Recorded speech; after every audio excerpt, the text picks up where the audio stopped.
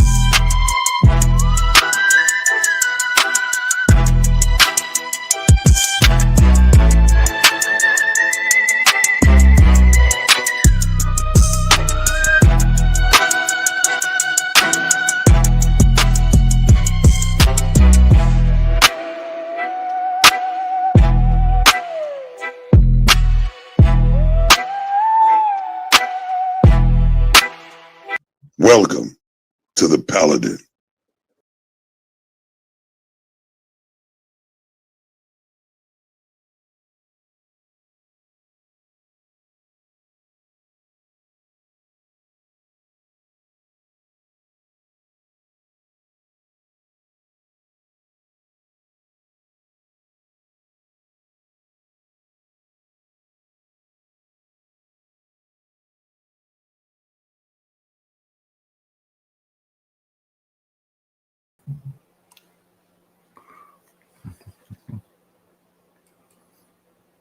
Let's see.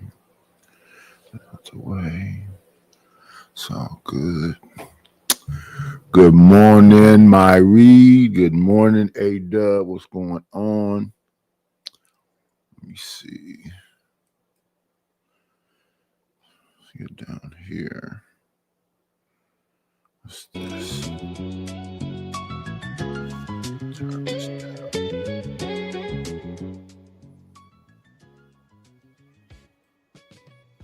Change the back.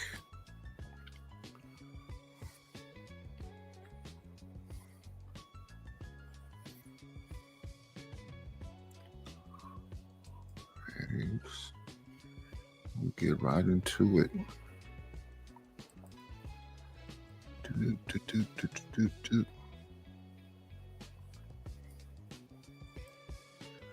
Shout out to the Saint in the Center and my son. A debate. Marquette and my son Rage quits. SNAP benefits good for blacks. Yeah, let's get into it. Death of Eric Gardner when he was choked to death by Daniel Pantaleo in Long Island in New York City, and that was the first protest I actually went to, where over 500,000 people were in the streets. And then I started to utilize my passion with my purpose, because I felt activism and just speaking on behalf of what's going on in our community was more my purpose, and music was my passion. So I combined both of them. Currently, I have an organization called Until Freedom. I'm the founder of a worldwide initiative called Boycott Black Murder. I'm also the founder of an organization called Raising Kings. I appreciate that. That's a very thorough and meaningful introduction and accurate. And that's one of the reasons I thought this might be a worthwhile conversation. So often I talk to people who haven't done a damn thing. They've not lived any life and they've not served people. So I think I personally will enjoy this. The audience, you're here to watch it. If you have any comments or questions as we go through, please do use the information below. I want to show you guys what sparked this conversation. I trust we can have this conversation like gentlemen. As the gentleman shared some of his background, I know that he's been in many environments where respect is at a premium. So I think this will be a very polite conversation. Let's go ahead and show you guys the background on how we came to have this conversation. And then we're going to go ahead and get into it. Here we go. All right, so I'm going to play you guys the clip, and then we'll read through the comment that was made. I think you actually had a few comments. I only saw the one that you, or rather, I only read the one you replied directly to me, but I'll check out the other one because I saw your name on there. But let's see if we can get this played from the beginning. In the audience, if you'd be kind enough to populate an Alpha 1 into the chat to confirm that you can hear the video as it plays. A black family. So some people say, oh, you don't understand, you're well off. I'm like, look, man, I really came from the mud. Like, I was poorer than the other poor kids because my mom was on dope when I was a young boy. My father was in prison doing 10 for selling dope. So I really come from the mud. And one of the things I have to admit is that, well, damn, if you can still afford to use drugs while you on SNAP, maybe if they took away the SNAP, you'd use that hustle you used to purchase those drugs to cover the basics, just maybe. And if not, if you're actually in a tribe, you know, we'll be forced to take care of each other. There'll be necessity. They say necessity is the mother of invention. What we need to invent is the black family because it's currently dead. So, of course, my heart goes out to people who are struggling, but I think mostly they're not struggling as much as they think they're struggling. And SNAP has destroyed black families. So some people say, oh, you don't understand, you're well off. I'm like, look, man, I really came from the mud. Cool. So that was the actual video. We'll discuss later what was actually said in the video because some people have erected a straw man that they're arguing against. But first, let's look at the comments that were made, particularly by the gentleman. I'll let him read his if the characters are big enough for him to see, but I'll read mine. The gentleman can read his. and then we'll go from there. Thank you for the platform, Willie D. And shout out to Willie D, by the way.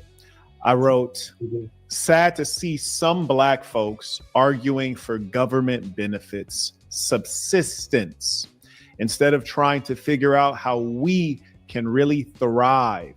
We shouldn't want SNAP. We should want wealth and power.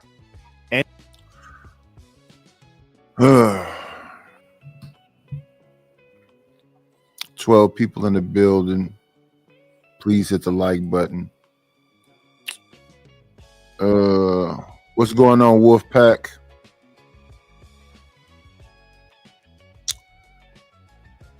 That thing about community. You have to, I guess, actually be out there, boots on the ground, and try to figure stuff out. A lot of us made mistakes earlier in life and got behind. So you've been playing from behind the whole time. So you need a leg up sometime, and you need your actual people to give a damn. I hear people in the chat often. If I say 2 words, they go, "Oh, no, I just want somebody to this," and "Oh, no, I just want somebody to..." I don't get what happens with the listening. If you have any information to share, share it. If you have any access to benefits for people that may be losing benefits, share it.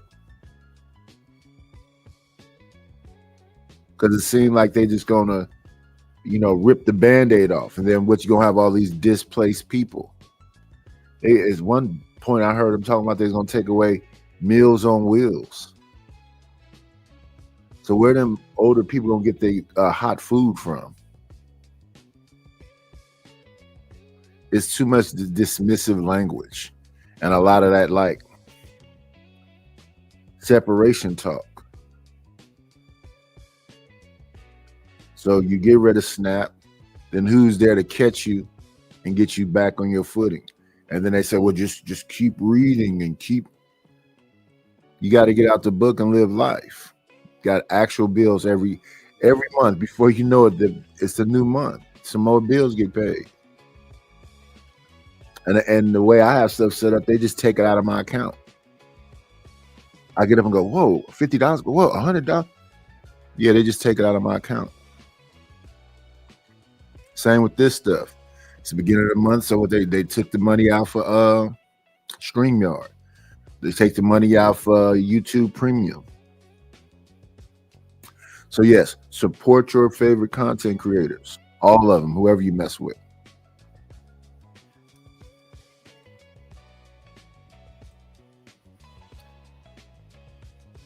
Yeah, an abrupt Band-Aid ripped off and no Meals on Wheels, no SNAP.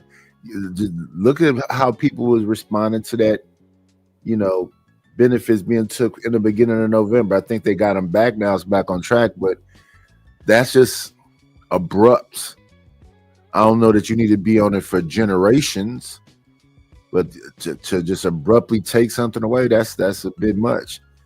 And those people that are on snaps and do have the benefits, yeah, that's an opportunity to, when you have time to, I guess, learn something. But I just think about all the things I learned. Okay, so I learned how to make the music. People not buying music like that. I learned how to make the graphics. People not buying graphics like that. I learned how to get the channel together. It'd be people here. We have some people that say you should just be happy that there's people around. That's not how it works. What Izzy say? Let's do good business. Let's do actual good business.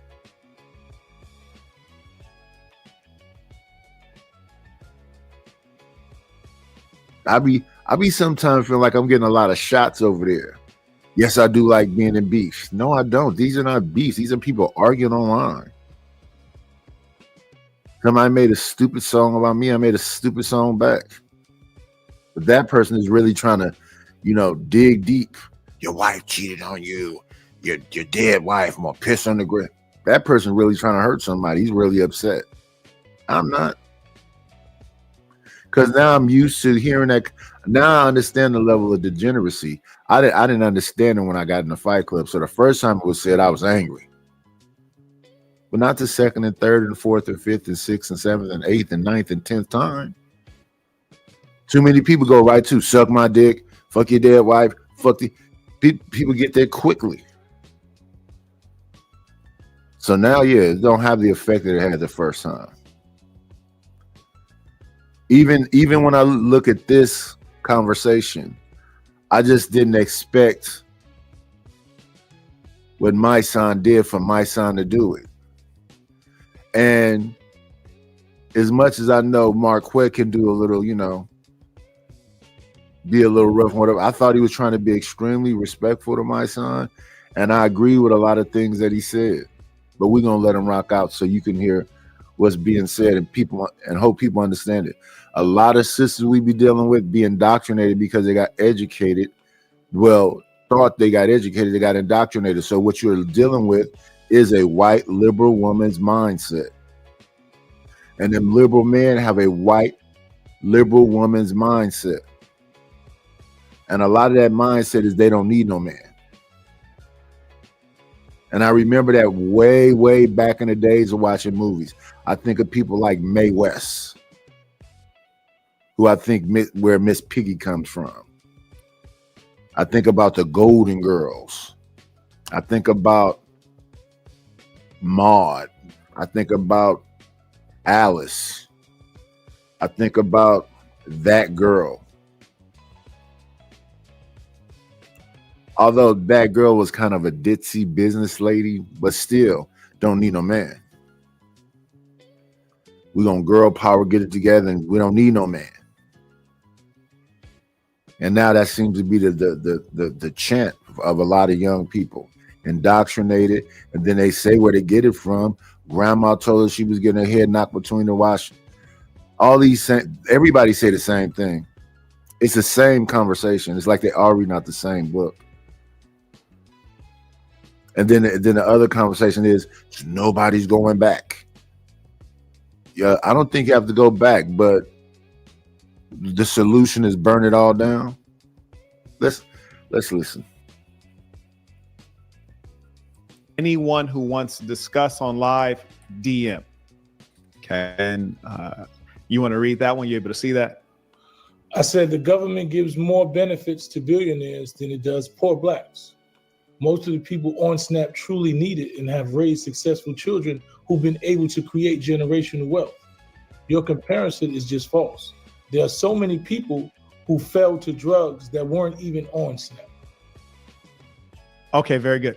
And you had another comment. We'll address that one later. So we'll just start with this one. And I got a bunch of screens up here, so do forgive me.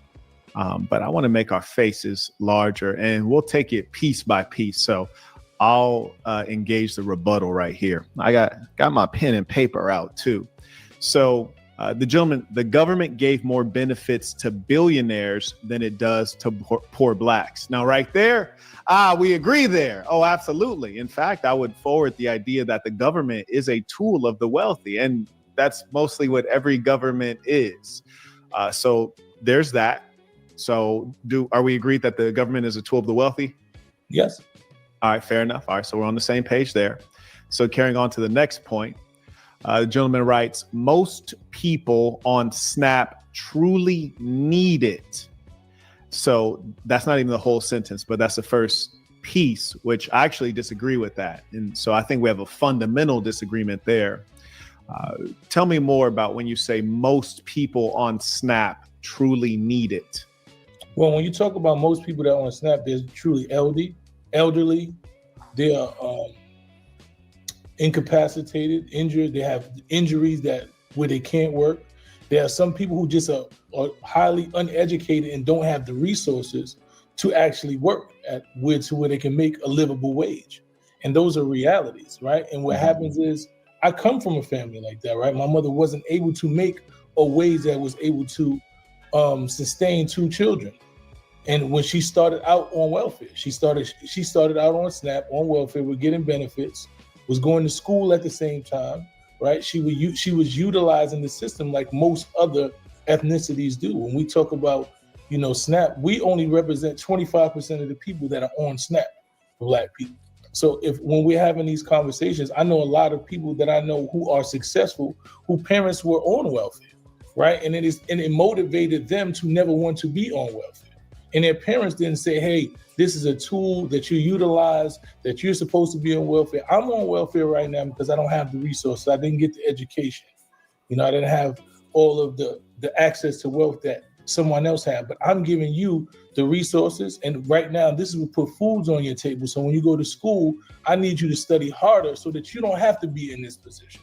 So I think for me, when you say that it ruined the Black community, I say a lot of us were products of SNAP, and it made us want more.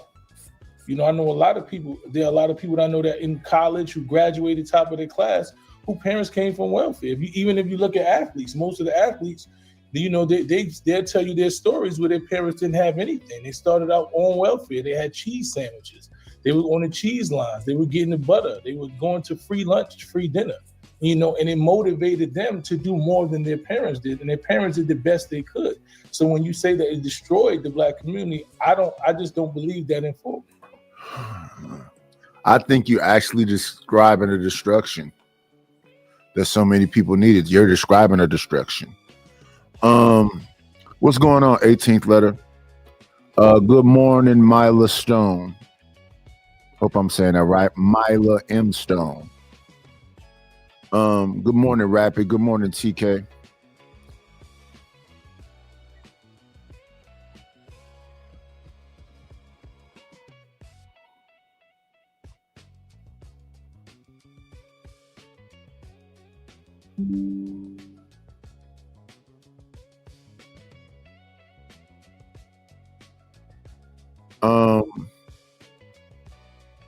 A lot of people on here go after family though. A lot of people on here go after family though. It's nothing you can really do about it but let them go off. And then it's up to the people. The people have the final decision. Do you keep listening to this individual? It's up to y'all. The man been saying this stuff for 2 years to me. I've heard him say crazy stuff to all kind of people. He has a channel.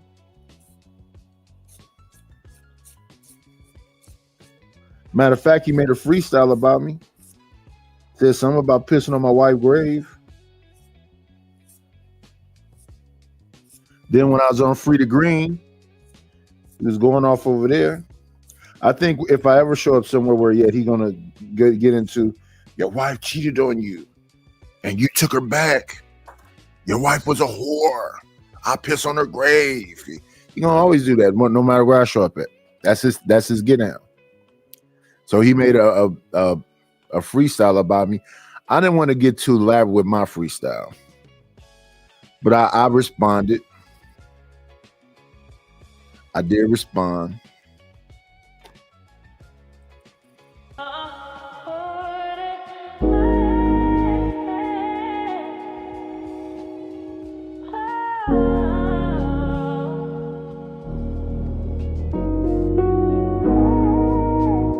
Somebody pushing your shit. Yeah, let's talk about it. I got some rough trade. Front two missing ass bitch once again. Cloud chasing, can't stay on my dick, boy. Here we go, little fast ass bitch, that switch. Ain't standing on shit. You gotta tell them no once or circle back and try the same old shit. Ice ice baby, ice ice baby. All this tether talk, better watch the very streets that you walk and shit. Hypersexual clown, no matter how many girls around you. You ain't in a no chick, just not in a no with a mouth full of bullshit. A straight homosexual hunting sofas like a habit. Need a place to sit, better beg somebody else. I'm not having it, sit your ass down somewhere, I'm sick of this. Ice, ice, baby, ice, ice, baby. I ain't never came after you, I'm responding to shit. I ain't got time for this. My door sign says please enter and be a victim to some disturbing shit. Found this little tree, I'm about to lift my leg and piss. I'm the motherfucker you don't wanna fuck with. Lame to the clown, hope by a counterfeit. Acting tough for the block, but you ain't never stood on shit. Slow, no story, connected. Food is clout chasing, ain't your shit. 8 attempts, ain't not one hit. Ice, ice, baby. Hanging with the boys, always end up in a bit. Same type storyline, different day, same kid. Keep saying you a menace, but your resume me. I'm the one they want you about, you the one they forget quick. Six of this bitch on some elder abuse ass shit. Ice baby, ice size baby, ice size baby.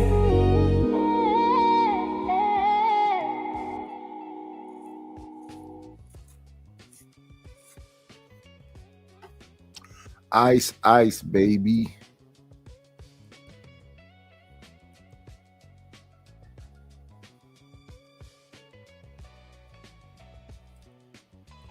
Did I say that Snap destroyed the black community? Well, what exactly did you say? The message is that Snap is destructive to the black family and the black future. And I'm saying, what did you say? That's not, those weren't the words. Sure, we'll play it back. We'll play it back. We'll play it back.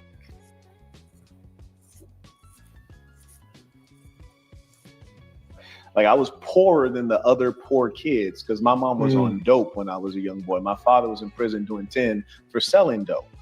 So I really come from the mud. And one of the things I have to admit is that, well, damn, if you can still afford to use drugs while you on Snap, maybe if they took away the Snap, you'd use that hustle you used to purchase those drugs to cover the basics, just maybe. And if not, if you're actually in a tribe, you know, we'll be forced to take care of each other. There'll be necessity. They say necessity is the mother of invention. What we need to invent is the black family because it's currently dead.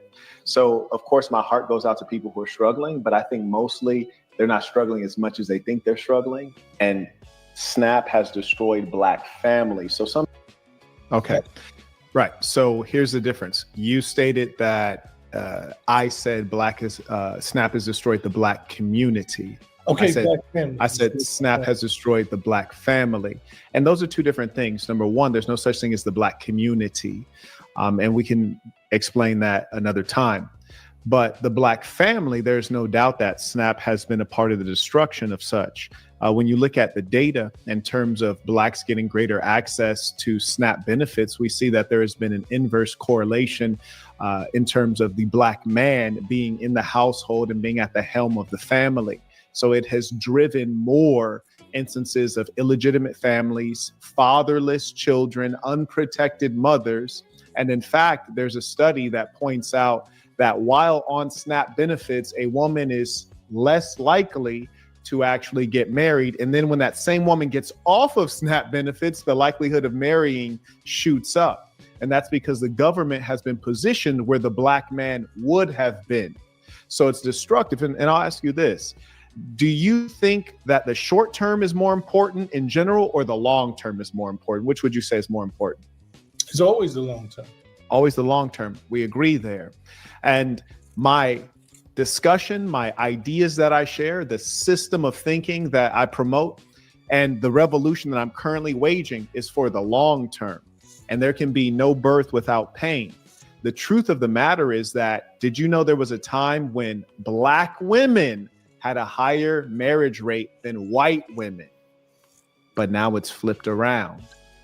And both are increasingly becoming single mothers. But the fact of the matter is it can be directly tied to those Snap benefits we call them today, but before we just used to call it welfare. And that's been the destruction of the black family. Well, I think what we're correlating is two different things. I think the black family, right? I think what I realized, right, that throughout history and me listening to women, just having conversations with the black women, there was a time where there was a family unit that wasn't really secure. That woman was staying out of desperation. There was no love. There was no unity. There are black children that were born in. That is white liberal women. That right there. That all our grandmothers was in danger. And they're out of desperation. That's white liberal women talking points right there. That's not calling my son a white liberal woman. That's saying that conversation, and you'll hear it. You'll hear a lot of people say this exact thing. That is white liberal woman conversation. Black woman, you're in danger. Black woman, that is white liberal woman conversation. That is what they indoctrinate women in schools with. That very thing right there. Everything is the color purple. That is white liberal woman conversation.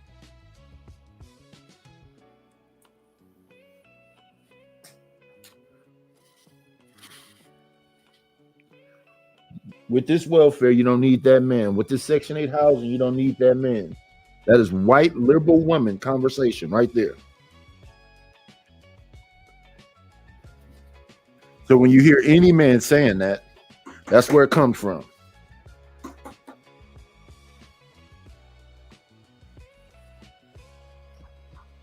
Now back there, the men walked away because, well, they didn't really walk away. They just hid because they needed them benefits because working was seasonal. So in the wintertime, a lot of them people didn't have work because a lot of those people did trades. And those trades were like in the summertime. That's good times. James couldn't keep a job. That's education and all kind of other stuff. Starting off late. But to make it to suggest that every black woman and the numbers that you see that get SNAP and this other stuff, the number that you see that's on welfare, the generational thing. Grandma was on it, mom was on it, daughter is on it. She teaching her daughter how to get on it. Is supplementary living is substandard living.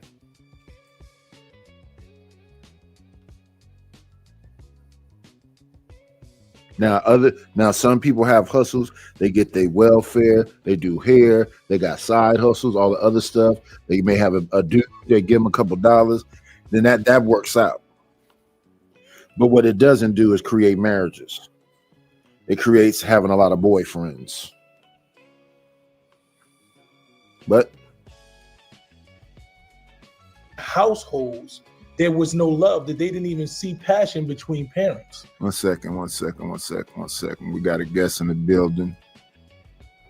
Let me see.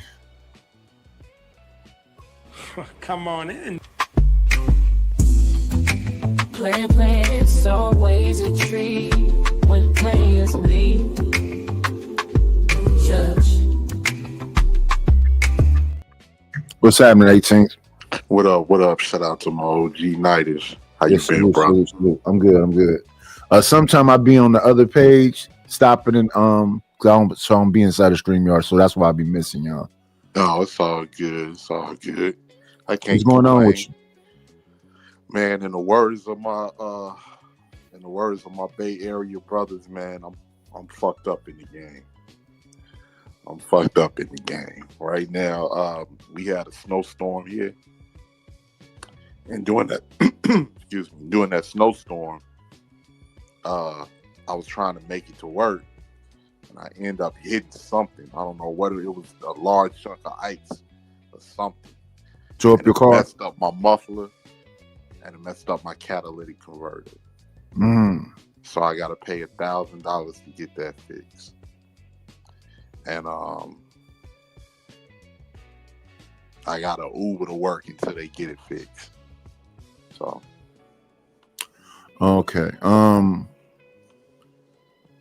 What to say?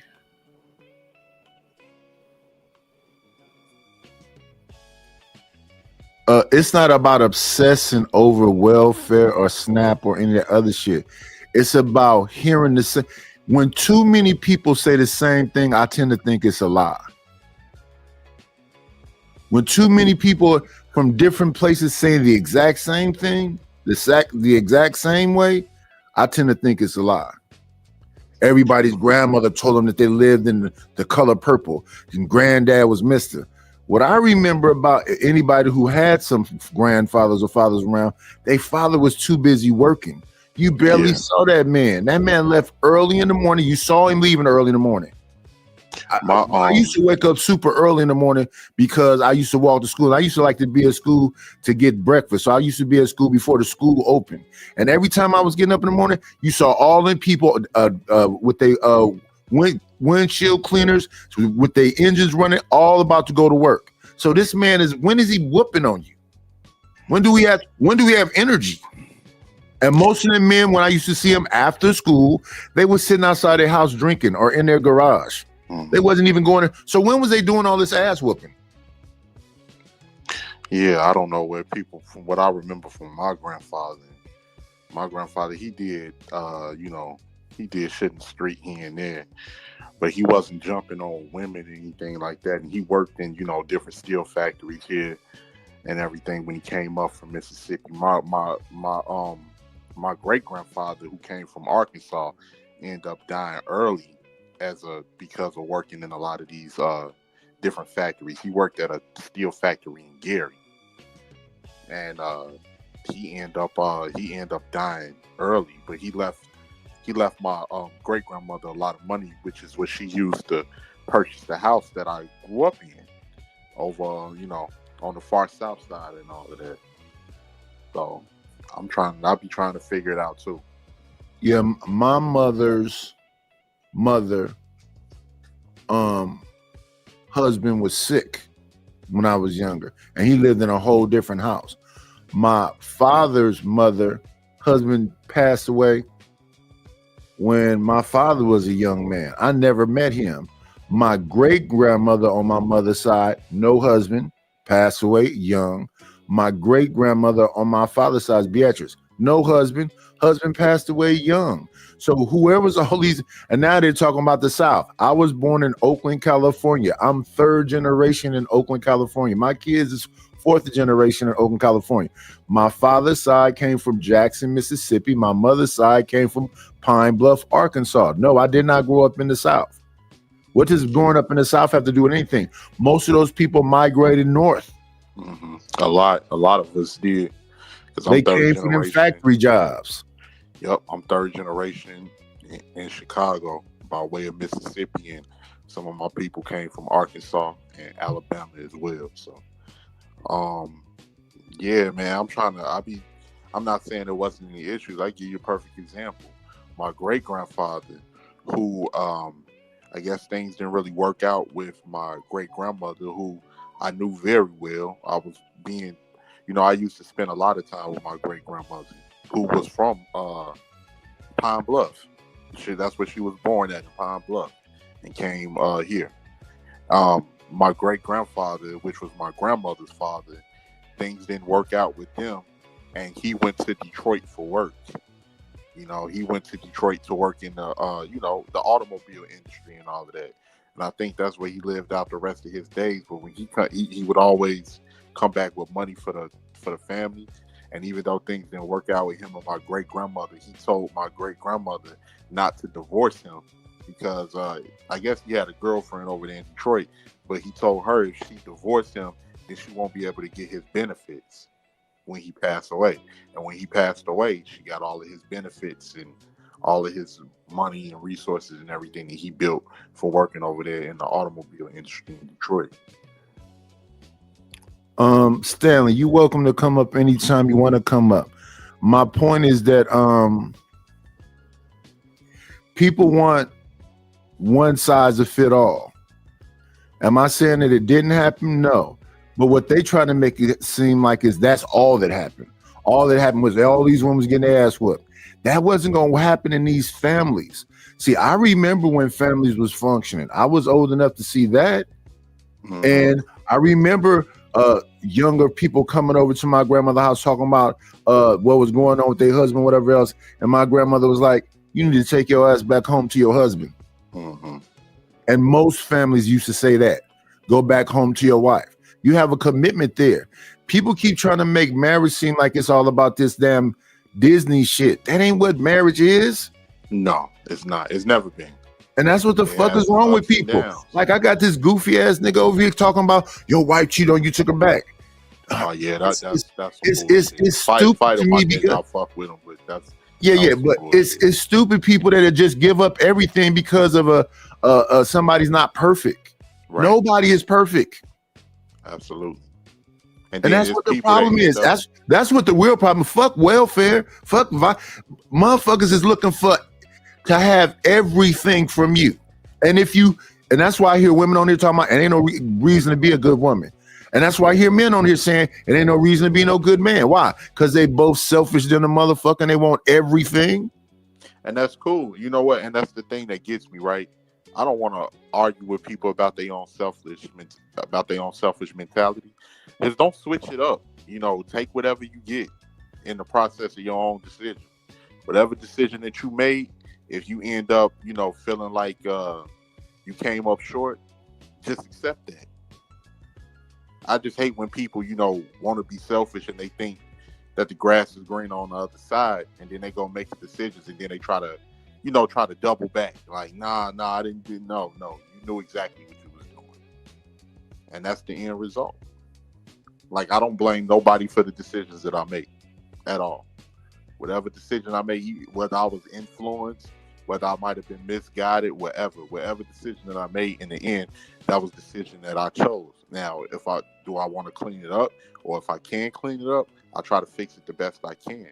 But that was the decision that I chose, and that's what come with, you know, my choices. And I love these misandrists in the audience. Y'all think I'm gonna know that y'all misandrists? And then y'all get a goof ass nigga to come up here and defend y'all dumb shit. Nobody dumb. Stanley can come up here and pontificate as much as he wants to and tell me about all the books that he read. It's not gonna change my fucking reality. Some of you motherfuckers is crazy. Some of you bitches will drive a nigga crazy for the fun of it. Fuck yeah. Listen, we don't even need to go back in time. We got Chrisean Rock one day is wiping Blueface sweat off his head, playing with his toes and everything else. Then she's on the video sucking another man's toes. Then she on the other's team, his op side. Now she trying to get them to feud with each other. That's insanity. And don't forget threatening his life. Threatened both of them live. Gave up Blueface address and gave up the young boy address. Had him crashing out on the internet talking about, bitch, you can't play with my kids. She burned the counter on both ends. And here's the like I told you before, Nighty. And that's the kind of shit I think. That's the kind of shit I think Chalk would do. That's the kind of shit Chalk would do. That's the kind of shit my girl Sugar Bum would do. That's the kind of shit they would do. They're burning on both ends and watch you niggas crash out and then go fuck another nigga. Sugar Bomb like to see black men fight each other. Well, they didn't already prove it. They trying to make me and Stanley fight. Stanley, bring his ass up here. It's up, nigga. Bring your old ass up here. You can't save them. The fuck? We gonna go get Stanley. That nigga's hey, he's 70. The fuck? Y'all better ask him to review a book or some shit. But yeah, but here's the thing, man. Like I said, like I told you when we had conversations up here before, I came up underneath your generation. I was, you know. Oh yeah, Gen X is some fuck ups, for sure. No, but what I saw, like what you were saying, you saw families. Mm-hmm. I saw the last of that, the remnants of that, in the early 90s. I remember when it was still black-owned grocery stores. Mm-hmm. We had here in Chicago, we had Moo and Orange, which was a black-owned meat store. Like you go in there, it was cold as hell because it was a freezer, but it was black-owned, and that's where everybody got their meat to cook soul food, they pork, they beef. And let me say this because I'm getting sick of this shit about why we got to be called this and why we got to be called that. Y'all gangsters. Why y'all trying to act like y'all soft, delicate flowers? Rough than a motherfucker around the edge. Y'all need to cut this shit. Get off the gas. So yeah, man. So yeah, I remember you know, going to the corner stores, going to the grocery stores, and my grandma tell them that I'll pay them back. I get them the money on the first. You know, Bud and them. They know, they know you. Yeah, you know, so because they all came from the South together. Yeah. I remember the time of taking notes to the store. You know what's crazy, Nightish? My grandfather on my mother's side ran in like he recognized my step grandfather, my grandmother's second husband, coming to my house as a kid, right? Because my grandmother brought my step grandfather over, which was her husband, to work on something on my great grandmother's house. And my grandfather, my mother's father, came over there. And Look they was how like, evil this Missandra is. Now she putting spells on me. And you better put that doll down and put them pins away. Chill out, Chop. Chill out. The But, universe, karma. That only works on people that give a fuck. like, But Chop, bless, in but my bless opinion, your heart. no such thing Bless as your karma. heart. It ain't no such thing as karma in my opinion. If I it don't- was a such thing as karma, how could Trump be doing the shit that Trump do? Yeah, and people still keep winning. How could, oh man, that, yeah. It's hilarious. But yeah, we listen. In California right now, they got dudes as active shooters that they letting out in a day. Mhm. Putting ankle Oh. monitors on active shooters. I saw that situation Karma. about Stockton too. Yeah. going down over But see, there. all that stuff is talked about in songs. Yeah, MB Nail got our songs. Doug 3 got our songs. They all on the internet arguing back and forth with their ops. Mhm. Publicly saying that so how do you give a birthday party for kids and let it be known that you're there? hmm And this is not coming from me. It's video after video. It's so many people talking about this story, and they doing elaborate breakdowns. J-Bo dad, Rory, got popped because J-Bo and Osama got their shoes taken, and their daddy went to go get the people that did it, and some kids popped his father, and that's when J-Bo went off, and he started being an EBK, and then you got the Muddy Boys, and then you got you can't tell no more. They going elaborate all through. I don't know. It's what you got. Swamp Stories. You got the Warren Kelly. I don't know who them dudes is, but they giving intricate, elaborate details, and then saying, "Well, all this stuff is on the internet," and then they showing clips of them on IG Live, giving complete detailed breakdowns of we was on this street, where you at, and then they showing up on each other's blocks, filming that. We on your block right now. Where y'all at? Y'all supposed to be outside. They don't need nobody to tell on them. right. Wait, let me get this out the way right quick.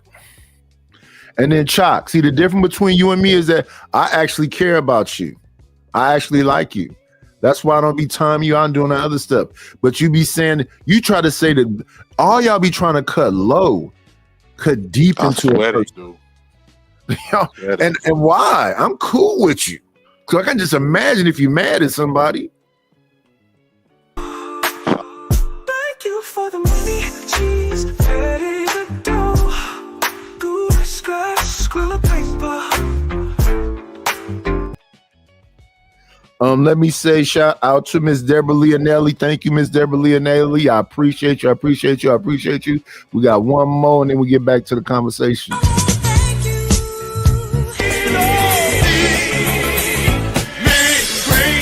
Got me a couple of dollars. Guess what I'm gonna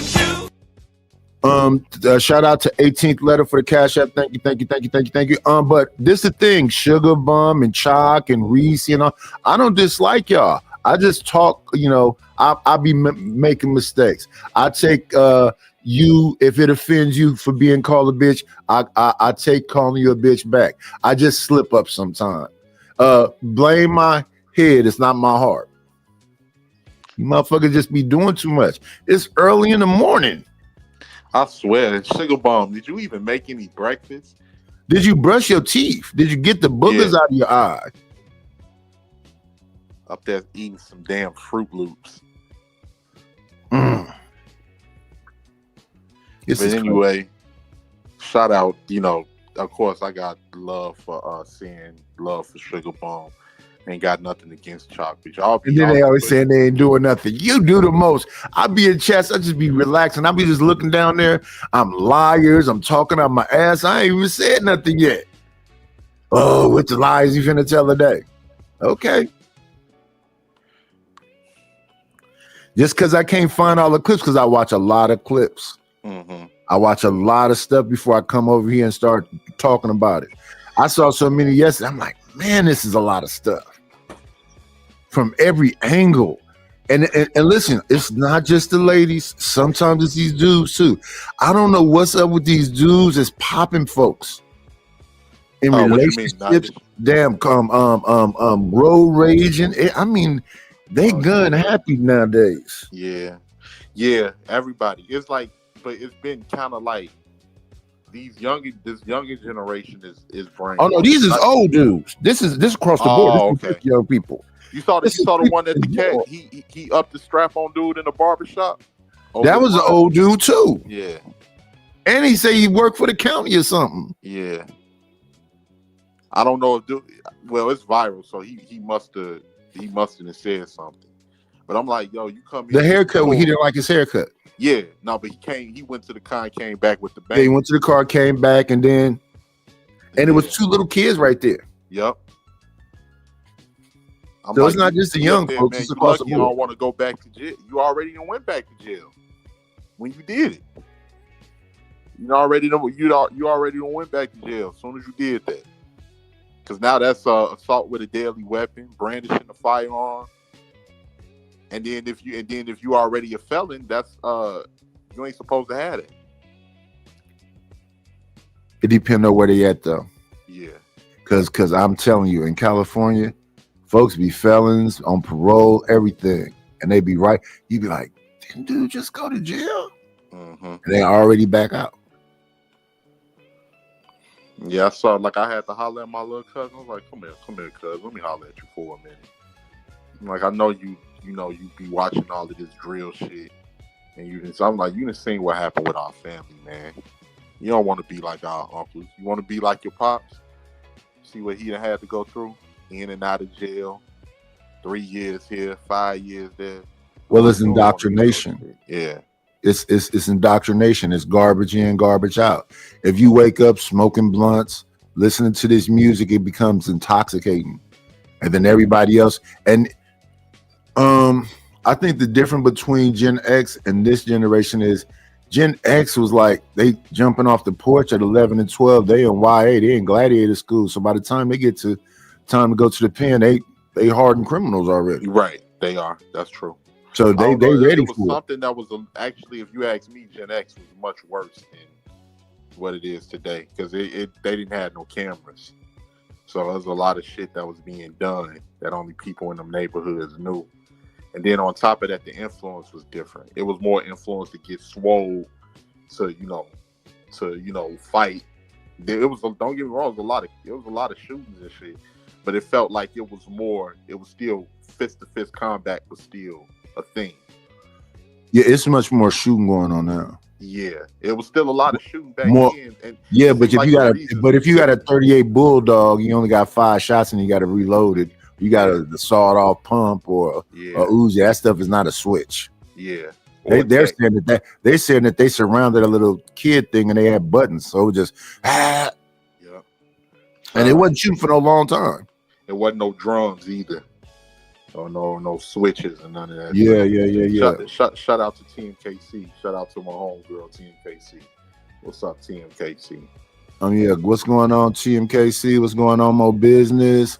Hello, Chalk. Hello, Sugar Bum. What's up, Savage? What's up, Stanley? What's up, SD? Tato Mills. And 10-7. Who all we didn't miss that came in the building?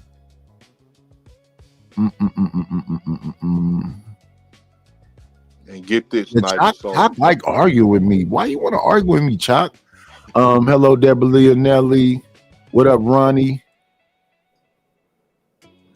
Oh, shout out to Deborah. Shout out to Deborah Lee. Stan. Yeah, I think I got everybody. Savage. Yeah. We good.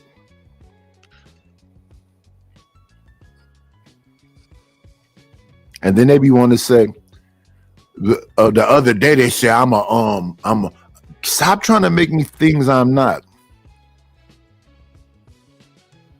Oh, salute, Sharon Bracy. Sharon in the house. What's up, Sharon?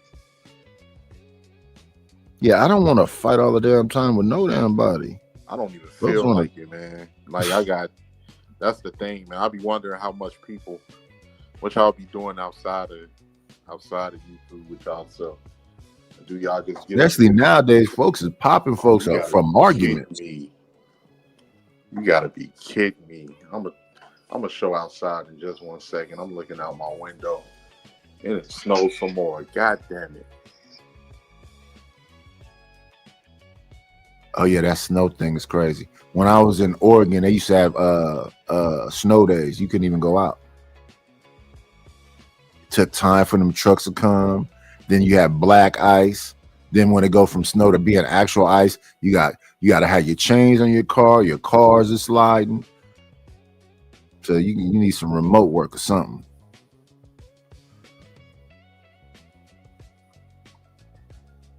Tell us about DDG. I don't know nothing about DDG.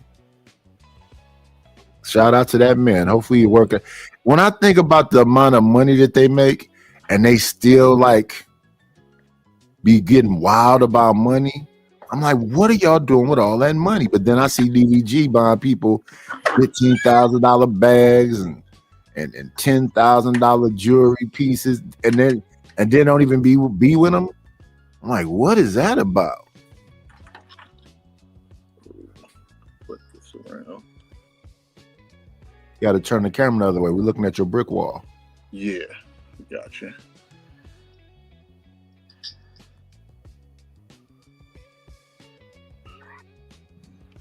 Oh yeah, you ain't going nowhere.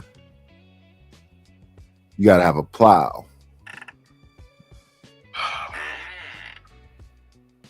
That's a snow day. You was walking in that? I had shoveled, and then it started falling down some more. Damn. Oh yeah, that's over with. Good morning, Miss Jill. December. Most wonderful time of the year, they say. See, let me get this out the way right quick, and we'll get back to Marquette and my son. Let me see. We'll play this one.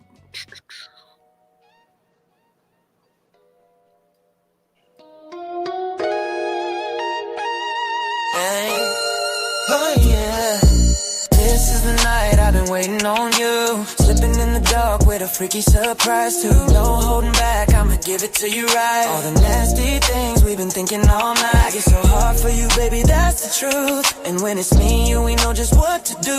No hesitation, let's lose control. Your body's my canvas, my hand's gonna paint your soul. This is the night, we gon' set it off. Every little fantasy, we gon' check it off. Heat in the sheets, love dripping like wine. Tonight, you're my pleasure and the moment is mine.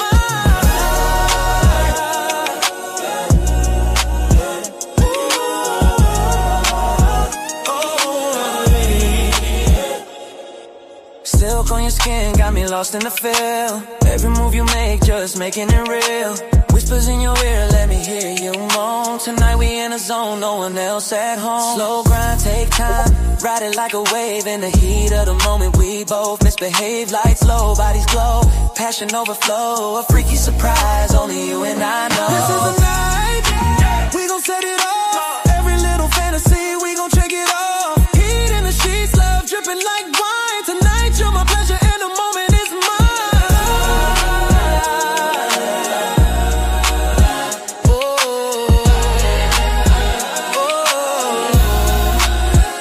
So baby, don't stop, keep giving me more. Every kiss, every touch, got me begging encore. This is the night, girl, just me and you, doing all the nasty things lovers do. Yeah, right there. Don't stop, tonight's the night. All of you is mine.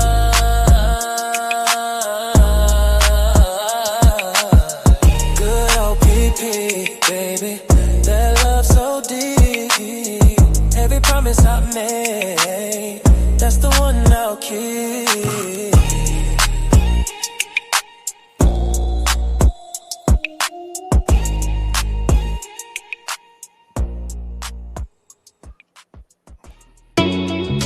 Shout out to TMKC. Thank you for the cash at TMKC. Let's get back to our regularly scheduled programming.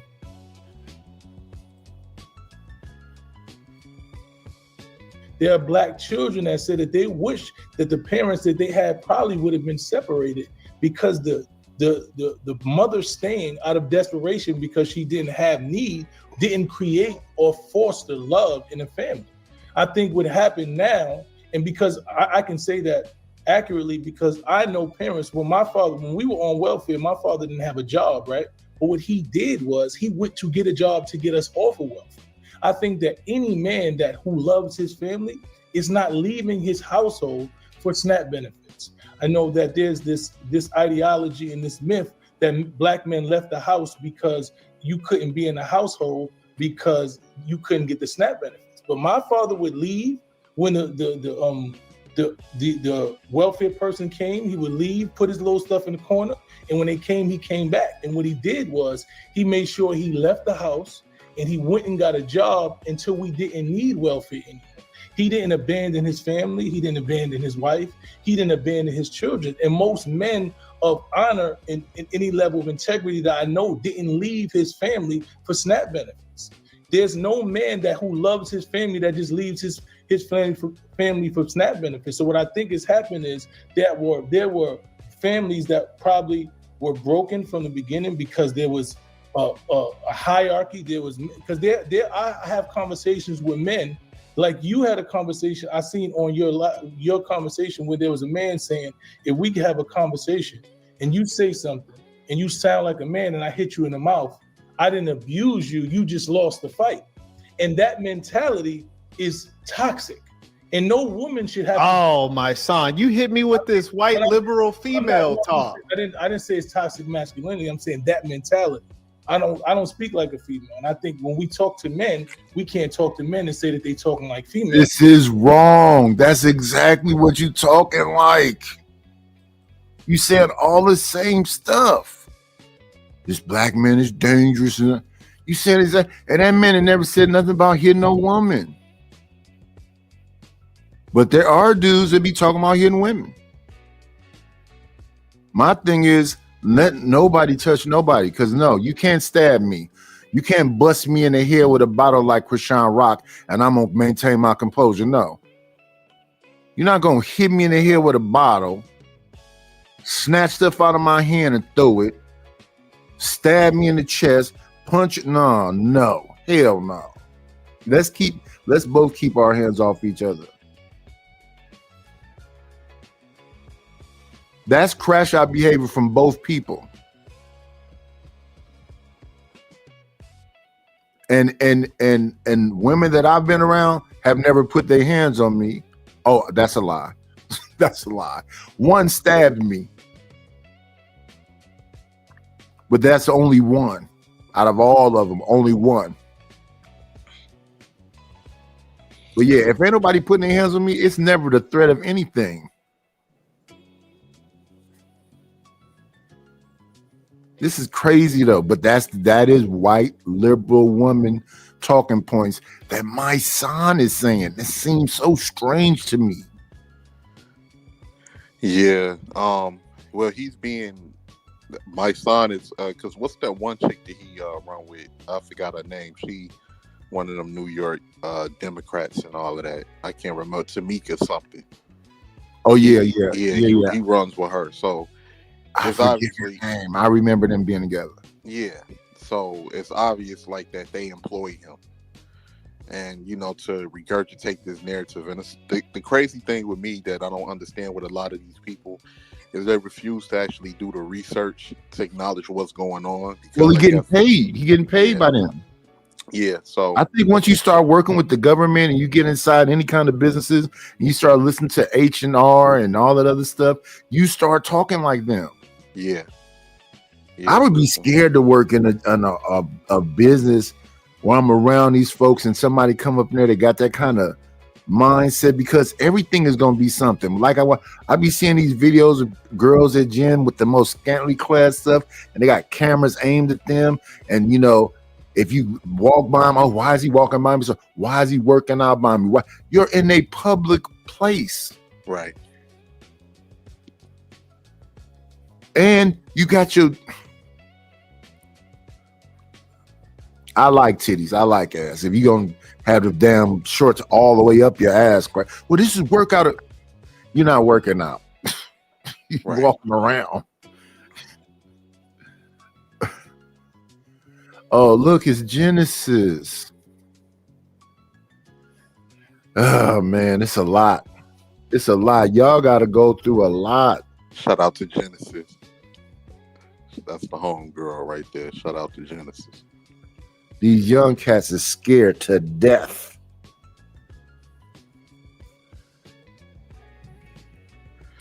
Let's listen though.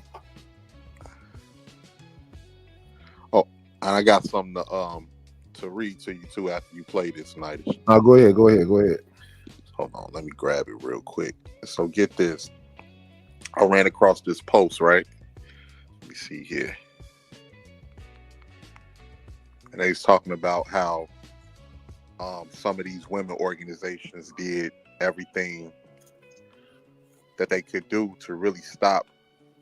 They interfered with, you know, because people complain that black boys are not advancing, they're not advancing or whatever. But they talk about how a lot of these different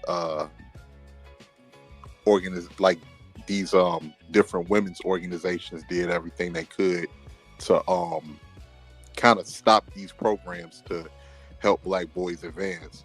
It says here's a clear, well-documented breakdown of the most notable incidents where programs created specifically for black boys were challenged, shut down, or forced to change because of Title IX complaints claiming gender discrimination, often filed by women's organizations, individual women, or civil rights groups arguing that boys-only programs violated federal law. These are the major cases scholars, journalists, and policy analysts repeatedly reference. Important note, these incidents did not always involve black women specifically, but they did involve advocates or organizations arguing that programs helping black boys discriminated against girls. It said incidents where programs for black boys were undermined or shut down due to Title IX or gender discrimination claims. Oakland, California, African American Male Achievement Program, AAMA, 2010 through 2012 challenges. AAMA was the first district-funded program in the U.S. dedicated exclusively to black boys. Within 2 years of launching, the district faced gender discrimination complaints, arguing that a boys-only program violated Title IX. The district was pressured to expand services to girls, even though the academic crisis was far more severe for boys. Although AAMA survived, the complaints slowed expansion, triggered investigations, and forced legal reviews, weakening its autonomy and funding flexibility. Chicago, Illinois, Becoming a Man, the BAM program, 2013 through 2016 legal pressure. The BAM program is a counseling and mentorship program proven to reduce violent crime arrests by 45% for young black boys. Multiple advocacy groups filed complaints arguing that a boys-only program funded with public dollars was a Title IX violation. The result, Chicago public schools were pressured to create a parallel girls program, diverting funding and diluting BAM's male-focused trauma intervention model. New York City, Young Men's Initiative, YMI 2011 through 2013, one of the largest public investments in Black and Latino male achievement. Immediately after launch, civil rights and women's groups filed Title IX complaints, stating the initiative excluded women and girls and therefore violated federal non-discrimination laws. NYC was forced into negotiations with the Department of Education, and federal pressure led to major redesigns. A significant amount of YMI's funding was redirected to gender-inclusive projects, weakening the core focus on boys. The U.S. Department of Education versus all-male academies, 1990s through 2000s. Throughout the 1990s, multiple cities, including Detroit, Oakland, Milwaukee, Philadelphia, and Baltimore, attempted to create public single-sex academies for black boys to address dropout and crime rates. Women's rights groups and parents filed lawsuits arguing Title IX violations. Courts consistently sided with the plaintiffs as a result. Detroit's African Americans Boys and Academy was blocked by a federal judge. Milwaukee and Baltimore's efforts were shut down or forced to become co-ed. These rulings became national precedents that restricted the development of boys-only institutions. My Brother's Keeper Initiative, MBK, federal complaint through 2014 through 2016. MBK was designed to address disparities facing black and Latino boys immediately after launch. Several women's advocacy groups filed a civil rights complaint alleging that MBK discriminated by excluding girls. The challenge did not dismantle MBK, but enforce official federal reviews, public statements, and political pressure to broaden activities beyond boys. Several cities implementing MBK-based programs redirected or diluted funds to avoid Title IX challenges. So obviously, anytime that it was something that was done to try to help advance boys, because you got people saying that they can't find a mate or the boys are so far behind, and you know all it is, but we see what was playing out in the background. So that's the same thing they did with sports. They took a bunch of money from boys football to fund girls sports. They was doing that when I was in school. Mm-hmm. I think it was called, what was that called? Was that the D9 initiative or something like that? It's supposed to take funding from the boys sports in order for girls to have equal sports. So I think they had volleyball and girls basketball. They got funded by the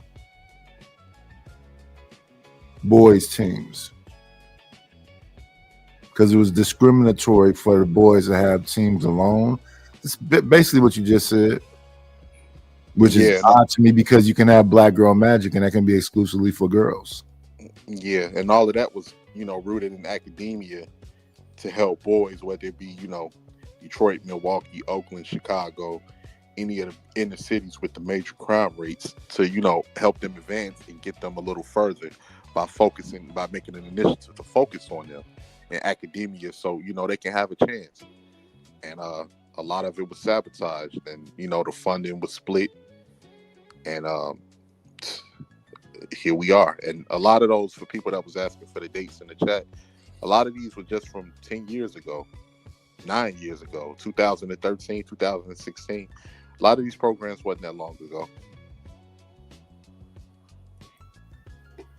Yeah, they're like you have supporting stuff to prove that what you're saying is the case. So you when you come up here with information, you got to have the links so they can say, you're not lying, because they would prefer to just say you're a liar. Like I look at multiple videos. Today I was going through a Bay Area rapper historical thing where they were talking to Short and who all was that? Cool C, Spice One.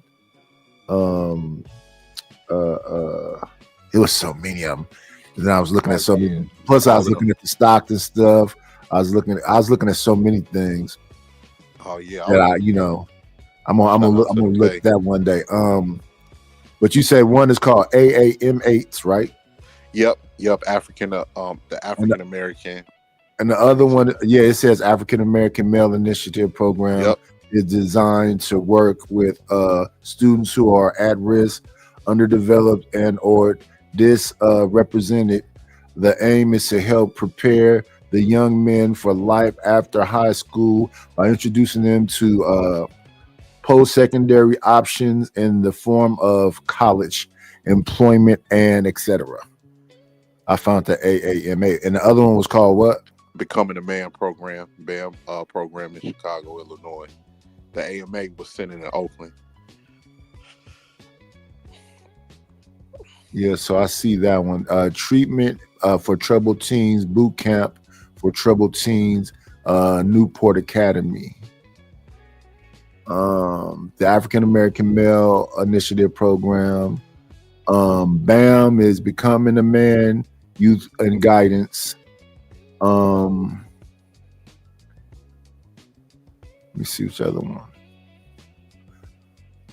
That's the Boys and Girls Club. All Boys Military School, Instill Discipline and Leadership. That is at WMMATX.org. The other one is www.newportacademy.com. The other one is www.youthguidance.org. BAM. And the other one is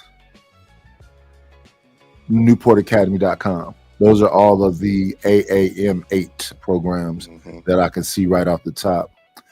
But it's pages of this. Let me see page number 2. AA/US.org. Let me see.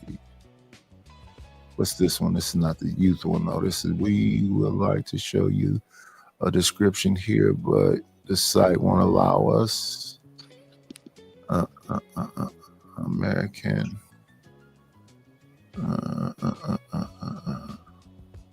So I guess you would look at them other ones. Yeah. But we had some programs here that they been took away. They was taking them programs away when I was in school. For people like for my said, so the boys had to share funding. You don't understand, the point of what I was saying is that the young girls was not in crisis. You know how a lot of y'all would say that the women are so much more advanced than the boys and they're more intelligent than the boys. It was the boys that needed the most help.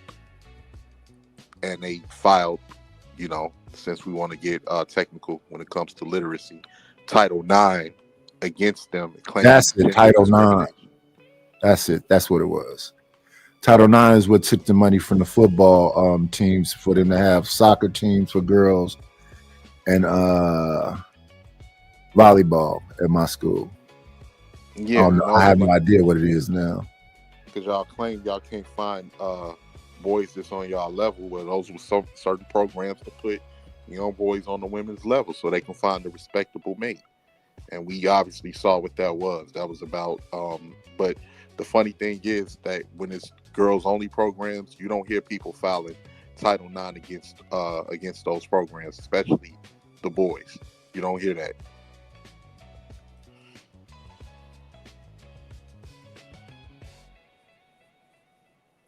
And I don't know how you could have went to school and don't know about Title IX. That doesn't make sense to me. It's specifically talking about discrimination and when it wasn't no discrimination. Mm-hmm. When they said they wanted like a girls football team, it's just like the WNBA. Women don't go look at the WNBA. So how can you talk about them getting more money when it should be nothing but women at the damn games? Exactly. And they still say that to this day. What about when the guys came to the WNBA, like LeBron James and all of them? They came to show support, and then you had certain women at the WNBA that was saying they was taking away their shine because all the attention was being focused on. I watched WNBA players play high school kids, and high school kids was competitive. It's crazy, man. It's crazy. I mean, hey, man. Shout out to Rogue. Good morning, Rogue C.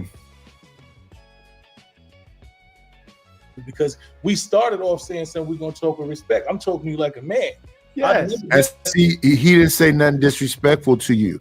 And that's what people do to me. He's not saying you're a woman. He's saying the things that you're saying are liberal white women talking points. Liberal white women talk like that. When these ladies go to college, those are liberal white women indoctrination statements. He's not calling you a woman. but you doing the gangster stuff when you supposed to be peace. That's what was throwing me off about this thing right here. He's not disrespecting you. One thing I've noticed, with growing up around, street dudes and different things like that, I noticed that when it's something that people don't like, especially with us coming up in the household where a lot of us are raised by single mothers, when it gets to a point where it's something somebody don't like, even if you're making sense, they take it as a disrespect because they really don't want to hear it. Yeah, because it's not about what you're saying, it's about how I make them feel. Right. And that couldn't be more feminine.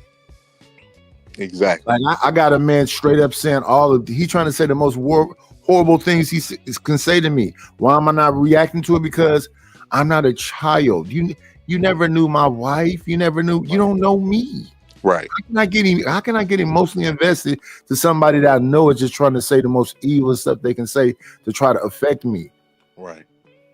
It doesn't make sense as a man. That man didn't say, "My son, you a bitch. My son, you a woman." He said, "What you're saying right now, the words you're saying right now." Like I was on the panel, I said, "Now we get into the goofy stuff." I'm not calling you goofy. I'm saying what you're saying is goofy. I'm on the panel where somebody talking about, we don't even put our cash up. If a woman come over here, we just put her cash up, whatever the show make for the day. I said, that sounds goofy. Mm-hmm. Well, why does it sound goofy to you? I'm paying for StreamYard. You mean, so let me understand this. I'm paying for StreamYard. I'm paying for YouTube Premium so you don't see commercials in the middle of me reviewing something, whatever else. So that's an expense that they just take out of my credit card in the beginning of the month. So you saying I'm supposed to pay that expense, and then if anybody's supporting the channel, give it to some random person that pops up on it because they got a vagina? Don't forget the high advanced AI that you got to use. Yeah, I'm not even talking about the AI generators, the graphic generators, the music generators. I'm not even talking about that. I'm just talking about the stuff that the stuff I use every day. Right. And then even with the other stuff, yeah, it's got to be paid every day too. So Canva, Leonardo, ChatGPT, what's the other one I use? Suno. It's a bunch of stuff. But that's what it is. That's that communist stuff. That's some more white people stuff. If we giving everything away from free and everybody mentalities, then no, you're supposed to give and give and give and give and give and give and give and give and give and give and give and give. Then what you gonna have left? I'm not a people person. I learned that's in vain. That's in vain. That you trying to please everybody. Nah. Anything like a female. No, I'm not saying you're talking like a female. I'm saying the ideology is. It's not ideology. Feminist, liberal. It is an ideology. It is a philosophy. It is a way to talk. When we hear all these women now talking about emotional intelligence, and somebody is narcissistic, and somebody is socially awkward, that's all psychobabble. They don't talk like that. What I'm trying to tell you, I've been a man. I'm almost 50 years old, and I've been around men my whole life. Men of honor. I've been in jail around killers. I've been in jail around the most notorious men. What does that have to do with what you just said about all these women was in battered homes, like The Color Purple? Right. What does that have to do with what you're saying? He's not saying you're a woman. No. He's saying the things that you say would typically come out of a liberal white woman's mouth. But a lot of these black women that be in these chats sound like liberal white women. The way I grew up, black women was my sisters, my cousins, my aunts, and whatever else. So I just look at them as like a part of the family. Black men, I didn't know if they was Haitian or West Indian or Jamaican or Dominican. They just look like black men to me. So when I was younger, black folks were just people that look like you. Right. Until you start dealing with the behaviors of these people. Then you're like, oh, okay, so you don't look at me like I'm your brother. Right. Okay, so I got to accept that then. So then they the ones who got these divisive mentalities. It's a place I go to eat. I've ate at often where they sell fufu and all this African stuff. And then people be lightweight talking crazy to me. I'm asking them, hey, what's the name of this music? You would not like it. I'm telling you right now, I want to know what the name of it is because I want to look more into it. So what do you mean I would not like it? Yeah, I'm spending money in here. right. And the funny thing is, you people, and then the second, and I don't agree with everything that FBA say or anything like that, because some of it depends on people bullying people that say that they don't, have an issue with African Americans. That's the part I don't agree with. But then I don't like how people try to act innocent either, like people haven't been divided amongst themselves or trying to say little slick stuff about African Americans, and now that it's a movement going on, people are trying to act willfully obtuse, like we don't know where this came from. We know it comes from you being blatantly disrespectful. You said that we're not the same people. We don't have a culture. Now we're acknowledging that, and now all of a sudden, certain Black Americans are the problem. I don't understand that either. I saw a Black person, well, African person, go off because a brother said, "How many cups of water do you put in your yams when you make them? One cup or two?" I saw that. You don't need no water in yams. Now I put water in yams.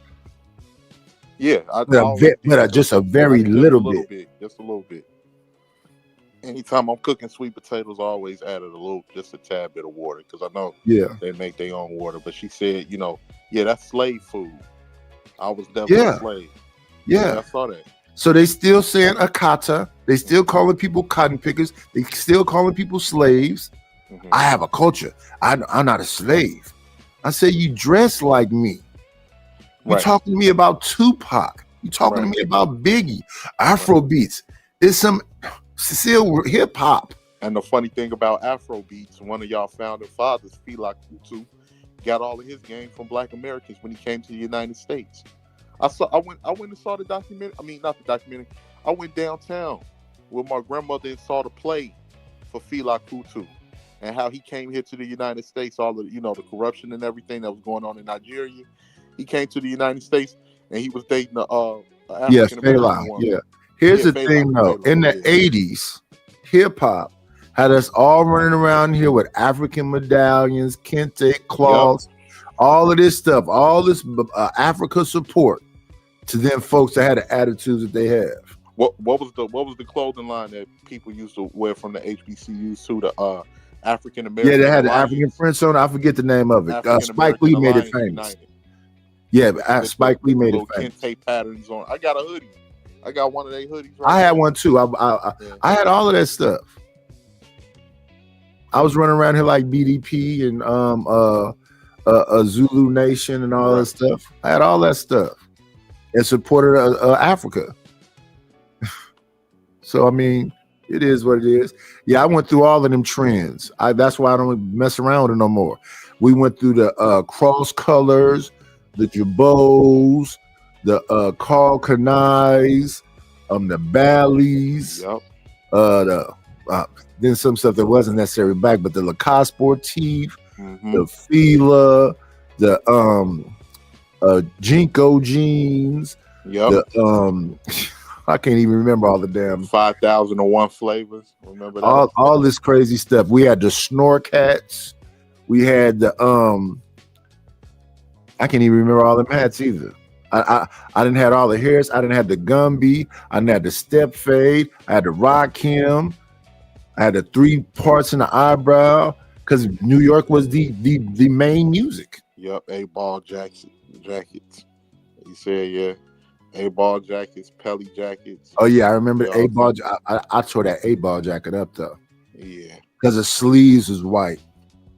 I remember cats wearing the A-ball jackets with the herringbones and the herringbones. Then came the Turkish ropes. Yep. Then came the hollow dookie chains. Yeah. I remember all. I was a shorty, but I still remember everybody was dressing. Yeah. So and I think like because I got into it with African on TikTok, dude from the continent. He tried to say, "Oh, y'all gang violence in there." I'm like, the nerve of you to talk about gang violence when y'all. I can't listen to a person with a sweatsuit top on, some golfing shorts, and tuxedo boots throwing rocks at tanks talking to me about some gangs. Yeah, talking about. I'm like Boko Haram. Y'all got Boko Haram where people are literally raiding villages. Well, and most taking it. of these places do. I'm like, They got warlords. and I told him, I was like, the thing is, he's like, oh, Pan-Africanism didn't start in America. I was like, then where did it start? Because on the continent, you all practice tribalism. You don't even practice Pan-Africanism. Y'all don't have you don't have a unifying front amongst other countries, yet alone different tribes within your country that are constantly at odds in that war, which is how you all are constantly manipulated by the European powers. So where did it start at? It started us being unified under the fact that we were black here in the United States. And in, I don't think they call what they have gangs. They call it something else. If you got a warlord, and I guess you call them soldiers, and most of these places. So I don't know that they call them gangs, but they got the same issues everywhere. That's why you should know that it's some socially engineered stuff. Absolutely. Everybody everywhere, just the same amount of poverty. Everybody everywhere is on some form of welfare. Everybody everywhere. Come on, man. That's some socially engineered stuff. And we keep fighting with each other. Poor people shouldn't be fighting with each other nowhere, no matter what nationality they are. Y'all all poor. Yeah. White poor, Mexican poor, all of the poor folks. People feel like that they can advance, even if it's just a little bit, if they punching down on other people. And that's exactly where we are. And that's what's been going on. People feel like it's easier to fight people underneath them than what it is to fight the people up at the top. Because a lot of these people are scared of the people at the top. Well, they have a reason to be. Yeah. Then people don't turn up like humans. So.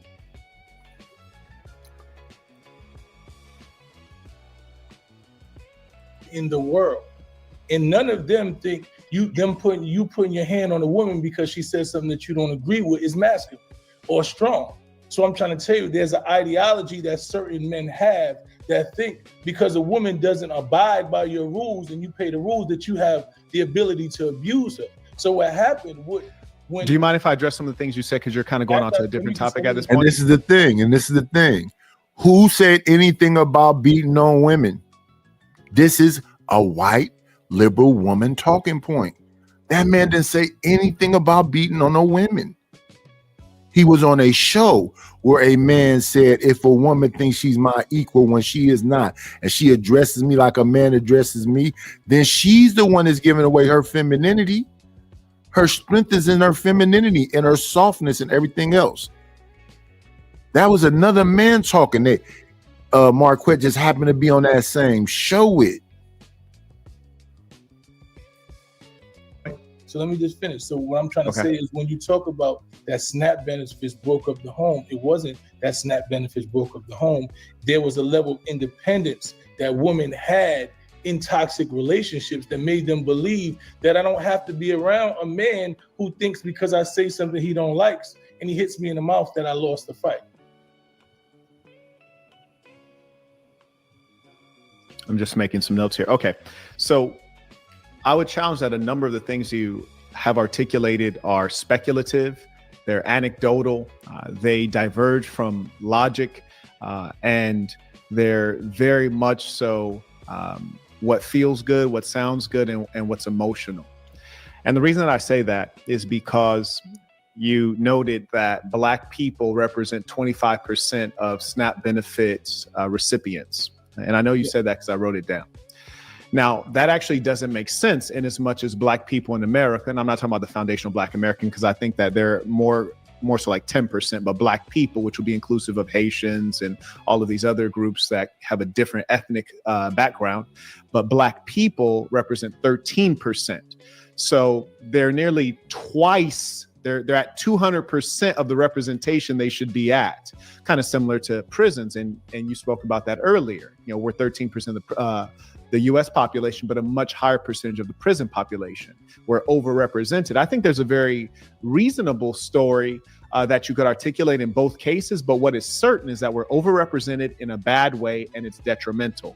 So you stated that as though it was a good thing that we're 25% of the welfare benefits, as opposed to us being representative, which would be 13%. I yield the floor for a rebuttal to that.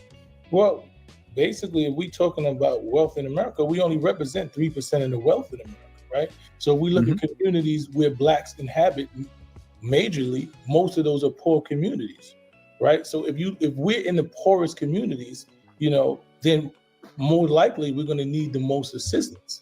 So the fact that we only represent 25% of it and everybody represents more than that, the whites represent about 40% of it, and they represent 70% of the population, and they represent 83% of the wealth, right? So that there's also a correlation. So what happens is when you look at the other people who are on SNAP benefits, they've utilized SNAP to their ability, right? If you look at the Jewish population, they are one of the highest, also a high population on SNAP benefits. They utilize the housing of the SNAP benefits. They utilize the housing. They figure out how do they get free housing, and they also own their own communities within the communities they live in, and they also figure out how do they benefit off it. So what I think is what we haven't learned is how to benefit off of using the state's money, like the billionaires have, right? They call and they say we're bankrupt, right? We have our money, but we're not going to spend our money. So we want you to give us your money, and we're going to continue to make more money. I use the example of Rich Dad Poor Dad. The rich people figure out how to use OPM, right? And that is a form of government assistance. So if black people were in our communities and we were taught how to utilize the government assistance, right? We were taught how to utilize SNAP benefits. Right now. But this is the thing. And this is why I hear people say, you would be considered a leader, my son, in the places that you at. And if you know what you know right now, instead of telling us what we need to do, tell us how to do it. That's my problem with these folks. Even with Marquette. Marquette is an intelligent person. Don't tell us about how we need to get the Band-Aid ripped up off of us with SNAP. Then what's the alternative? Stop telling us about all the symptoms. What's the alternative? I agree. So they're going back and forth. And my son is doing bad because he is saying white women, liberal talking points, and he is talking about coulda, woulda, shoulda when he's actively involved in government stuff with that woman you were saying earlier. I forget her name. Y'all out there on the front lines, y'all talking to government officials. What are y'all actually achieving? And they're trying to stop us from doing that. Right now, there's a crackdown because the lady brought cakes, right? She brought cake mix with her SNAP benefits and began selling cakes. Everyone else in other communities utilize the SNAP benefits and they double and triple those benefits. Everyone else uses government assistance to double and triple and make money off it. They are intentionally trying to keep black people poor. So I don't think that the SNAP benefits broke up the black family. I think what broke up the black family was not understanding how to utilize black benefits, being targeted in our communities, because they understand that the biggest threat to America is black unity. The president said that, Nixon said it himself, the biggest black threat to America is black unity. So they've always tried to do that. I think the biggest thing that destroyed the black family, especially when you look at the time that's most been destroyed, is drugs and crack. Crack was the biggest thing that destroyed the black family, because prior to that, we were still unified and we were moving, we were doing what you first it was integration, then it was crack. Said. There was a community base. We're going to make sure that you're okay. Before crack came into my community, every door next door to me was open. We walked in and we lived like a community. We actually lived like a community. We were able to walk into our neighbors' doors and get sugar. We were able, my grandmother and grandfather, my family, we had family meetings where we had the susu, where we put money in and we had family businesses. So when crack came, and then when grandma died, that was all over with, because every time my elder died, a family splits her up some more. Yeah. You couldn't trust your. Yeah, because it's like that. Like I said, when I was coming up under your generation, that was the remnants that was left. Now that I've gotten even older, like since a lot of the grandmothers are passing off, it's even more splintered. It's even because like what happened is the kids would be around Big Mama, but they don't like each other. They were just around because Big Mama was live. So now Big Mama passed away. Now they splinter up. So you got some aunties over here, that's a little group. You got some aunties over here, that's a little group. So you got to pick which side you're gonna be on, and they act like they banging. Oh, I forgot another thing too. Usually the a lot of people in the older generation plays the younger generation's mind because let's say your aunties don't like each other and or your mama and your auntie don't like each other and she put it in your head not to like her or not to like their Yeah. kids and I never all of went this along other with shit. that. I never went along with that. Yeah. But I did have cousins that did go along with that. And the reason why I never went along with that because I was like, see, when everybody was at my grandmother's house, none of my aunties never treated me any funny kind of way. But I did understand what the division was. You had the aunts that was married, and then you had the aunts that wasn't married. And then a lot of them aunts that wasn't married was bitter. And then my aunts that was married was happily in their marriage, and they still married, you know, to whatever else. So when you get home, you got the bitter aunts is like, you know, they sister thinks she's so this and that, and they don't even be talking for long times and whatever else. So yeah, that was a splinter in my family dynamic. That she think because she got I don't need no man to tell me, you know, same old, you know, rigmarole. And then the uncles is just, they just let the sisters fight. And they just, you know, visit this one at this time, visit that one at that time. Yeah, and a lot of the times too, it was this and don't let people find out anything personal about, you know, the aunt that's married and they business because they can't wait to spread. Yeah, she thought she had that. She thought that nigga was so good to her and all of that. Yeah, you heard what he did, didn't you? Yeah, like yeah, I never got in the middle of that. Yeah, I had family members try to tell me about something my aunt did when she was 17. I'm like, I don't give a damn about that. Yeah, you don't think it's wrong? I'm not perfect. Y'all must be thinking y'all perfect people. I'm not perfect. I done been on drugs. I done been locked up. I'm not perfect. I don't think like that. I think it's stupid that y'all still talking about it. I think it's stupid that y'all got a problem with her. Yeah. If you ask me. I remember one time I had to literally, one of my cousins tried to come at me with some bullshit about my aunt, which is my great aunt, my great grandmother's sister. Like, yeah, because you know we got rights to this building because my grandmama did. I was like, first and foremost, let me nip this shit in the bud right now. Like, hey, check this out, cuz I love Aunt Barbara, you know, but we gonna keep it all the way real. Barbara didn't do anything for this building. She didn't put no money for it. How the hell was she gonna do that when she was working at the Salvation Army? She didn't even know how to drive. She was getting on the CTA bus day in, day out, going back. What money? I was like, my grandmother put forth all of this money. My grandmother was the entrepreneur. She put forth the money and signed your mother's name on the lease. So your mother would always have a place to stay. So she wasn't, because she was complaining and whining to my grandmother about having to go live in Cabrini Green or the Robert Taylor, and she didn't want to take all y'all to the projects or y'all mamas and all of them to the projects. So let's nip that shit in the bud right then and there. Like, she was the reason y'all had that building. And I'm like, a lot of the times y'all just tore it up. Y'all sold dope in and out of it. Police knocking at the doors all different times of the night. They done found pistols, dope, everything else up in here. I'm like, motherfuckers then broke into the apartment that was supposed to be to rent. Come back, the locks is stripped and everything else, and y'all living out the apartment rent free. So I was like, so, I've dealt with that. I already told you 3 different, 5 different, 6 different kind of ways, even all the way down to my wife's mother's house. Right. We left. I was in Oregon. She was in Vallejo. These people was doing a little bit of everything, kicking in, a little bit of everything at that house. And my grandmother I was talking about earlier, they lived in Sobrante Park. She let that to all of the kids, and a bunch of aunts say, I'm married, I got whatever. I'm gonna sign off to, you know, the lesser fortunate person. Right. Then it got down to 3 people. Then they was fighting and battling about it forever. And all that happened is that house just deteriorated. And that's my grandmother's house. Her mother's house was on 86 or 83rd in Bancroft. I think 83rd in Bancroft. That it's a house in the front and a house in the back. 2-story in the back, 1-story in the front. They just letting the house just deteriorate. Right. Yeah, because she had to come back and fix the back porch. And over here, a lot of those back porches and everything on them 2-story buildings was made out of wood.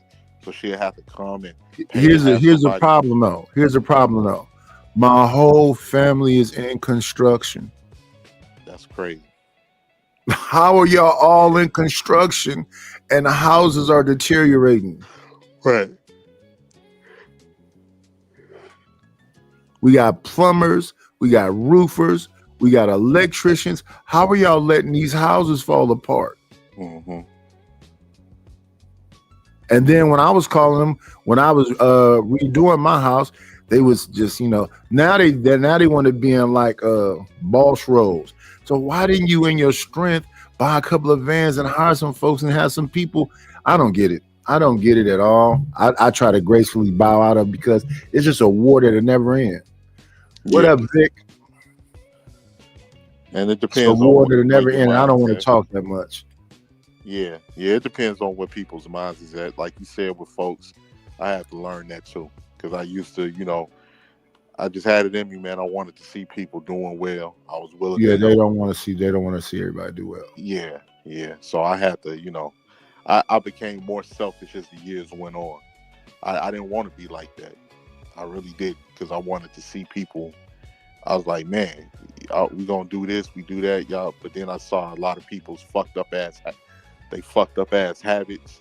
They mindset, a lot of shit. Well, my family members, a lot of the people that used to let everybody in that was wilding out and whatever else. You don't want to go over there and try to be no voice of reason because she's allowing that. Yeah. And they'll gang up on you. They'll all turn on you. But they selling dope out there. I don't. But these girls be coming up here wilding out and busting out your. I don't. Leave that boy alone. Mm-hmm. And you. I don't know if you've seen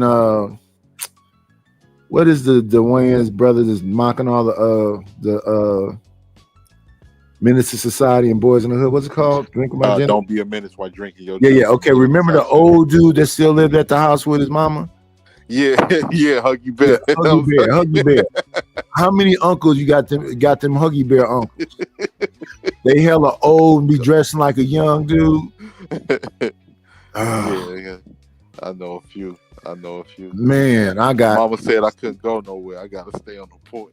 Yeah. Come on, man. Let's hold the porch down. Yeah. Them cats. I was with one of them uncles, and I came by the house over there, and this man had the audacity to look me in my face when he done been in my house multiple times and tell me, man, don't just show up without calling me. I said, Wow. Don't show up without calling you to come back to my grandmother's house. Right. I said, got you. I never went back over that motherfucker again. Uh-huh. You never know people. Yeah, people, and then people be funny, man. One minute a No, motherfucker- horrible, Yeah. not funny, horrible.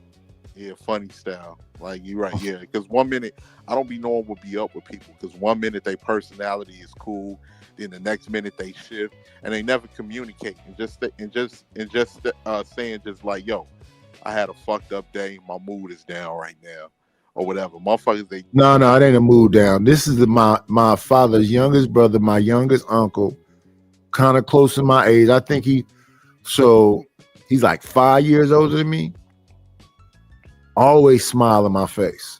Mhm, Always like nephew. mhm. And then you gonna tell me don't show up unless I call first, and you done knocked on my door with random times, and so Mhm. yeah. That's horrible. That's not funny style. That means Yeah. everything you did or all that grinning you did around me all that time was all fake. Right. And it's not like I'm coming here because I need something from you. I'm just coming here because it's my grandmother's house. Right.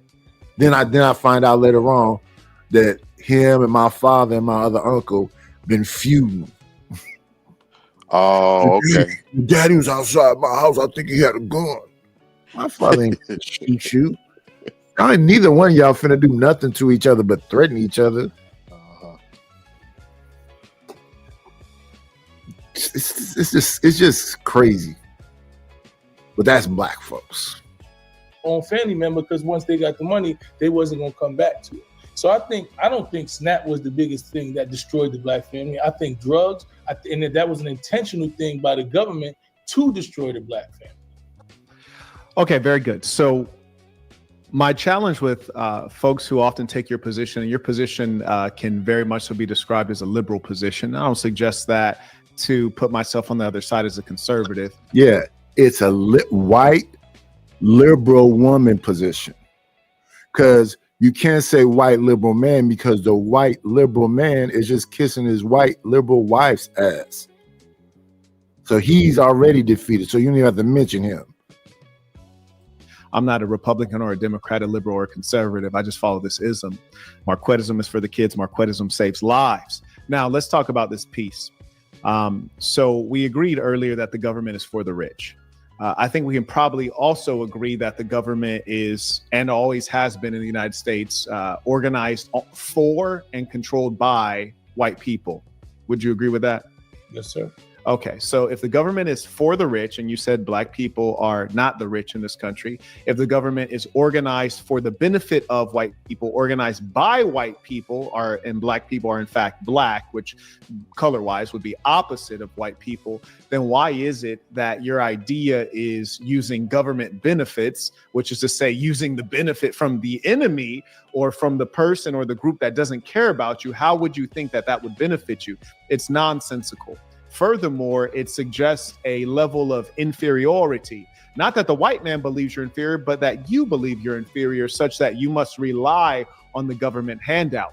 Furthermore, you reference the Jews and other groups that are utilizing the welfare benefit system. Well, obviously, mathematically, being that blacks are overrepresented at 200%, there's obviously some groups that are underrepresented.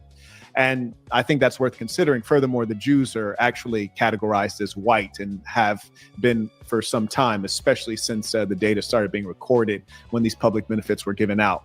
Now, with regards to the black community, what they're lacking today and in times past, especially during the time of the crack epidemic, which, destroyed many of our families, mine included, is ideology. You see, the reason I say that there's no such thing as a black community is because communities have a lot of things in common, but core things. You mentioned the Jews earlier. It's a great example. They have religion, they have language, they live in proximity, they don't allow outsiders in, they have patriarchy.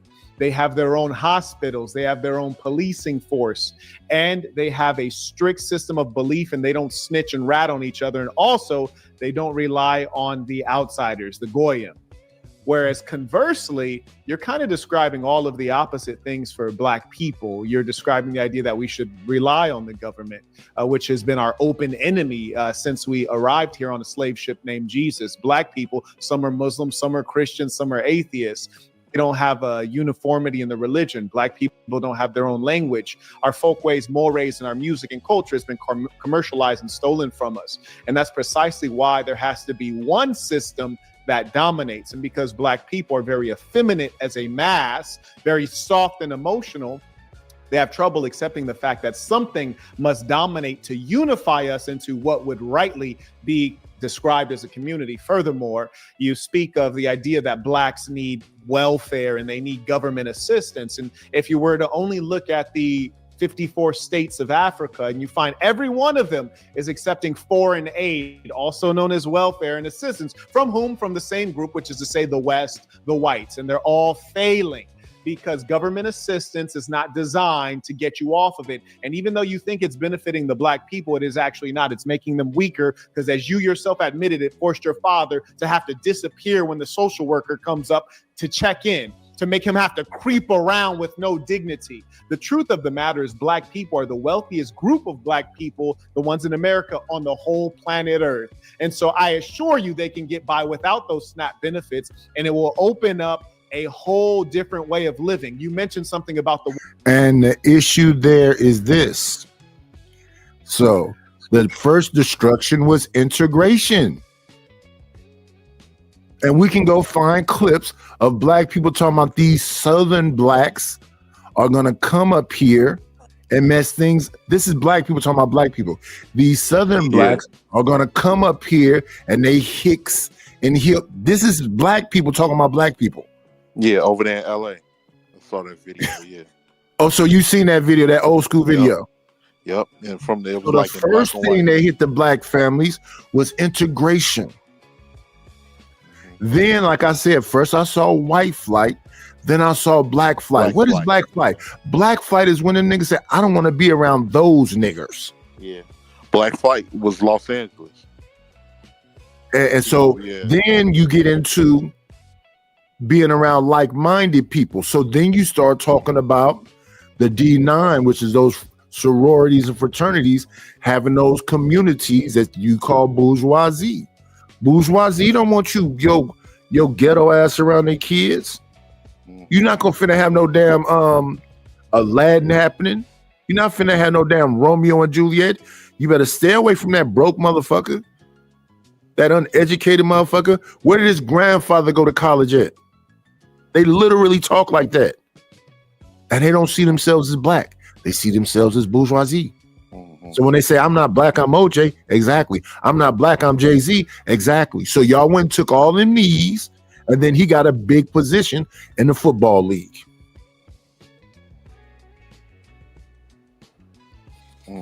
Like Stanley says, he reads a lot of books. So he's intellectually astute. So because he reads a lot of books, everything sounds primitive and ignorant and ghetto to him. That's elitism. I don't give a damn how dumb I am. I can understand when a motherfucker flicking their nose at you. But it's cool. You still black. It ain't gonna make me miss no meals, hopefully.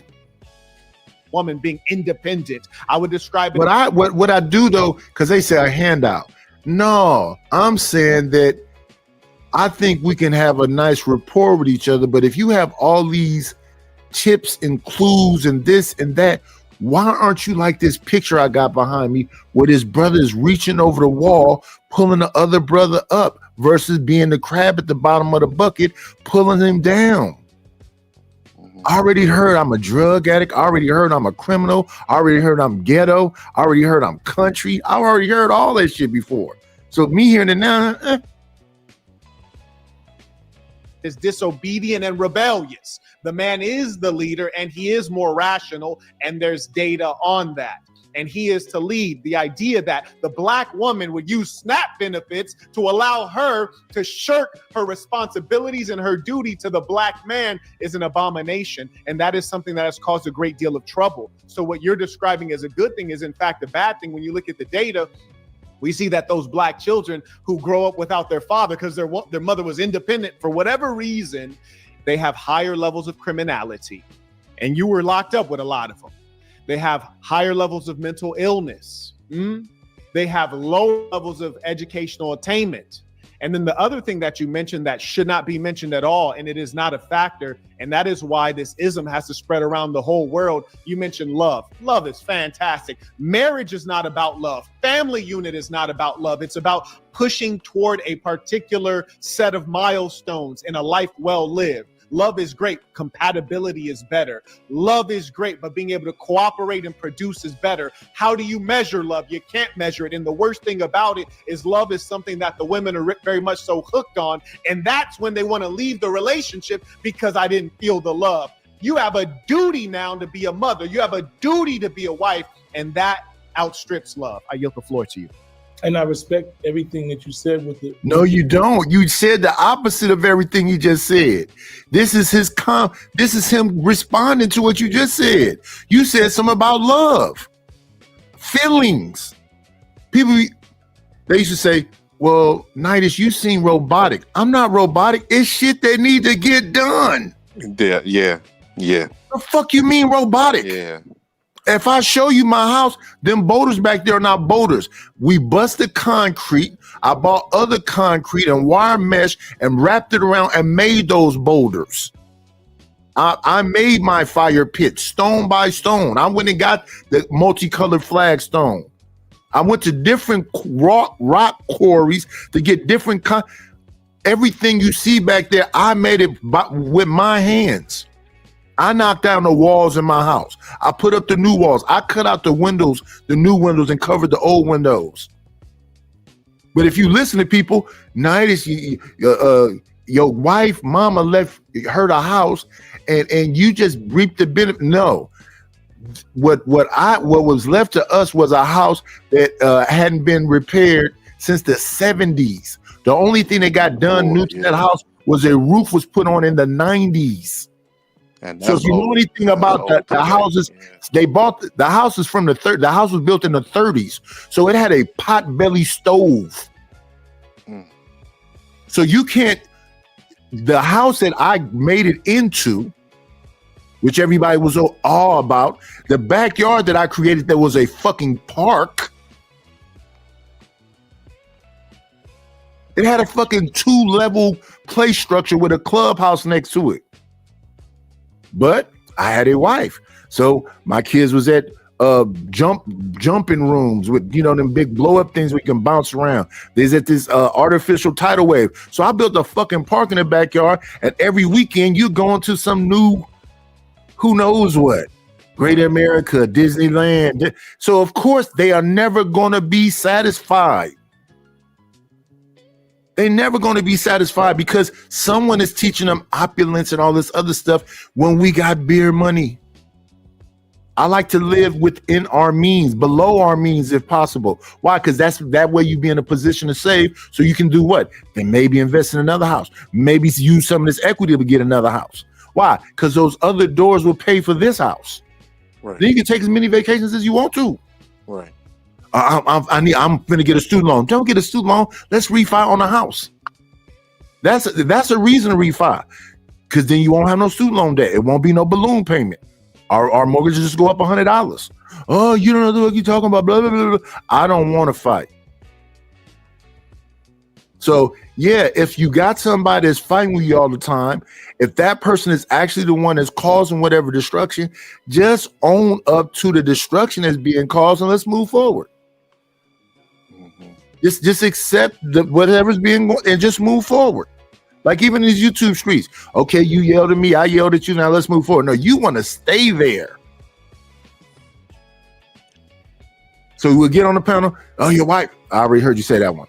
I heard you say that one. I already heard you say that one. I heard you say that one. Everybody did. We was on the panel. You got 8 shows now. They got 8 shows and go look at it. Just type in NOILLIONIFY. You can see the 8 shows he made about me. And he was trying to look for hater help to support him in these 8 shows of bullshit that don't have nothing to do with the actual man that I am. What I show you is tangible physical things. I don't say I was with Pac. I show you I was with him. I don't say I had a wedding with 200-some people in it. I show you the 200-some fucking people. I show you the ice sculptures. I show you the fucking fruit platters and the I'm not saying anything. I'm showing you. Right. Oh, well, I show you the scouts in my backyard, the tents put up, because the backyard was big enough to be a fucking park. It was big enough to have a whole nother house back there and another one. The exception that a family unit, it should not have. I mean, you actually did say that there should be compatibility, right? And it can't be compatibility if we have a disagreement, and because we disagree, I lose a fight and you hit. You keep talking about somebody hitting somebody. Yeah. That is a white liberal woman talking point. He didn't say anything about hitting. He's saying that love is great and grand, but it's definitely Disneyland. We need something stronger than love to keep us together. When you mad at me, that shouldn't stop the fucking day from going on. When I'm mad at you, that shouldn't stop me from cutting the grass, taking out the garbage, figuring out a way to get some more money. It shouldn't stop none of that shit. Because you're mad today. Because I'm mad today. We should be trying to control our tempers. We should be trying to, what are you mad for? Right. And why is we taking so much time on whatever this is that you're mad about? Hit me in my mouth. right? Abuse should never be listen to me. I listened to you. I didn't interrupt you. I just want to say, but I never said that though. Like you're I don't want people listening to you thinking like I said that. Well, you agreed with the person who said it. You made a full statement. I watched the video, and a man explained his verbatim that if I say something and you say shut up, bitch, nigga, or whatever, and I hit you in the mouth, I didn't abuse you. You lost the fight because you used terms that would be deemed fighting words, right? And you said, well, I understand that because you should not say things if you're not prepared to fight. And I don't agree with that mentality. I'm a man, a strong man. I am a masculine man. You're contradicting yourself right now. He said you're using white liberal women's talking points, and you start talking about being in a pen and how much respect you need. Is he not contradicting himself at this very moment? Yeah, I was just. Is he not conscious of the fact of what he's saying? Yeah. If words are not supposed to move you, why is these words moving you? Because it's almost made it seem like he was saying, which I forgot to touch on earlier. He was taking what he was saying. He said, "No, these are white liberal talking points," but yet he's taking it like he's calling him a woman. When he keeps saying, "I'm not calling you a woman," and I noticed that cats, because I've seen cats do that plenty of times. Oh, like I've been in the pen with killers, nigga. We killers. We doing like he's not saying. It's like almost like my street credentials outweigh everything that you're saying, so I'm the person you need to listen to, not the other way around. And that's what it kind of comes off that my son is doing a little bit. And that's bad listening. Like people be up here saying that I'm saying fuck some women or some shit. Yeah. I don't think I've ever said that. They have to show me the clip. What I do be saying is that when you saying these hateful things to me, and you saying you trying to go as low as you possibly can. You get to talking about my weight. You get to talking about my age. You get to talking about me sleeping. You get to talking about me eating. Every damn show I look at, when I'm looking at Witch Doctor, he's eating. Mm-hmm. When I look at Sharon, he's eating fucking cucumbers and eating. Every show I look at, I'm looking at people eating in the middle of their show. Why? Because they on 8 hours. Mm-hmm. They're going to drink some water. They're going to use the bathroom. They're going to eat. They're going to do all of the things. So when you try to isolate somebody out and do all that bullshit, you just on fuck shit. And most of the time, when people are saying something, they're never giving an encouraging word. Home on the Range said, home on the range, where the deer and the antelope roam. Well, seldom is said a discouraging word. Why can't you be positive to the people you say you fuck with? Mm-hmm. So I say to everybody, even though you was an asshole yesterday, good morning. When I make people's avatars, I try to make sure it look as much like you as possible. I've even said, listen, just send me, you can cover your face. Just send me a picture of your frame so the body will look like your body. No weird stuff. You can just be in regular clothes, just so the body looks like your body. Because I be getting stuff like, well, what is this? Well, this is a video you did where you were putting on clothes, and I took your body and I then put it in a gown and whatever else. Well, I don't like that. So if you wanted to look like something else, that's just a conversation. You want to look like a ballerina? You want to look like a IG model? Just let me know. Why? Because I'm trying to make more money. And the way I make more money is by doing a good job in the first place. But it's nothing more annoying than working back and forth, and you not paying me. Yeah. So here's a third rendering of something, and I'm not getting paid. Yeah, and that's one thing I'd never do that to people. If I'm not paying for no services and everything, you got to be appreciative of free, man. It's free.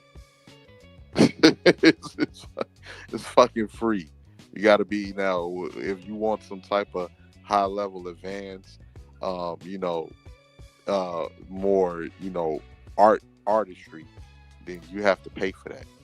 Like I sent something to Raw B to make something for me, but I've used some of the generators Raw B used. So I made TO something.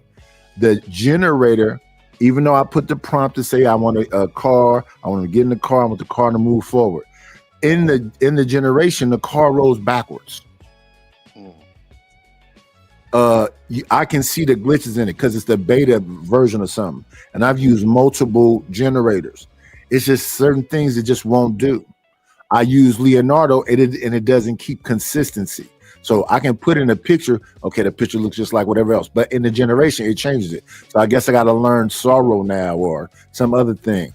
But all that time consumption and all these different things, I done made a bunch of, I can't keep up. I made Bumpkins intro. I made Orthodox Guy intro. I made Ruthless intro.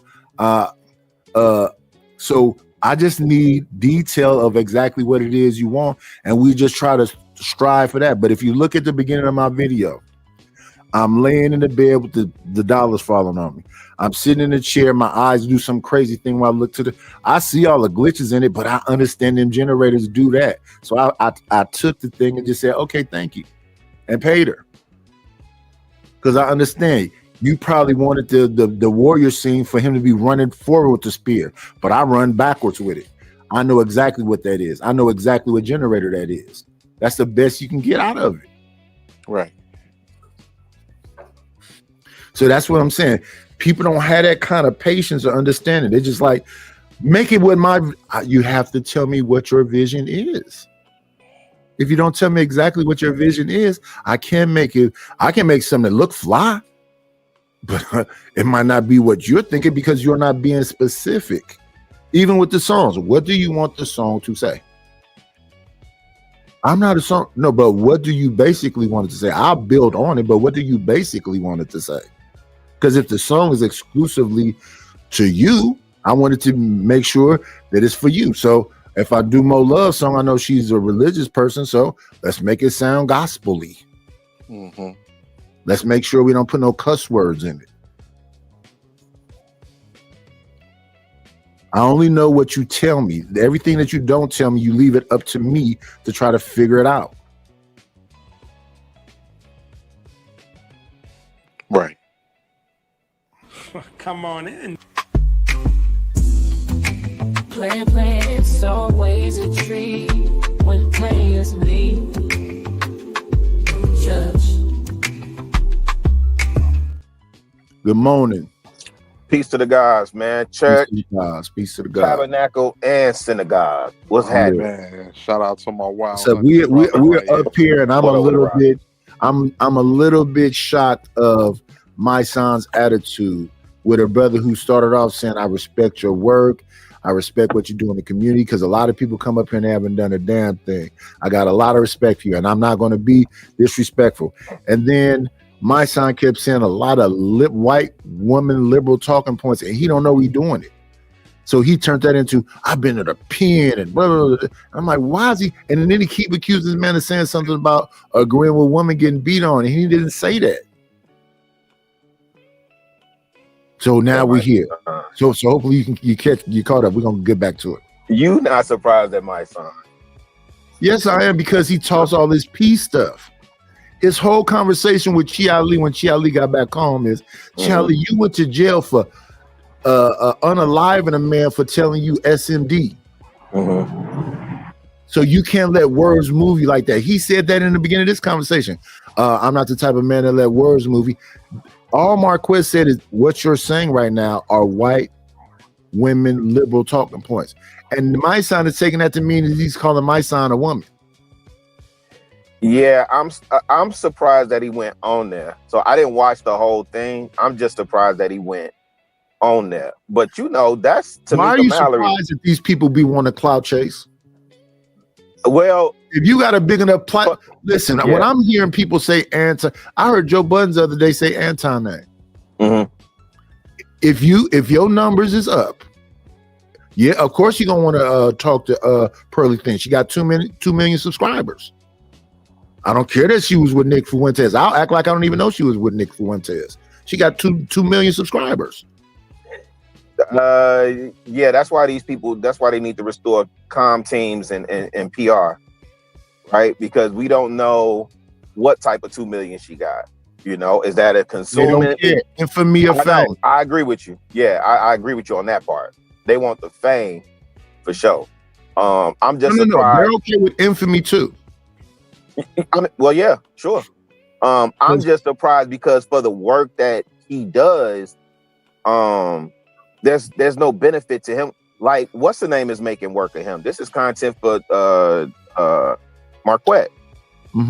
That's not no benefit to my son because you had a disagreement on Twitter, and then it's okay, let me jump in this podcast space and get a moment. Like, nah, bruh. But you know that's Tamika Mallory's running buddy anyway. It is a benefit to him, no. It is a benefit to my son. I'm gonna get ready to my psychologically. It is a benefit to my son. I gotta get ready to go. Y'all take it easy. Peace, right, salute. Appreciate you for coming up. No way. You don't think that damages his credibility, Nightish? My sons? Yeah. Him rage quitting. No, I don't think none of this damage. Yeah, I ain't see that. Okay. You can get back to it. I don't think none of this damages nothing because the people that mess with you. It don't matter what you do. To them, the saint and the sinner is nobody. They don't care nothing about it. He's somebody online or whatever to someone else. And he didn't jump to so many waves. It's crazy. He didn't jumped on so much. But no, you can get back to it, man, because I ain't see the rage quit. I'm curious to know what made him quit. What did he say that made him quit? Well, he keeps sticking on this white liberal woman stuff. Agree. I think he lying though. Doesn't agree with me or says something that's out of line to me that I should put my hands on him. I don't believe leading a household requires me to be physically abusive to a woman. I don't believe that showing strength or even in a relationship that compatibility that her word should not matter in the household. I believe that I should have the final say, or we should come to agreements about how we're raising our children, how we're doing things. I think that if I'm in a relationship with a woman who respects me, that I've earned her respect, then she will yield the floor and understand that I'm the head of the household. But there are a lot of men who are not men. They are merely males, and they only have control in their homes, right? They don't even have control in their homes. Only way they have control is because they're physically stronger than women and children. So they go into those homes and they beat and they harm women and children, and they don't produce strong men. They don't. You know what I don't understand when I hear this right here? I heard a couple contradictions, but go ahead. You might have I see a lot of women take it to the utmost high and they yell, I know you want to hit me. I know you mad. I'm not mad. You don't have to lie. You hate me. I hate you for what? What are you talking about right now? Yeah. When somebody's emotional, they're either cutting low or making shit up. Little dick motherfucker. I never. You're doing all this stuff to trigger someone that then go, oh, damsel in distress. Now, a man should be intelligent enough to understand what's happening right there. But if you got people that think that way, like I keep saying, you don't have to go back to grandma days. Right now, Christian Rock was rubbing this man's sweat when he got out of the pen because she thought everything was just going to go right back to what it was. But then since he's like, oh, no, I can never give you my heart again because look at what you're doing. She went from him to sucking a dude's toes. Then from sucking a dude's toes to going to the whole other side. So you went from and then you disrespected the whole card that your boyfriend is from, and you say you don't know that that's a slur from his side. Everybody playing in everybody's face nowadays, and it's all the most extreme. Anything for clout. Clout. I don't think Saint and the Sinner is clowning him right now. Hello, NW777. Yeah, from what I watched, he was breaking it. I mean, but that's what he does, though, right? Like he's slick with it, you know. So that's why I was also surprised. But maybe my son not familiar with dude. Is he slick though? Yeah, he presents as real slick. So if I'm coming on talking about I'm this ism when we know what ism is, and then I do a bunch of ism-like stuff, how is that slick? I don't think he does ism-like stuff. I just think he talks slick. Well, ism-like stuff just means that you're winning to me. That's what ism means to me. That's all ism means to me, is that you're winning. You know how to win. Yeah, I know he came in. I don't look at it in as like what people would say is pimping. I look at it as you're a winner. Yeah, that's how I view it as the pimping. Because I know he came in with the pimping and talked about how he got his game from a gay man at college. But he just talked like a slick hustler to me. That's all. Let me see. All messages are visible. So, and I'm surprised that my son is oh man, hey Snyder, this snow is bad up here. It's cars spent out all over the highway, man. Yeah, I've been seeing people showing me the snow outside of their houses. Yeah, it's crazy. 18th Legend just showed us. He dug up some snow, and now it's right back to where he dug it up from. Yep, I was shoveling the other day 3 times. Man, he came back down. I said, F it, let me get to work and I'll deal with it when I come back home. You need like a baby mobile scoop. Something you can sit in like a sitting lawnmower. Mm-hmm. Dig it up instead of trying to use a shovel. Yeah, I was telling my sister, I said that me shoveling it, that's my exercise. So I ain't tripping.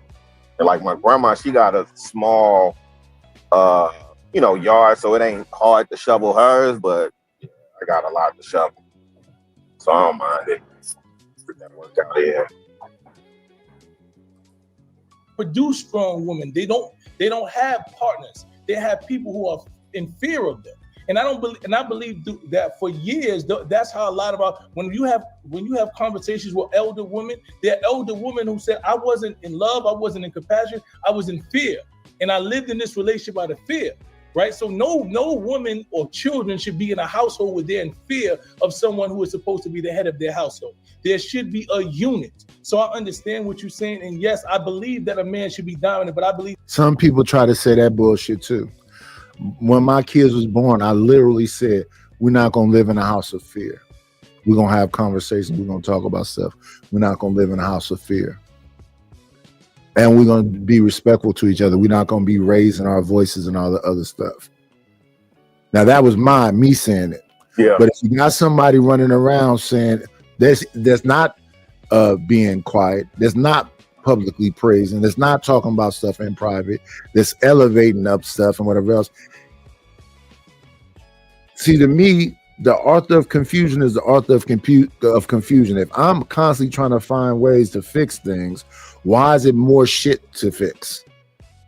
Oh, he fixed that. Here goes son. He fixed that. Oh, here go. You just trying to find somewhere for me to fail. That's not and that's what's happening here. This man is looking for or saying things that ain't even being said. So yeah, this was a bad choice for him. That a man should be proven to be dominant. I think that you prove your dominance through intellect. I believe you prove your dominance through compassion, to empathy, to being able to teach, to be able to teach your children. To a woman feels like when she's around you, she's learning something, she's growing. If a woman's around you and because you are unable to teach her or able to reach her, all you can do is beat her, then you have not shown any level of any type of superiority. You are not leading a household. So when we talk about those things, and when you talk about the stats, right, and we talk about, yes, they did. The black people are the only people they took our culture from us, right? They took all the things. They took our culture. They've taken our religion. I say this all the time. Only thing that we unite in is pain and trauma. When we see another black person in pain and trauma, we all united. Prior to that, I'm black, you foundational, you this and that. We are divided. So what I'm trying to explain to you, that's why that if we're in America and all of the resources are held by the white people, right? If all of the resources are held by the white people and we're figuring out because they understand that anything that you teach us, we outlearn them, and we've done it over and over and over.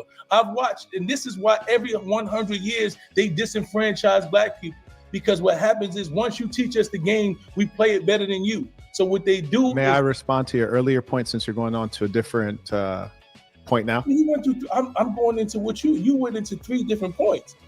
So okay, I was just asking. Carry on.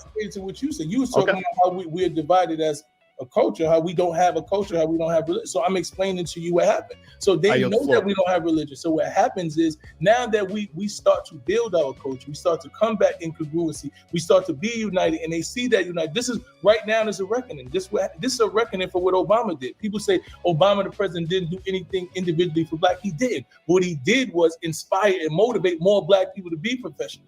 to be strong. They seen black people in positions of power. So black men said, I can own things. I can be the president. I can be the president of Fortune 500 company. And they began to do that. Black women did the same thing. So as they see that, now you see the reckoning to it. They trying to rewrite in America. So I understand what you're saying, but I also want you to understand that this government owes black people. They pay reparations to everybody else. So if we can't get reparations, even in the form of the real reparations that we deserve, and we can't utilize the government money to be able to build and as a foundation, a lot of black, a lot of people do. I know white people who live at their parents' house, right? And they stack up their money. They say, okay, we don't have enough money right now. We're gonna put our money. And this is not a conversation. That is not a conversation. When you make 90 points. Yeah, he's rambling now. So that's you grasping for straws to see if something lands or if something sticks. But see, Marquette got a pen and a notepad next to him. He's writing, taking notes. And this whole, I don't want to touch nobody that ain't touching me. If it is not going to work, let's separate amicably. People don't want to separate amicably. They don't. They want the bullshit. What up, American tradesmen? They want the bullshit. I would say the nicer you are, the more disrespectful people will get. I would agree with that. As he said, I'm trying to just ask you a question. And he's like, well, you made it. He said, well, I yield the floor to you. I was just asking. Watch when Marquette talk, he's going to say, but he did ask, could he talk? And you talked over him to make a point that is a whole different point. You made 3 different points. Yeah. And you talk with government people. You say that you're about peace and all this other stuff. And we live at our parents' house for 2 years. And what happens is, after those 2 or 3 years, after they lived off their parents, they go buy their homes and they create a foundation. So I think that if black people were taught that that's what we should be doing with the government's money, instead of trying to say, don't take no handout. No, everybody else is taking handouts and they're utilizing it and they're benefit from it and they're growing. So why shouldn't black people do the same thing? Thank you for that. Now, I was taking notes as you were speaking so that I can respond directly to what you've said. One thing that I want the audience to take note of, and you as well, is that there is a red herring. You engaged in a major distraction. So the conversation that we agreed to have, and I'm happy to have this additional conversation, but the conversation we agreed to have was specifically about the clip that Willie D put out. And it was a clip with me speaking about SNAP benefits. And then from that discussion, out of nowhere, you start talking about another clip that you saw on my page with regards to a man speaking about how men and women communicate with respect and how that can or cannot turn physical. So I just want everyone to observe that that was a major distraction on that one. And I don't think it's really a distraction. I think that you talked about the black family. Right, so we're talking about the black family, and you say where was the disconnect and how something broke up the black family and how SNAP benefits replaced the man. And I want you to understand that, in my point of view, that I don't believe SNAP benefits. So I didn't yield the floor, and I appreciate that. But that is to bring emotionalism and to pull on the heartstrings. It's not a logical argument, and it's not even a part of what we were discussing. And right there, I don't think that Marquette is being slick right there. I think he's defining exactly what's happening. When you were talking, he shut up. He started taking notes. He didn't interrupt. Then the minute he said 2 words, you interrupted him. Something you felt was disrespectful. So you're inconsistent. No, I don't disagree with that. I definitely don't disagree with that assessment. But if we agree to these rules, correct? Because when you do debating, when you do real debating, professional debating, you don't cut the law. You just had a discussion. But even if we in combat, we define the rules first. So he defined the rules. Yeah, he defined the rules. Yeah. They talked about it before they got there, then he reiterated it once he got there. He said he gave you nothing but positive praise when he got on there, and he said this should be a easy and calm conversation. I have respect for my son. He said he didn't only say it once; he said it a second time. So I'm not going to keep saying I got respect for you. I got respect for you. I got respect for you, and then you keep disrespecting me in the way you call disrespect. United, you don't think that was to lower his defense? You don't think he did that to lower my son's defense? I like Marquette though. I don't think it's to lower your defense. You know what? I wish him and Sinful P had a conversation. I really do. Sinful wasn't finna have no conversation with him because Sinful was offended by that man saying he was submissive. Yeah. I wish they had a conversation though. I really do. But yeah. I don't disagree with the assessment, man. I'm just surprised at my son. And the reason why I say, and you're right in the sense of people that's gonna rock with you. But I know in this space that, like he does a lot in the community. He definitely does, right? That's documented. I know for the work that I do, like,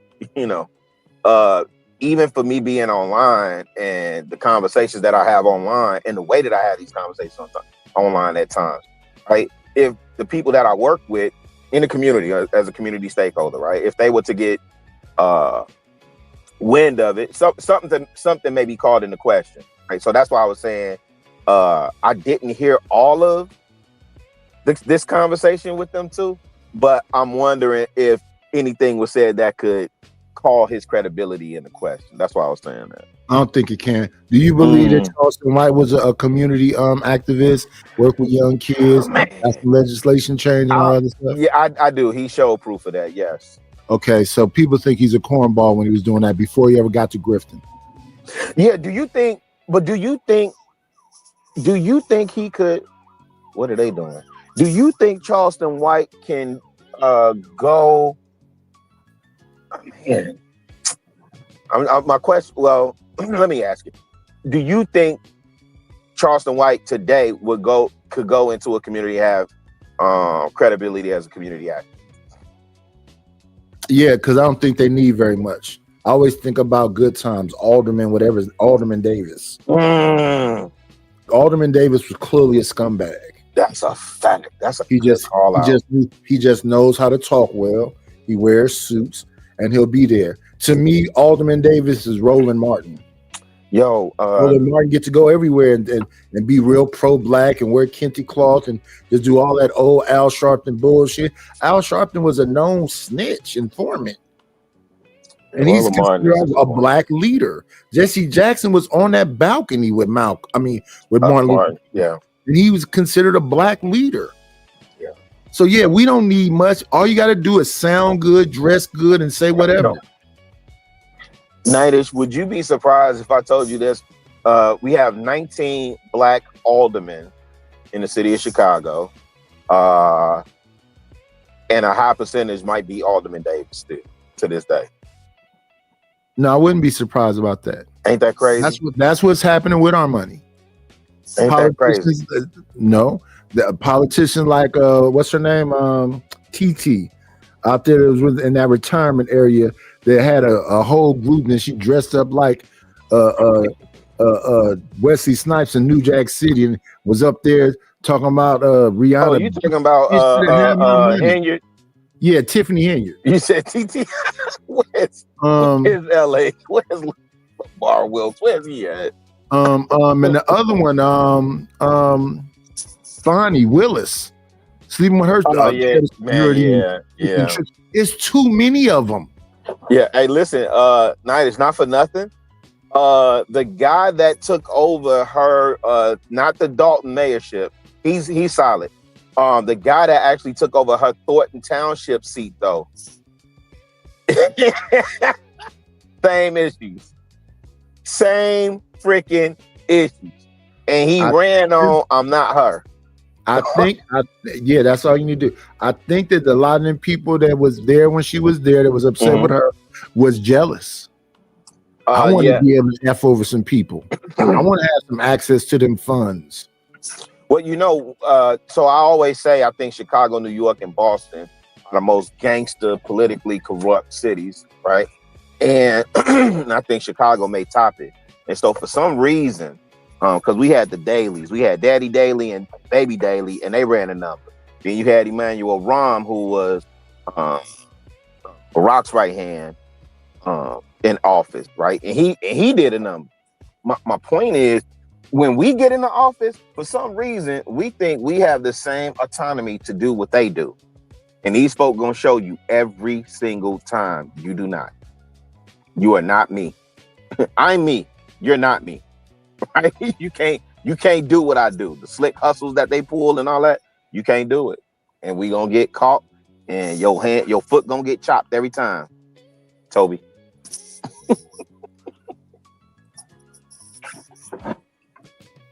You basically try to position me as someone who approves of beating women, and referencing a clip that had nothing to do with the clips that we were talking about.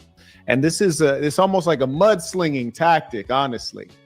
But I will address it, and I will double down and stand on everything that I've said. Now, one thing I like about you, there are a number of things I like about you, but one thing I like about you is that you're against. I actually appreciate you. I appreciate you. And one thing that I know that you've taken a public stand against is blacks murdering blacks, black on black violence. And I agree with you there. In as much as that's the case, we all have to engage one another with respect, and especially women who would claim that they're equal, then you would be treated as an equal.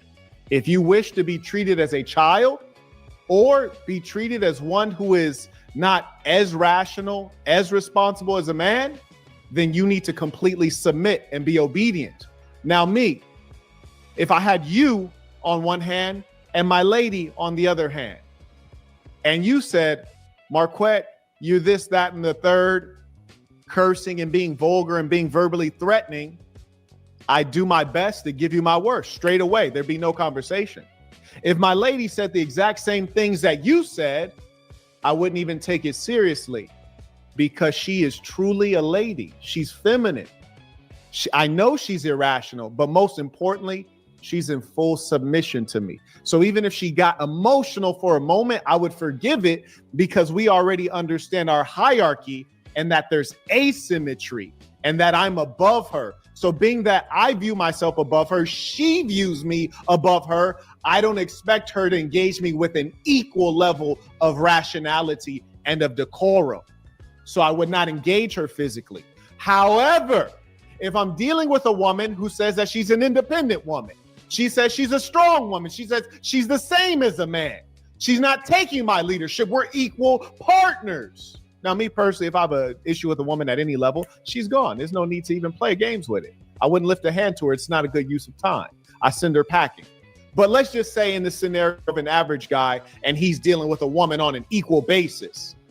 Well, if you, my son, say something that would lead you to getting your eye blacked, and the woman says the same thing and she believes she's equal, then she should get her eye blacked. And it's that simple. Unless you truly don't believe that they're equal. And there's a lot of lies about it's liberal, white woman, feminist ideology. And it's really not about being equal. What it really is about is actually matriarchy and domination. A quick question for you before I carry on. You use the term partner. This is a term that comes from the LGBTQ, the Skittle Guzzlers. Do you accept homosexuality? Well, I don't have to accept homosexuality because I'm not a homosexual. So why would I have to accept? Are you pro-homosexual? Are you an ally? I'll give you three. I just want to figure out where you're at with it. Are you an ally? Are you against it? Or are you neutral? I don't have anything against somebody that's homosexual. That's their way of life. It's not my against, way. Neutral, or pro? Or excuse me, I'm sorry, that was wrong. Against, neutral, or ally? I'm for anyone loving who they love. You said you're a man. I'm just asking you as a man. Respect. Do you see? That's not setting him up. Are you against, neutral, or very pro? direct question? Yeah, very direct questions. Yeah. And this man said, I've been in the pen. It's about respect. I know how to be direct. No, you're talking like a liberal person. You're talking very political. Yeah, because he's conscious of that sound bite. You don't want to get clipped up. And that's why you shouldn't do this. And That's what. Yeah, that's when you're compromised. agreed. 1000% agreed. I'm asking you to make it plain. And don't get me wrong, I've been on panels where they try to get you in that it's this and this and this, just yes or no, yes or no. And then I'll be sitting back thinking about it. Have I ever just been direct like that? Have I ever just been black and white? It's just yes or no, this kind of thing. Yeah, I that's one of the things I learned being in this space.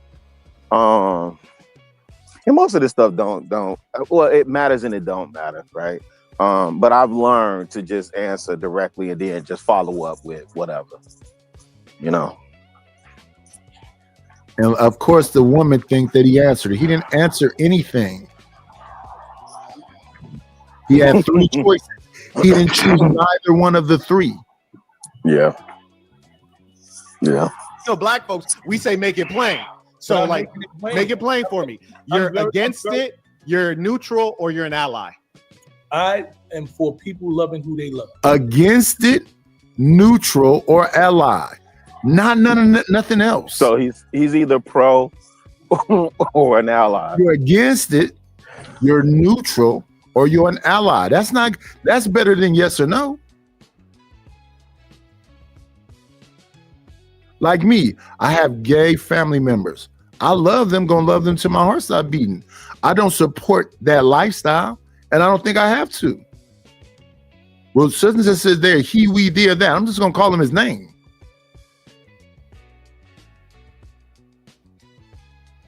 And I still hug my cousin and still treat my cousin the same way. I just don't support your lifestyle. Because saying I support it means I agree with it. I don't agree with it. So he said against it, neutral, or yeah, I would say against it. Against it don't mean I'm finna hunt somebody down that's a part of that community and try to cause them some harm. I don't agree with it. You sound like a lawyer right now. Now, here's the thing. I'm from LA. I know you're from New York, right? Yes, sir. And one thing we could always respect about the two cities, always look at us as, very influential groups of black people. But we always look at you guys as blunt and straightforward. And we like to think that we're very honest, especially if you come from the lumping class or the underclass or the criminal class. Mm-hmm. Now, in my neighborhood, you ask a nigga a question, he's just going to tell you flat out. Like, I feel like you're going Jesse Jackson on me right now, bro. No, you feel like that I'm not giving you what you want to give me. No, you're going Jesse Jackson. I just asked you, like, you from the Bronx. I just asked you, like, are you against it? Are you neutral or are you an ally? Once again, I'm going to say again, you don't get to explain to me how I answer a question. You ask me a question and I said, I'm for people loving who they love. If you have three choices on a test, you got to pick one of them three choices on the test. You can't scratch out everything and fill in your own thing. Good morning, Miss T. Okay, so you're okay with a grown man loving another grown man. Being okay with if that grown man is okay with loving that grown man, that's his decision. That's not okay. Got you. Understood. Now, so that's why I used the term partner earlier. So this kind of ideology that you believe in and that you're sharing, this is the ideology that's extraordinarily destructive to the black family in particular, and all families in general across all of the racial categories, racial and religious. Because number one, you're talking about independent women, and then you're talking about love. Families are not about love. They're about compatibility, business, moving forward, surviving and thriving. That's what it's actually about. And then when you talk about, you ask the older women, they weren't happy. They weren't in love. That's fine. Grandma had 9 kids, and it was very common that everybody's grandma and great grandma had 5 kids, 6 kids, 7 kids, 8 kids, 9 kids, 10 kids. Apparently things were doing all right. You see, what you're describing is the unruly, disobedient nature of woman in general, but particularly a woman who's traumatized, particularly a woman who's unprotected. A woman should not be leading herself. And what has happened is that they've led themselves to destruction. They think that they're thinking clearly and making good decisions, and they're not. And we can see all of the outcomes as a result. And it's shown up in all of the bad things we've been seeing happen, particularly in the Black community. Now, another thing that reeks of this white woman liberal ideology, you brought up Barack Obama, who, number one, is irrelevant to the conversation. Number two, he's not done a damn thing for Black people. I find it offensive. Number three, as a foundational Black American, he's not one of us. He doesn't have the same heritage. And number four, he did more for the LGBTQ because he actually passed legislation and went to bat on their behalf. I find him to have been a stain for Black people. Did I vote for him the first time around? Absolutely, because just like most of us, I was swept away. I was swept away with seeing my image reflected at a high level. And then I realized, oh, he's not like us. He's not like us. And many of us are lost. I am the souls of Black folks. Black people have the highest level of religiosity in this country right here. And that's because Black people are people of spirit and rhythm. And that's all of us around the whole planet Earth. We're deeply religious, spiritual people. And if you go to the continent of Africa, for the things that you said you're okay with, the LGBTQ stuff, there's capital punishment in many places. There's a death penalty because Black people, that is against the souls of Black folks. And you're a hip hop head. You may remember the time when hip hop was Black, when hip hop was positive, when hip hop was political, and when hip hop embedded our culture. And you would hear people say things like no homo, or you finish battling somebody, especially in New York, and you would say, and I can't even say the word right now, that's all been ripped out of our culture by the liberal whites. What they did was they commercialized our culture. They put it on social media, they put it on Netflix, and then they told us who we are. Before, they used to observe us in our ghettos and then reflect our image in Hollywood. But now Hollywood tells us who we are and then we follow it. And that's how you get a Lil Nas X, and that's how you get my son, the general, telling me he can't speak up straight like a man and say, I do not condone the abomination of a man laying down with another man, especially a Black man, because that reduces our population. The Black woman aborts more children than she gives birth to. Her birth rate is like 1.9. You need a birth rate of 2.1 for replacement and for growth. And we cannot have all these people, males laying with males and women laying with women and Black women abort children because we are being reduced. You talk about reparations. You say the government owes us something. Maybe they do. But one thing I can promise you is they ain't giving you a damn thing. You ain't going to get 40 acres. You ain't going to get a mule. What I'm doing is I got Burton Plantation, 62 acres. We're giving out 2 acres, $30K. It's a hell of a deal. And building a cooperative community where we have farming and all of the things that you need for your children, including homeschool. But what I'm not about to do, I'm not about to wait for a government that I already know hates me. Because goddamn it, the government hates the white man too. He ain't doing a damn thing for the middle and lower class white man. Why in the hell would he do something for me? So I tell Maybe it's too much. Maybe it's too much all at one time. Let me see. Come on in. Playing, it's always a treat when players leave. Judge. Let me repeat something I always say. I'm typically on the other page, stopping and pausing, looking at the video, so I don't see when y'all get over here until I come back into StreamYard. Okay. Yeah, 2 acres for 30,000 is amazing. I wouldn't want 2 acres to deal with. I'm okay with a 1/4 acre. I want all the acres I can get the property to hand down to my children, man. I already own 6 acres down there in Kentucky. So I was trying to get some in Georgia, but everything that's in Georgia when it comes to acreage is in the outskirts, rural areas, right? I mean, we're talking about. Who have you trained to deal with that? Shit, my son. He knows what he's inheriting, right? So, besides that, just me and him. You know what I'm saying? That's what it's been. Right?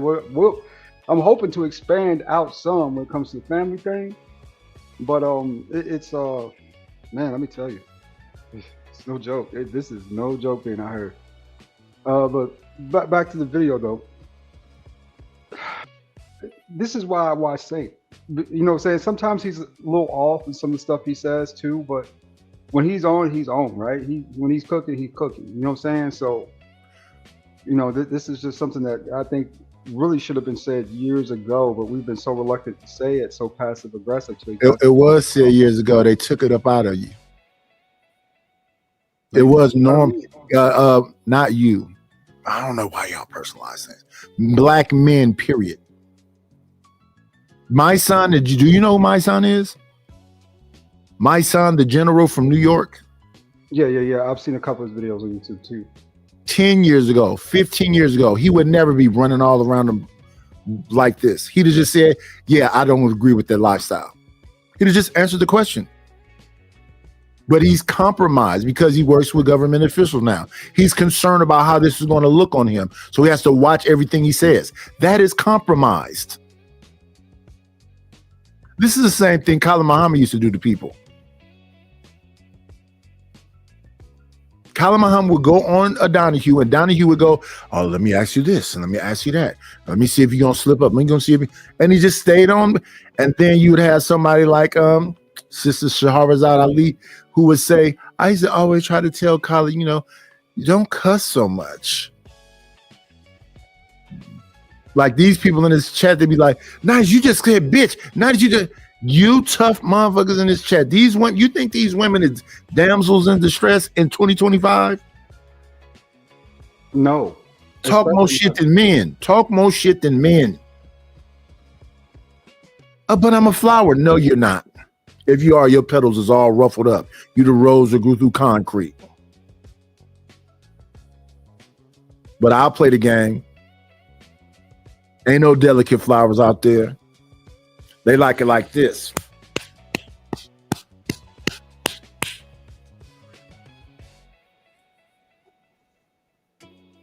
Now, to the contrary on this one, there are some delicate women out here in this world. There's some sweet, delicate women. There's some really great ladies out here, right? But it just seems. I don't know nothing about none of that. But it's like it doesn't pay to be. They literally have woman after woman after woman saying, what is the purpose of being nice? You see nice women coming on things going, I need to be like the hoes. Hoes is winning. That's literally what Tia Mowry is saying. That's literally what Tracy Ellis Ross is saying. That's literally what Ebony K. Williams is saying. That's literally what Brittany Renner is saying. That's literally, I mean, that's what damn Christian Rock is saying. That's what Ice Spice is saying. That's what Glorilla is saying. I can be rough, tough, talk crazier than the men talk. All I got to do is go get my rhinoplasty, get my boobs pushed up, get a BBL, and go get me a basketball player. And it's going to be a goofy ready there for her. Her character ain't going to never come into play. Her femininity ain't going to come into play. Her softness ain't going to come into play. But even when you talk to these examples of women, right, who are rappers and entertainers, keep in mind, I only say rappers and entertainers because you don't know Tamika, you don't know Shalia, you don't know. So why bring up them? You would know who the hell is that? Because those are the people that copy those people. I got family members that got IG pages, Facebook pages. They had on vacations with drinks, looking back at it, and little bikinis with little wraparounds and looking just like that rappers look. Living above their means until they run into somebody to do what? Save them from all the horrible decisions. They in their 30s and 40s. When I be listening to my cousins, I'll be like, this is insane. If they're looking to be kind of helped out or assisted or saved per se, stop overlooking the men who are right in front of you, right? Now, that guy might not be rich, but in his head, though, he's sane. You know what I'm saying? He's got character about himself. So he needs to work ethic, right? They don't give a fuck about character. Where the money at? And that's why, you know, so you're going to have a bunch of women out here who going to... but honestly, Lord ADS, you think they looking for character? Not one bit. I see a bunch of... I try not to do the hood rats looking for hood niggas. That's what I'm not talking about hood rats. I am not talking about hood rats at all. Hood rats ain't concerned about it. Hood rats would laugh at me talking. Hood rats wouldn't give a damn about me cousin. I'm not talking about hood rats. I'm talking about the so-called good girl. Yeah. They're not all that way though. Can I say They're something? not man? all good girls. No. There are a lot of good women out there amongst the groups, right? Of women that we talk to. It's just hard That to are find sick them of in being those- good girls, literally getting online saying, "I'm a girl. This hoe is look at the lifestyle this hoe got. I done went to school, got all these degrees, and did."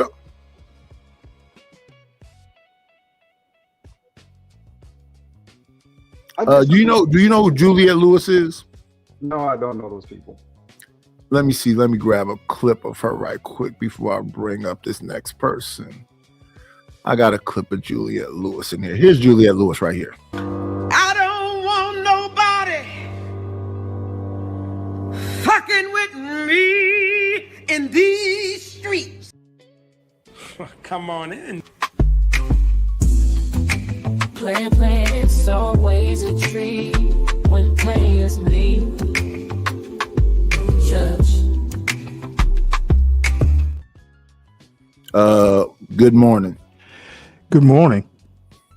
I figured I'd come and bring a ray of liberal thought to your far right diatribe this morning.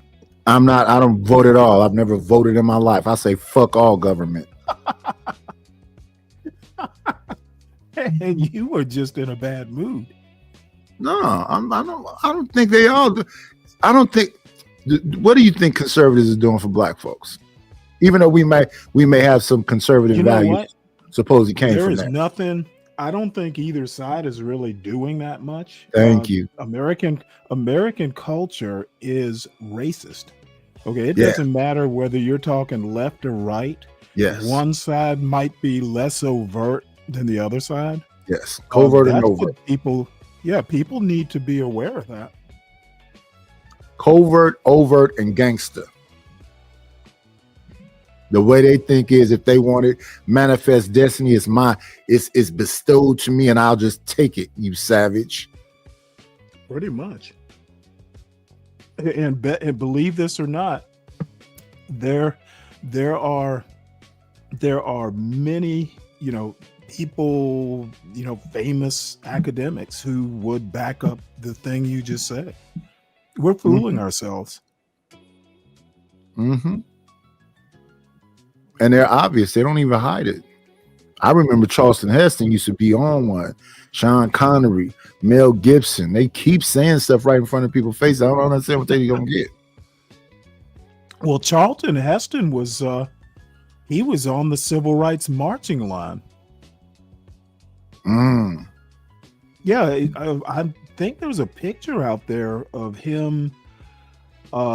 If it's not Martin Luther King, it's one of the famous civil rights leaders. Yeah, he was a civil rights activist. Shout out to him. I could just imagine you go to shake his hand. He said, "Get your hand off of me, you filthy animal." Don't, you know what? Touching his cold, dead hands wouldn't be something I'd want to do anyway. Shout out to the shout outs. Let's see if we can have some love amongst the brothers. You this logic. I asked you, what's more important, short term or long term? You said long term. Dig this. If we believe that the black man in America, the black family is owed something and we want to get it, you have to get it through force because that's how it was taken. It was taken by force. Malcolm X, one of your New York brothers, told you, you can't ask to get free. You got to take it. So if we want to be able to compete, we need population. We need education. We need religion. We need heterosexuality. We need unity, leadership, and patriarchy. The things that you're talking about being a partner and focusing on love and not having reproduction, those are all things that destroy us. And that's what's happening right now. There will be no reparations. We have to build up our population and take the reparations by any means necessary. So a lot of what you said I agree with, and a lot of what you said is false, in my opinion. Right? First of all, I don't have a white liberal mentality. White woman, You're saying all the things that they say. He don't even know it. That's how deeply You're this is saying indoctrinated. all the things that they say. He's not calling you a woman. You're saying all the things that they say. You shouldn't care if them dudes is gay. I don't care if they're gay. I don't support it. See the difference? He didn't say we need to go and do this to them. He said, are you against it? You don't care? Or you support it? That wasn't a yes or no. Are you against homosexuality? Are you neutral? Or do you not support it? And that's what scares me, Nidus, the most, is that they're so deeply They can't answer nothing because they compromised. Yeah, they don't understand it. They stuff that they're speaking is stuff that they probably just regurgitated from different channels, right? For the most part. So right now, the mind scheme is so deeply embedded into some of these propagandist kind of thinking, right? Progressive feminist propagandist type of thinking, that I'm going to be honest, Nidus, we might have to lose 2 or 3 generations to get this right. Before we get this right, the black population might be down to 3 or 4%. Yeah, you're talking about 2 or 3 generations when people aren't even having children. Exactly. You know what I'm saying? You got to get this out of these people, man, to get something going here. Because this is, you know what I'm saying? To me, this is going to be the extinction of the black American, per se. You don't see that's already here? That's already here. Let me we in the street cutting each other down with people that's refusing to have babies. You have women on here every day. This is why we don't marry you. This is why we won't procreate with you. They talk about that as if it's a badge of honor. So when they sit in this chat and they say they're not doing it, I'm looking at you doing it. I just don't put a lot of emphasis on it every single day. And there's so many men that's so buck broken, they sound just like y'all. Well, I think that's basically, if not overreaction, it's hyperbole. There's nothing, if there's anything wrong with the black community, it is a reflection of some of the pathologies of the major demographic in this country. It's just that because I don't know why you could call it a community. I need to finish what I'm saying, please. I don't know why you could call it a community. Stanley, I'm starting to feel like you're an indoctrinated officer, sir. No, leave him alone. Okay, well, let me tell you what I am. Just like he said hyperbole. I want to know how calling it a community is not hyperbole.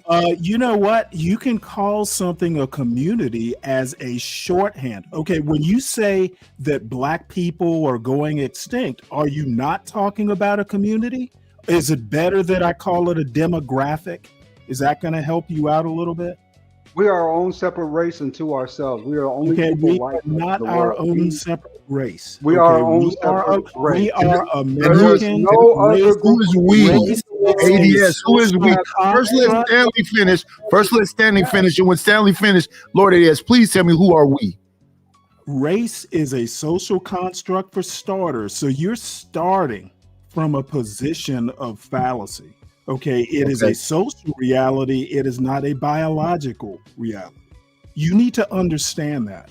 Let's approach the arguments from a solid base of fact. When I say community, just use the word demographic. That's what I mean by community when I use it in this context. I think it's overstated. I think it's hyperbolic that the black community is going extinct. And yes, there are definitely problems, but those problems are of the major demographic in this country. We live in America. It's just that when America gets a cold, we get the flu. We're a smaller demographic that has been historically abused and marginalized. Things affect our community more than they do the white community. And when I say community again, I mean demographic. Going extinct? No. I don't believe that. There's no evidence of it. Okay, so when you say when the white men catch a cold, we get pneumonia, I think that mentality means we don't have a brain of our own. Okay, when you say black, are you looking at black as Dominicans, Haitians? I mean, legacy black Americans. You might call them FBA. I like to call them legacy black But Americans even because they- okay, so let me explain what a legacy Black America now I was is. quiet, but I just want to make sure I'm on the same page with you, because even when you go legacy, it's still division, because you got Let me people that tell say you what legacy means. ADOS and FBA disagree with each other. They almost hate each other like I liberals. need and to, that's conservatives. why I use legacy. That way I don't have to. Both have deep roots in American history. That covers both groups. That's why I use the term legacy.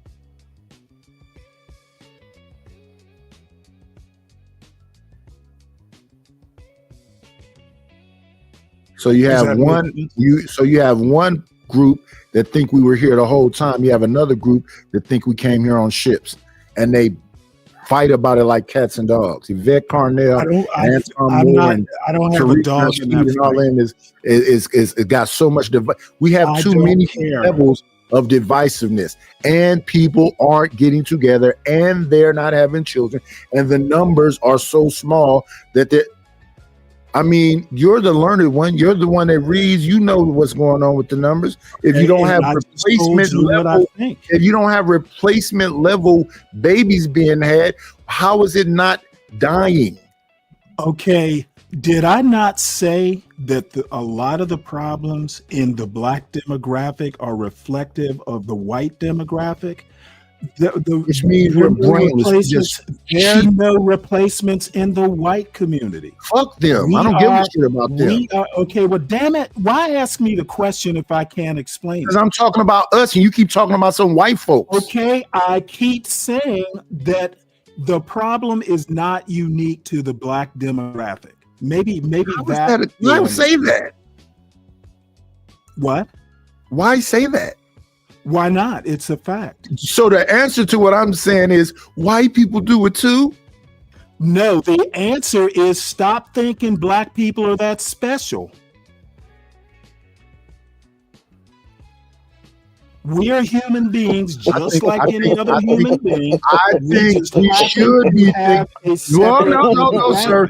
Thank you for the alley-oop. I think we should be thinking we're that special. And That's our disagreement, sir. I think you. Well, then you know I disagree with that. I think you are living in a fantasy world. Okay, I think you are hoping for something that is never going to happen. I want my son to have as many fucking kids as possible.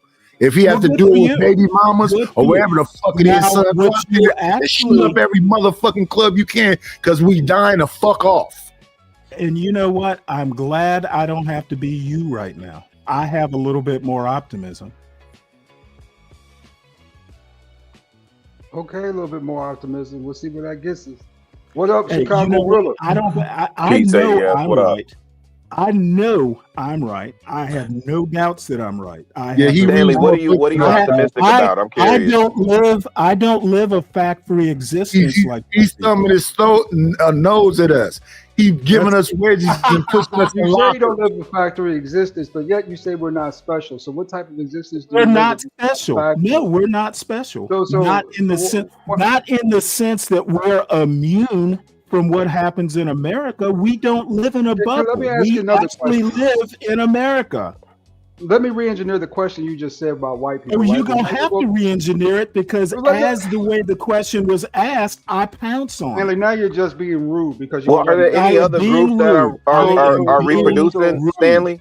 Are there any other groups that are reproducing and replenishing themselves in the United States?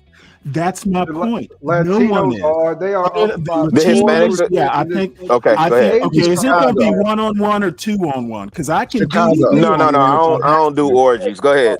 Yeah. Chicago. You know what? I wasn't talking about orgies, but that's a different show. No. You introduced 2-on-1, and I'm no, not trying to what I rat meant. Hey, Yeah, dude, no, I agree with you, Stanley. Why do you think I'm thumbing my nose? That's not. I'm curious too. Why are you thumbing your nose? I'm not. I just know the facts. You literally came up here and said you're smarter than all of us. Yeah, I literally said. Wait, Nidish, is he Jack and Jill? I'm smarter than you, niggas. That's he literally said that. Nidish, is he Jack and Jill? I literally did not say that. You D9? Why are you asking Nidish about my background when I'm right here? You scared? Fight back. You know, I can I'll answer not that fight back question with that. for you. Stanley, stop fighting everybody. Have a conversation, Stan. We need your wit in our corner. Work with us, not against us, brother. Well, I'm you know, not- Nice. I am He in your D9. corner. He I is am D9. in your corner. Yes, he Yeah, D9. I was never in a fraternity. This that uncle with all that money don't never come to none of the family. Are you Freemason? No. He'll send a turkey or something. So you're not Freemason, you're not D9, and you've never attended Jack and Jill. Tots and Teens, which is like the down step from Jack and Jill. Interesting. I think one of the things that ails us, Nightish, to be honest, is we don't. I think we don't understand. It's not either or. It's both. What you and. think about this comment right here? Oh, hold on, I can't see it. Yet you've only seen your grandchild once or twice. Wait, what? Who? Stanley? Me. Since 7.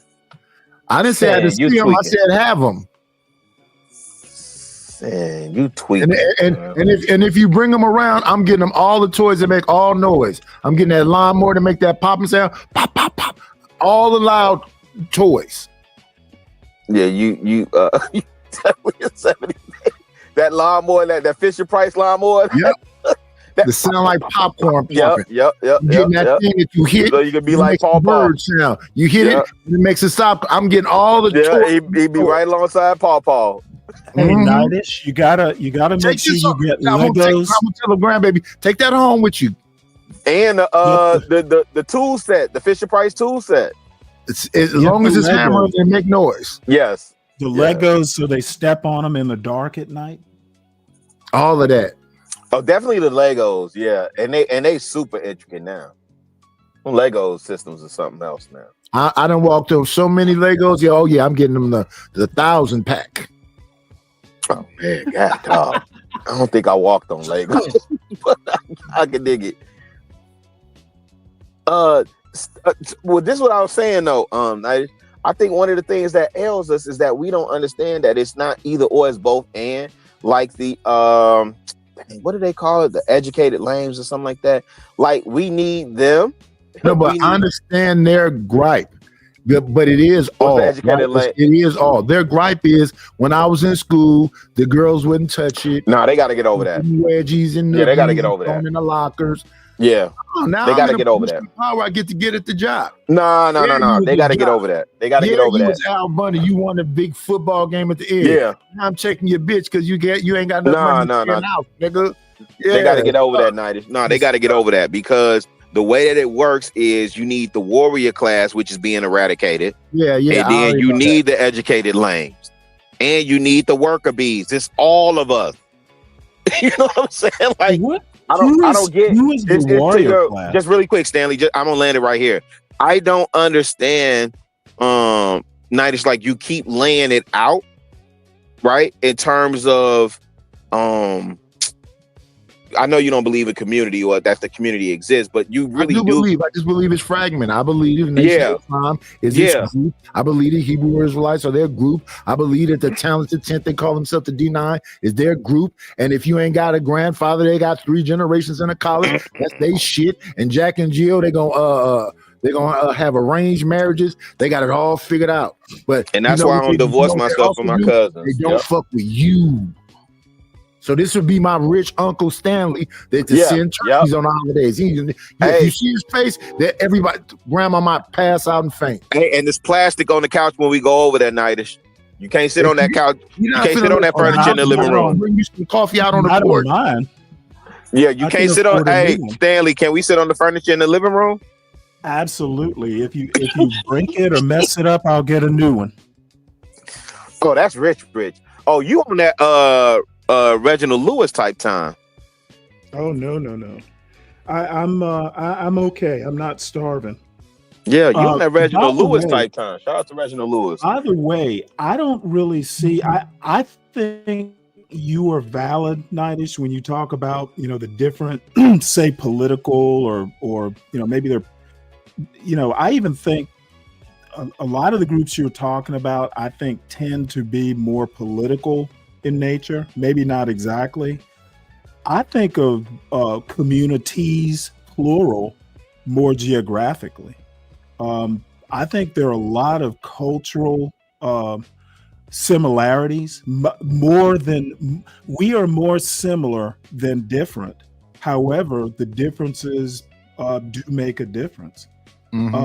I don't think there's a big community.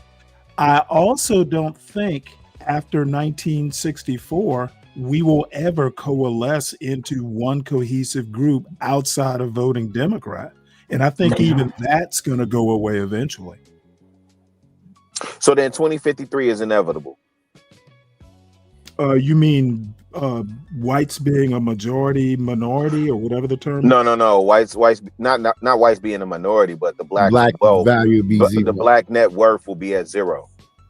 No, I don't think that at all. So again, you just broke it down, though, brother. You said collectively, you co-signed what Knight said in terms of us being fragmented, and that we'll never achieve or attain that. And so, right, and I don't think we'll ever. But net worth is personal; it's not group.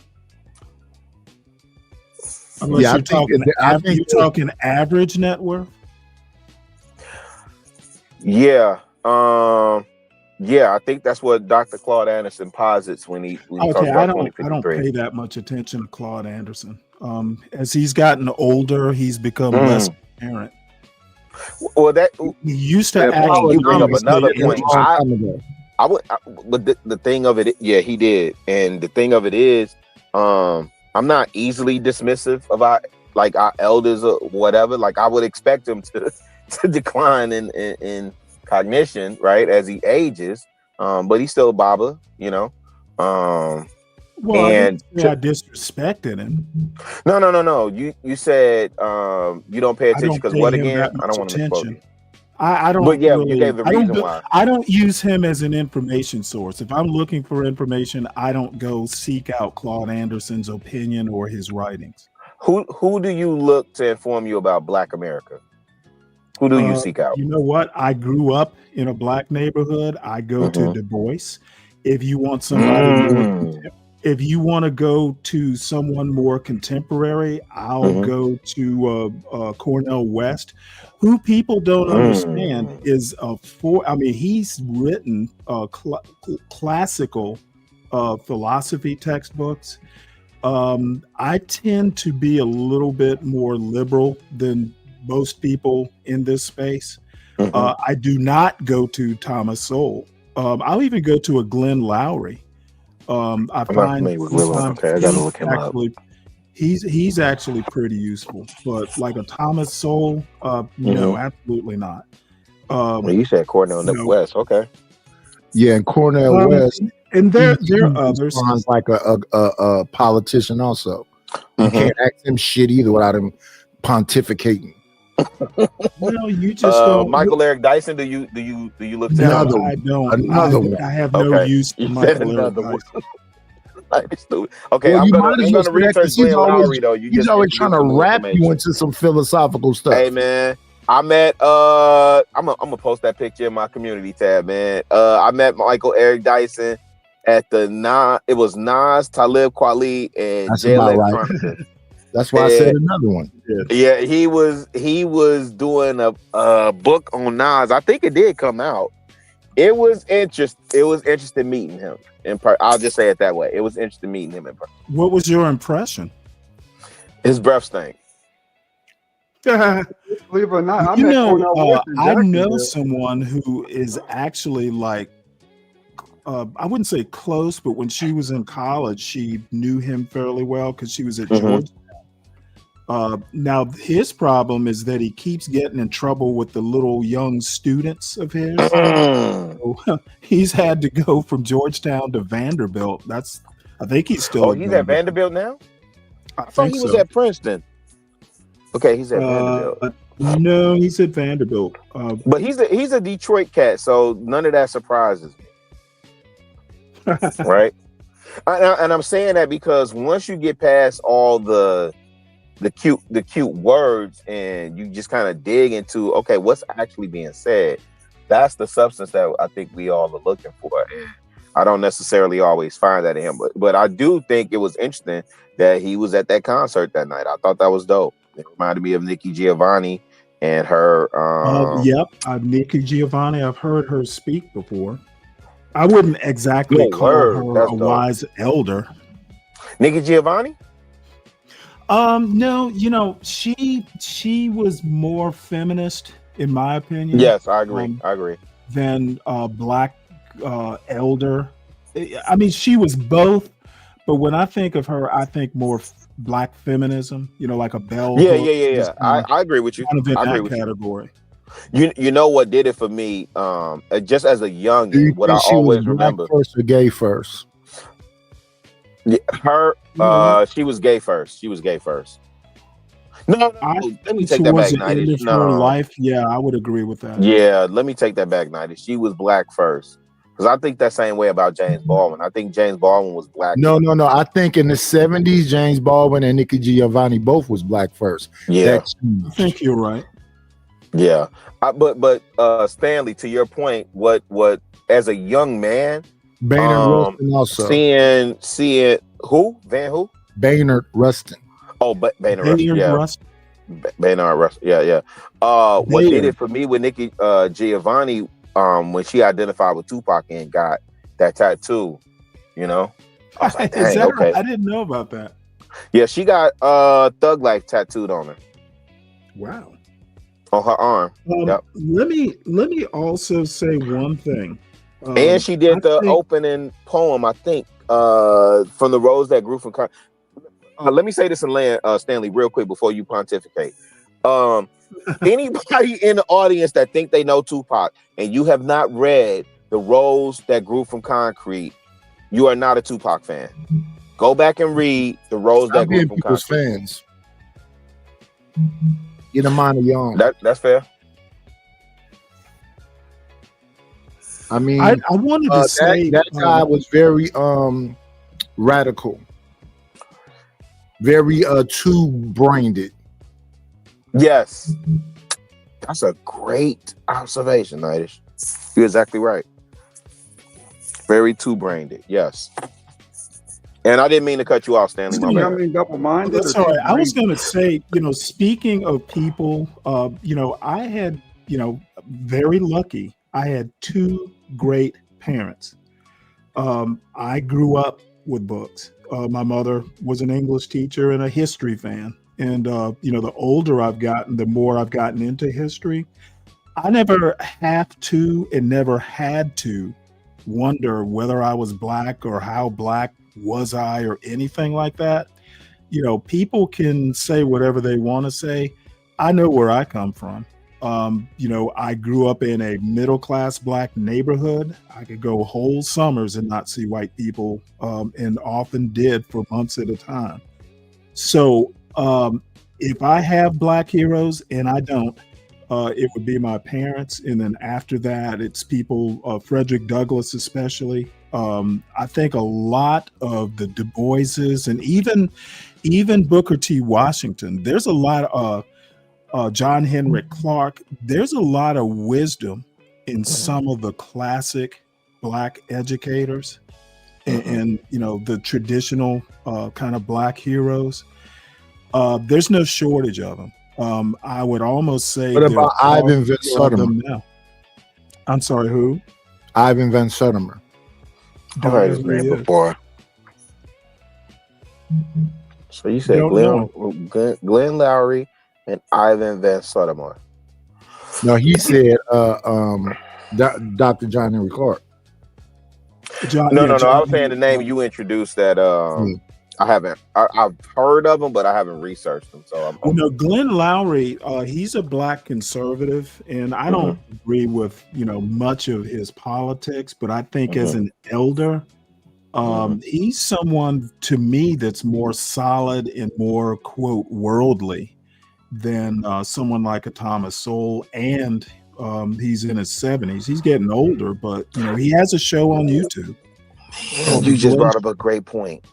So let Let me ask you this, Stanley. This Passport Brothers movement. What's your take on that? You know what? I think it's silly. Okay, because when you said worldly, I thought travel, right? And I got a home. No. I mean, as in he MIT economics graduate, taught in the Ivy League. Oh, you're saying that way. He's written books. Gotcha. He's an elder. No, gotcha. And a Trump voter, regrettably. Is what it is. But no. When you said worldly, I thought travel, because that's what I understood. You just said he didn't mean that. Well, he's been around the world. He's a world famous economist. Yeah. And I when I think of Passport Bros, that's what I think they're missing. No, right? I think he was buying pussy for cheap from different places. Right? No, that part, right? Well, I got a homeboy that has no idea of this space and has been traveling. He celebrates. Man, I've known this brother since 2013, 2012. He celebrates New Year every year. He celebrates New Year in a different country, and his whole thing is about experiencing people, culture, history, so on. So, and he's the HBCU graduate. Like that's what I he's aspire not like to. Lord ADS. Like he ain't going over there trying to find coochie.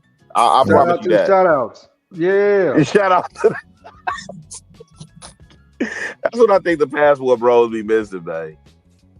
You know, here's an opportunity. Can't tell you nothing about the culture. They can tell you about the coochie though. Man. I just didn't mean to pivot the conversation. That's an interesting point. No, but Stanley, if you think about it, that's all we hear in this space. We hear about the coochie. We never hear about the art. We never hear about the history. I like when I see cats going to Brazil. I don't see them going to Salvador de Bahia. That's on my bucket list. I don't hear them talking about capoeira.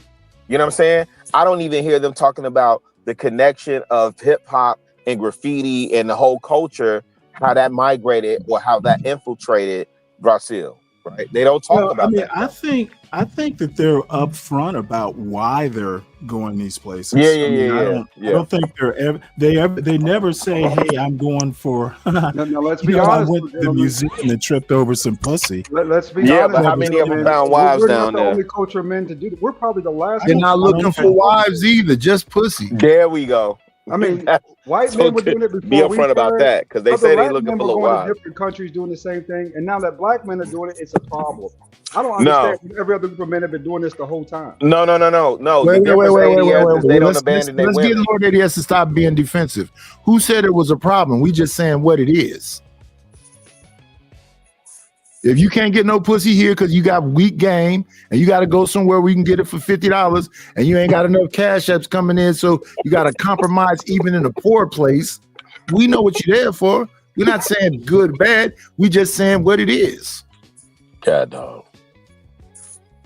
I'm just saying that other groups of men were doing this way before black men were doing this, right? And they come back to their women. You crying about something nobody said. If you want to get your freak off and that's your life goal, get your freak off. Nobody's saying nothing about you. Just call it what it is. I'm a freak. I want to do freaky things in different places. I don't know nothing about no capoeira. I don't even know what foods they eat. It all tastes like Chinese food. Capoeira is the martial arts. I know it's a dancing martial art. I know exactly what it is. Yeah. Oh, my bad. Nice. Go ahead. Yeah. Yo, but ADS, would you when they okay. These other groups of men that travel, right? Do you hear them constantly complaining about their women? Because you're right, they have been doing it for years. When I worked at Georgia Tech, that was white men mostly want Asian women, and yeah, they complain about their women. The manosphere was white with some black people in it. I'm specifically talking about passport. The passport sector. White men is passport bros too. There's an Asian version of the manosphere. There are different, and it's more of them that's passport bros. Yeah, I ain't that research there. Y'all got it. And believe me, they talk bad about their woman. And that's why it Yeah, I cracks know me the up white when man do, black yeah. men really talk bad. You haven't heard them white men talk about their white women then. Yeah. Because they say they're like demonic and evil and way worse. And not understanding that you groomed the whole situation. I don't know. Why you say that? With white men specifically? Yeah. Yeah, most of these cats, okay, I'm saying this as an assumption, right? And from life experience and personal observation. So it may be anecdotal. But when I think about these cats that would be complaining about their women, yeah, these would be the situation as a result of what you tolerate, right? So I personally believe if men held a standard and say, nah, we ain't going, then females gonna have to acquiesce, right? Same as this culture that I don't think they're going back. No. Yeah. You ain't putting the toothpaste back in the tube. Here's the thing. And I hear people do this right here. Men are doing that now. The white man went and conquered everything, right? With her by his side, right? This is what she did. Now that I see all that I can have, I want it all. And that's about domination and control. That's not about she was a victim and blah, blah, blah, blah, blah. That's not what that is about. That might be that on this side when it comes to black women, so-called. But that wasn't the situation on that side. She was right. They said the worst slave masters was white women. I can believe that.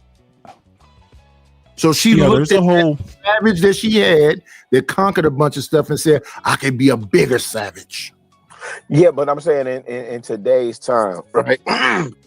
Well, this is the great grandkids of them people. No, I agree with that. You get in the fourth and fifth wave feminism, it's all the way about domination. It ain't about no equality or egalitarianism. No. This is what I'm saying, Nidish, when I say they created, right?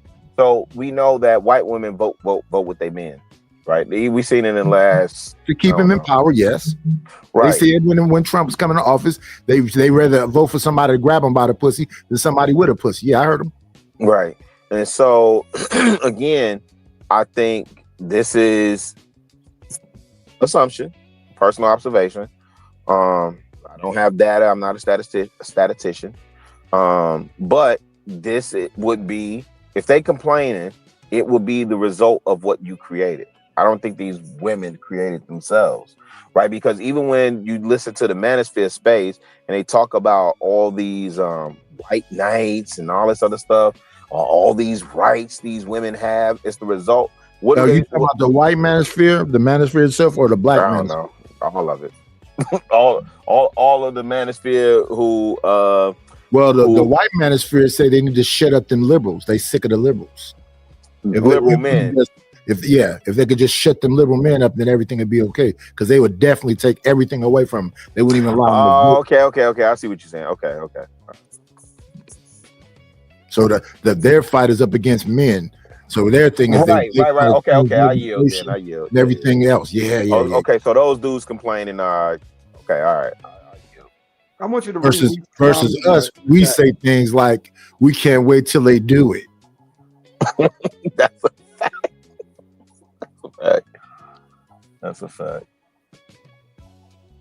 See, this is what I don't like. You know what I'm saying? Look at Reese's comment in the Oh, chat. now he Chief Keef. Stop reading people's comments and ain't spending no money. I'm up here dying. I've been here 3.5 hours. Ain't nobody spending no bread. You empowering them women and still complain. Man. Let's get back to my son caping for him. Uh-oh. Black women who are probably smarter than the men that they were around. I've been around strong black women who were smarter. My grandmother was smarter than most men I've ever seen. She was stronger than most men I've ever seen, and my grandfather was stronger than her. But he never put his hands on her.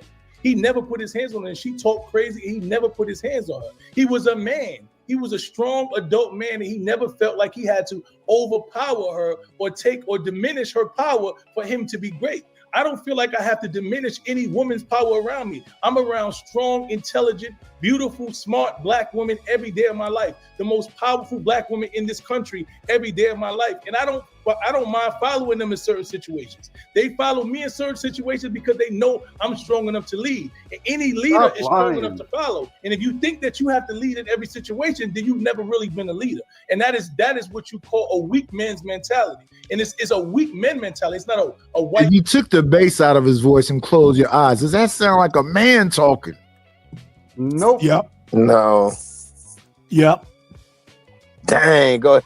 It sounds like a biatch. The fact that he said yep says everything.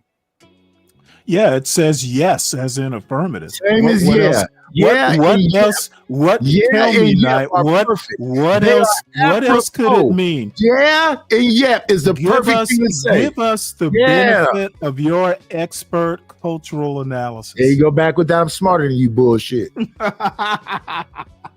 See, I don't Give even me have a to say peer it now. review. Give me a peer review of what you're saying, Nighters. Give me documentations. Hey, you Where said are the it. links? Show me the links. Don't get in your feelings, Nightish. I said yep. Don't And get in you your seem- feelings. If you took away seem- his, if you took away his seem slow to old think- drunk fat voice, would you What think that else- that's a man talking? What else would yep mean? You seem to think it has a deeper meaning. What's wrong with yes? Why say okay? Yes, if you prefer that. You just tell me Not the a- it's rules, not a and I'll preference. tell me the rules. It's a learned man going yep and yeah. No, I'm listening to my son's lead with his grandma, which I understand that, you know. No, he led with he know women that's stronger than him, smarter than him, do more than him. Yeah, but before he gave his granddad And then Stanley sashayed up here and said, "Yep." Oh Lord Jesus! Oh, I sashayed, did I? You got a very rich, you got a rich inner life. You curtsy up here.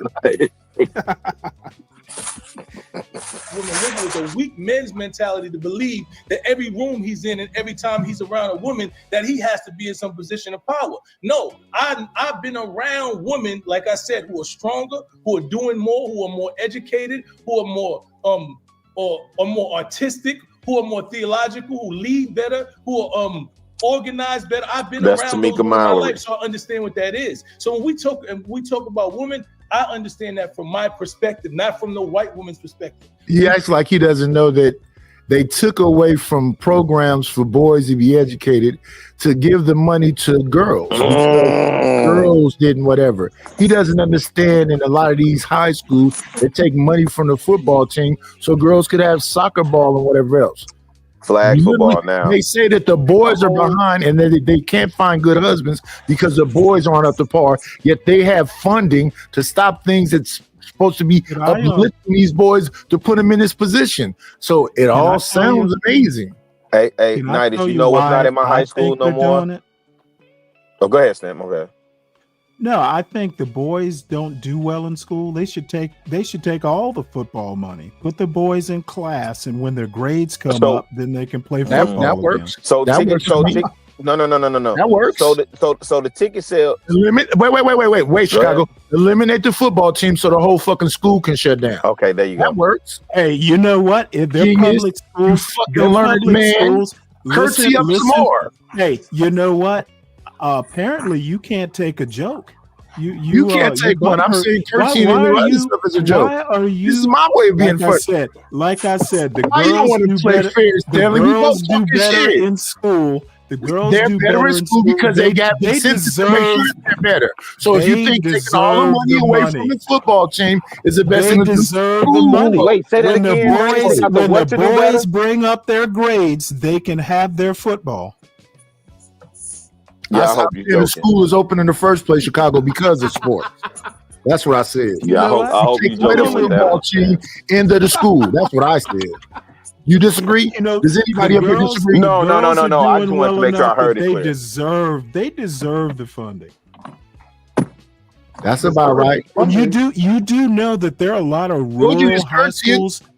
There are a lot of rural That's high Shay and schools who Kurt. don't And even. Kurt. There are a lot of rural There high are even schools that don't look even at- have. men's sports. They Look at don't these even people, y'all have need to football picture in teams. y'all You mind. act like Ooh, football no, teams are sir. necessary. No, Stanley. That may be where you're off, sir.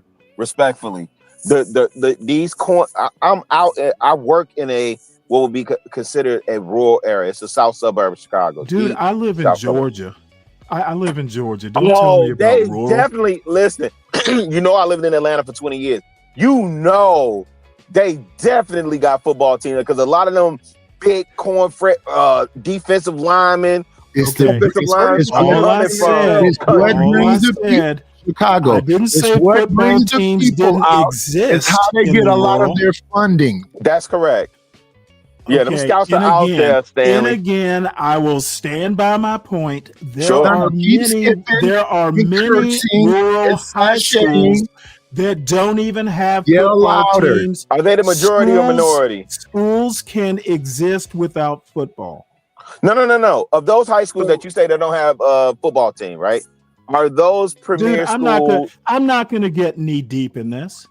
What I say Oh, is now true. you're getting freaky. So what do you have to say about 30%? So I'm not going to get wrapped up in some Okay. deep conversation deep about wrapped whether up. What's rural going on? high Is this schools man have Yeah. football I or know not. how He Georgia feel said about their Chicago. football. Don't let him play with you like that. I Don't let him said play what with I you like that. said. Knee Nah. deep. I'm a said what I UGA said. fan too. I know how Yeah, Georgia feel all I about have their to say, football. all I have to say is we weren't talking about colleges. We were talking about high school. Well, yeah, you're right. You're right on that too. Then the high schools feed into right the colleges, Okay, right? So dude, I know how. again, Go ahead. I'm not getting knee deep in this conversation. It's I'm fair. saying Okay, you think that football is not a necessity for many high schools. They would be able to you keep saying survive many? without a If football you said team. some, that would make sense. But you keep saying many. No. Well, did I say many? You're right. I Yeah. should have said some. Okay, I'm with you now. But I'm talking nationwide also.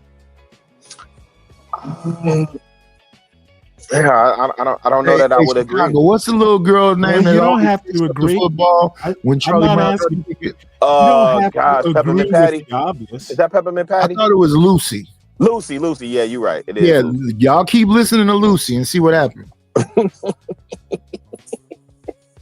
So if you're talking sports, right? What do you think about money being taken from men's sport for women's sports and for trans sports? Title IX. $1.2 billion to that from men's sports to women's sports. Yeah. He's a liberal. You already know what he thinks of it. He just said give him more money. Yeah, y'all better stop with all that. Even though them gay women don't go to the damn WNBA games, keep giving them money. They can't get no asses in the seats. They I don't say go you to should. damn I say you should put them in some lingerie and get some cuter ones. Get them giant bitches out of the way. Okay, Man, just right quick, screwed, somebody brother. in the chat It's asked. the men. Read the chat. They're not sending no Shout out money. to Brittany. Shout out to Brittany Griner though. It's the men turn on the men. That's the Well, biggest problem with us. again, I Hey, but can't Skylar get a Diggs point finding the out. mug though. I'm gonna put in the back the schools in Georgia that don't have football teams. These are what, rural. Delos. I don't know if they're rural or not. Yeah. Yeah, But you know they're how Georgia county feel about schools. their football team. Okay, like I said, I just posted it in the back. These Yeah. are county schools, so I assume they're public schools. So they're based off property tax, right? Let me see what yeah, you put back there. they're not many. Oh, they're not many? I don't want. Of course. Okay, but again, I was talking. No. I see what you're trying to do. Yeah. So out of Okay, I'm not trying to do 483 anything. public It was a schools, you down and found dirty. See, you guys just 4, cannot. 5 You guys want to live that factory don't have football free teams. You lives. found the 5 I'm schools that living have a football teams. fact-free life. 483 schools. That's wild, Stan. Just to make a Fact point. I'm free. sorry, what? You found 5 Again, schools out my of 483 statement. high schools in Georgia that didn't have football teams. Just to make a point. Okay, my Brother, that's wild to statement. me. Okay, you know what? What's wild is you're not making much of a rebuttal. I Man, said you just my said statement. outliers. You're My talking football in statement the was South, that man. there are high schools that exist without football teams. That's Did you say it's what I 83 said. and he pulled up 5? So that means your rebuttal should be 78. Okay, that means I'm right. So Deal your with it. rebuttal should be 78. Okay, no, my rebuttal. Not to yours. the- Your rebuttal is 5 out of them 83. So ADS rebuttal should be is 78. No. It's 483 teams. Oh, it's 483, and he put 5 back there. Yeah, out of 400. So then your answer should be 478 then. Again, there are high schools. Now we don't know math. This learned man. Without football teams, football is not necessary for an It's not education necessary of for those high schools. So to the But other again, I'm of not- those like I high said, schools, y'all where do want to those get high down. schools Y'all rank? just want to quibble. Why is a learned man This saying is what y'all? happens. Y'all Why is just a wanna learned man, a quibble. book read man saying y'all and yep and yeah? Well, because Yeah. I'm from Yeah, the South. yeah. I'm an educated man from the South. That's why. Yeah, but I want you to use Stanley, You don't know. English. You don't where know do those anything schools rank about that you the just South. named? Queen's English then. You don't Oh, know excuse me. anything The about the Queen's South. English. The Queen's English. Okay, Where do those all schools I- rank all I- that you I don't care. What does it matter? Yes, They don't Well, it value. would matter if you're saying Again, school. Y'all Well, if think, you say y'all football think, isn't a what do y'all necessity, think? Hey, do you Wait. think I'm on fucking Izzy Band's panel or something? I have no idea why you I would bring prove- Izzy name I up. prove Why you shitting the on fact- Izzy? He not even around. Why can't we? Well, I'm just.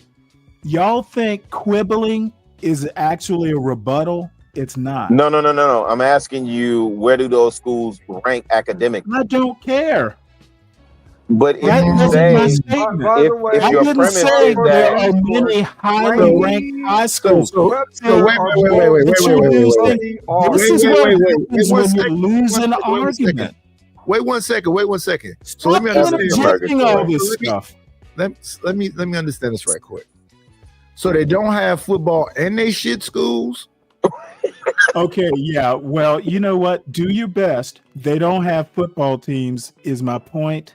The larger point is So the football larger is not- point should be football- they don't have football in of their course. schools. no, they just No. exist. The larger. Don't No, tell not- me what the just larger existing point is not should enough. be.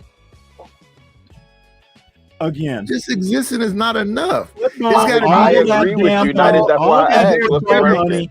It should The be that they don't football have teams- football and they're better for it. Correct. The football teams That should be the point. eliminated until the boys Right. So improve these their 5 grades. schools is eliminated. Okay, great. So they should be better schools then. Because the kids aren't Okay, distracted by sports. Again, Right. Nadish, you're just interjecting stuff to sound like you didn't get your ass handed to you on the point. Oh, you got your ass handed to you and you feel sad. You want to take your baseball and go You home. hit it with the K dot. This all started when I said when the Because you boys said do schools better in don't need school, they'll football. get their football money. Right. So these schools don't have football. You say it's not even necessary. So they should be No, better it's not schools. necessary. Academically, And those kids, you don't those kids you are have almost no like Harlem Globetrotters of intelligence. Man, one of them might be a Catholic girls' school Keep- on this list that I'm looking at. keep trying, Well, keep trying. Rainey, McCullough, and Webster County are both schools of the arts. So I don't know what that means. Again, You know, I don't know what they again, said. there are high schools. There are high schools that exist that don't have football teams. Football teams are not necessary. That's my And does that point. mean they're better schools as a result? That's the question on the floor. I have no clue. How does Right. that enhance? How So does they that don't have negate my football point? and they How shit does it schools. No, even? that's How the does sign it change language. or alter? Dude, y'all are weak. Because you said No, y'all that's are the need to be took right, all the Stanley. Each funding and from every football every and one of made you more are focus just about the weak. kids. No, Yeah, that's nigga, the need let's- to be right. One second, because he's acting confused when he started this. Oh, I'm You not said if they confused. took all the money Y'all are from the ones football acting and put confused. more emphasis on them kids being in class, it would produce a better young man. So now you brought up 5 schools that don't have football. So those men and those schools should be more educated, better young men. The point. I'm not putting anything. Don't finish that sentence. Is that high school is not necessary for high schools to exist. That's my point in a nutshell. If you want to hang riders on the bill, we started this conversation about boys are behind, and they had programs for these boys to move forward, and then these women, feminist women, came along and said the girls need something too, which eliminated the programs for the boys. Okay, and that's that, what we started off makes at. the Now boys. you done jumped all the way to Where does feminism come into that wasn't where the conversation began. You're moving the goalpost, Lucy. No, I'm not moving the goalpost. Y'all are. No, we started off talking about boys having special programs because they're behind. Your solution was you eliminate the football team because then they'd be more focused on their academics. I thought that's what you were saying. That's not what you were saying. It was half a joke, but only half. So then, the schools that don't have football to produce a better student. Then I didn't even mention better student. I just said football is not. We did. That's where we began it. That the boys are behind the girls. That's where we began it, and that they need special programs in order to catch up. That's where we began it. Mm-hmm. Okay. Where you went after that, I don't know. Well, how do we start talking football? What does football have to do? They took money from the football to give also to the girls. They took money from the special stuff for the boys, also for the girls. All that stuff is all consistent. Yes, they did. We were talking about it earlier. Define special stuff. Define special stuff. I'm finna tell you what it is. Give me 1 second. Let's start with sports, man. We were on sports, keeping sports, right? You know what I'm saying? We talked about the 1.2. So there's a program called AAM8. The African American Male Initiative Program is designed to work with students who are at risk, underdeveloped, and underrepresented, and aim to help prepare young men for life after high school by introducing them to post-secondary options. That program was cut because some feminist women came along and said that the funding can be exclusively for boys. Trump. So they eliminated it. Trump. Okay, you're blaming it on women when it's Trump. The Department of Education is damn near dead. No. This was done under Biden. Start programs are going away. See, you want to blame something. Hold on, ADS. Hold on. Okay, dude, stop blaming shit on feminism. Okay, that's Trump. Progressives and feminism have destroyed our community. Okay, that's not the point, ADS. You're introducing something that we're not talking about. We're not talking about that because they can't get people in. Again, Trump cut that money, not feminists. That right there that I just read was from 1996. Okay. Was Trump in fucking office in 1996? Why are you bringing up 1996 points? Because those programs don't exist anymore. 2025. Those programs don't exist anymore. And if you eliminate the programs, you're supposed to help the young men. Stop talking about the young men. You're saying fuck them young men, so stick to that. Yeah. You got to go back 40 years to prove your point? What kind of bullshit is that? That is some bullshit. You would do anything to prove your point. Dog. Thank you. How about give us some current numbers there, sir? Well, they don't exist anymore. There aren't any special set-aside program for boys because that would be sexist, misogynistic, and all other bullshit they say. All other psychopaths. And by the way, who was president in 1990? You can have black girl magic. I want to say Clinton. You got proof right there on Google. You talk about Title, 9 rule changes, targeted grants, and DI spending. That's all for men's money, for men's spending, right? That comes from us. Increased funding for women. ABS, don't give me that. Don't stop it, You know what sir. I'm saying? All this Wait, stuff, was man. Clinton president in '96? Clinton was it president might in have been. '96. Yeah. Yeah. Okay, again, non-arguments That's when I first aside, got the vote. there hasn't been a good argument presented yet. My point is that So you football think that teams, Title IX rule football changes teams, football aren't a good teams argument, a are good enough not argument for you? football And teams. women Nobody's are arguing being against followed, the high being school's right to transferred exist. from We men's agree. sports to women's sports isn't a good enough Okay, argument for you. Or Okay, just you're look talking. outside. You're Look talking. outside. Look at the boys. They don't Okay, leave the house no more again, because you know what? They have debating nothing to sports do. money. You have Debating you sports. guys What are is men debating who are sports winning. money is bullshit. Hey, let's be Why do honest. we care so much Let's about be football? honest. It's men like Stanley who created incels. Without being an incel? Oh, we don't know that. You said you're not Well, involuntary all I celibate. have to say, Just because is, you're not claiming something don't mean it's. we what need is- what to. is the We fuck need. that supposed to We mean? need to. I think, and I was joking at the time, but now I'm not joking. Get rid of the damn football until the boys do better in school. Then give it back. Boys do better. You know the girls are Let me ask now. you this. Let me ask you this on because par here's with the something boys. else they did. They eliminate Oh, all I the don't men know that. teachers, so it's a bunch of women teachers. So do you think it'd be better for men teachers to teach these young men or these feminist liberal women?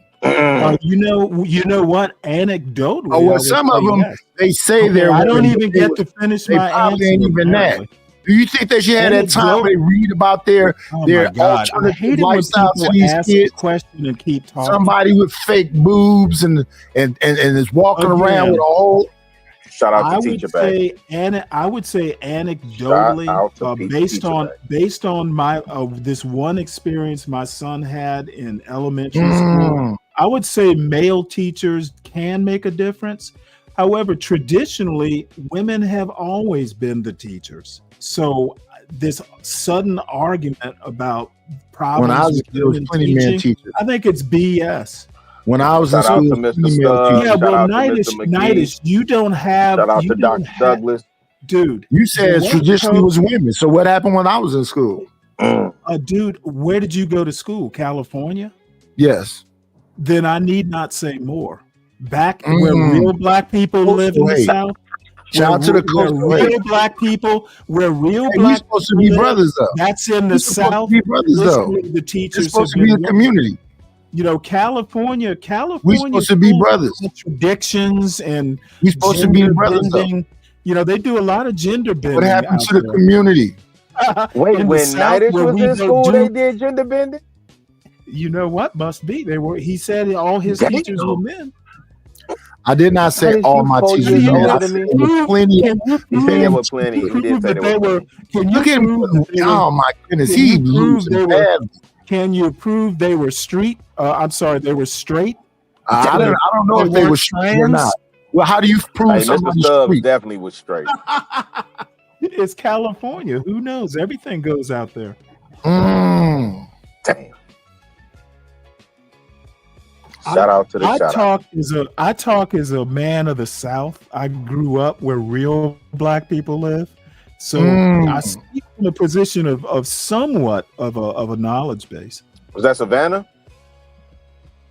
Like 50-50. It was 50-50 I've been to when I Orange was a Crush kid. and Players Ball. I gotta make it back out there to Savannah Savannah. now. That's now a lot of Chicago history I brother. gotta research. Orange Crush was dope back in the day. Yeah, it was a Orange great Crush place to grow up. off the Yeah, chain shout out to the back Gullah in the Geechee day, down Savannah. Yeah, it And was Tybee dope. Island. My bad, ADS. Yeah, no, you good, brother. But the stand, can't you see what's going on around you, brother? Just as clear as day. No, mean, I it's can't. obvious Explain that it to me. we went from being too hostile to being too docile. Mm. Now you got the boys who won't leave the house, who won't do anything, who wear makeup, fingernail polish. You know, you got the boys that are wearing skirts now, but that's okay with y'all though. Y'all progressive. Well, Y'all don't want ADS. to see the boys jazz tuned up. Y'all want them out there. You know what I'm saying? Well, Being with ADS. each other, being together. Y'all don't like that type of shit though. That's Okay, that's but what y'all promoting. ADS, that toothpaste is already out of the tube. The best I can do is make sure one of those boys isn't my son. So far, so good. Shout out to Palomino Ricky. Good morning.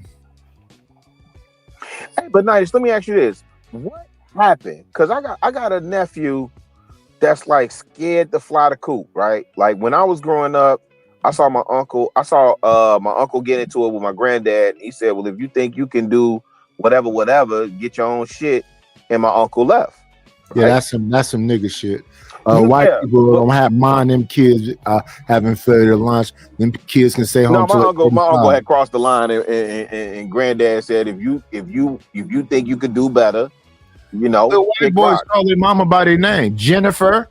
Right, but I had another uncle that went to the Navy, traveled the world, got stationed in San Diego. We ain't seen him. I mean, we see him, but you understand what I'm saying? He planted roots in San Diego, and now even for me, when I remember when I hit 18, and I could have stayed at the house. I mean, I could have stayed until I was 30, fam. But I had to. It was about proving myself. I had to get out. Chicago. Listen, go ahead. You got to have a plan, though. I agree. That's just a discussion you have with your parents. You explain to them why you want to do whatever else, and why kids don't want to get out the house no more. That's the question I was going to ask. Because for me, I agree that I should have had a better plan. Societally, it's acceptable. Damn.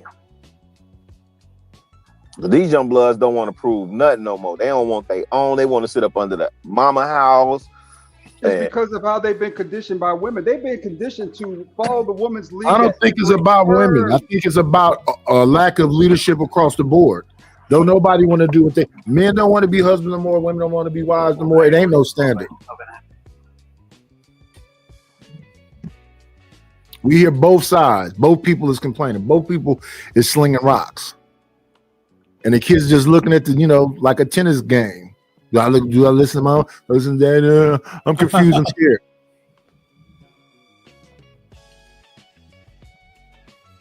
I like Reese's in the chat talking about I'm always doing something with women. No, you just listen that way. I talk about these rotten niggas too. They want you to talk more about the rotten niggas. That's all that is. That's just manipulation, dude. Well, I think they've been saying that since I was a child. I heard niggas wasn't shit when I was like 5 or 6. Talk about homosexuality. I've never seen a homosexual stop being a homosexual because I didn't like it. Right? I was a 20 and 19-year-old person. My father was so anti-homosexual that he used to beat homosexuals up. I grew up until I was a grown man. I started having conversations with homosexuals and realizing that the same way that I loved women and the same ideology, some of them was crying because you can agree with that, Stanley. When did you start having conversations? No, I'm just thinking how weird that sounds. He started having conversations with them. He probably should have phrased it differently. Because, when I was younger, I didn't know anything about any of that. But I know that Exactly. Next to my father's house, there was a guy named Chad. He was gay. That was one of my friends. It was a guy named Anthony. That was one of my friends. He was gay. I just didn't know all this gay stuff like they talk about it now. But you know what we never talked about? Their gayness. Did not care. Why would you talk about it? What he's saying, he talked to gay people about gay stuff. Yeah. Well, he didn't quite say. See, that's why I'm surprised he took this interview, Nightish. I don't think he's gonna come out on the good side of this, Nightish. Well, he shouldn't have got emotional. I think he was trying to match the Saints' energy. No, but that's Tamika Mallory running buddy. That's her running buddy. Well, maybe she can, support him in them being okay with these communities and these mind sets. Yeah, dog. Be more inclusive. they wish they weren't homosexual, right? Understanding that they believe that this is who they are. And look over his head. He got Q-Tip, Phife Dawg, and Busta Rhymes. Violator. Yeah, I think he was on that album. I don't have to agree with someone else's lifestyle, but I don't have to impose upon it. And because you kill and you make a law that says homosexuality is forbidden, it's not going to stop people from being homosexuals. Because you don't call a person trans, they're not going to stop being trans because you don't like it. So what you should do is build your tribe, raise your kings to be kings, teach them what manhood looks like, and raise them in your own image instead of worrying about what somebody else is doing. I don't have to kill you or impose upon your ideology or your life or your culture for me to be strong, because I'm a king in real life. So when people see me, they gravitate to me because I lead. I can go into the most dangerous communities in the Bronx, Brooklyn, Chicago, anywhere, and be treated like a man. I've made people put their guns down because. Isn't that the ultimate defense, though? Ignore us and just keep doing what you're doing. Overlook what we're doing and just keep doing what you're doing. That way we keep. That's not what I hear them saying. I hear gay people talking like women used to talk. I'm gay, hear me roar. I hear them saying include me in when people are actually saying you don't qualify to sit at this particular table, right? So why can't I sit at that table? I watch women getting kicked out of a gym because a person that's from the T's was just going in the bathroom, balls to the wall, and it was like, what is happening here? The policy of the gym changed, and the women got kicked out. They got in sports. I remember when they went off on Just Hilarious and said, we thought you was one of us. Damn. No, they are the male women. So the women is trying to dominate and control. They are doing the same thing.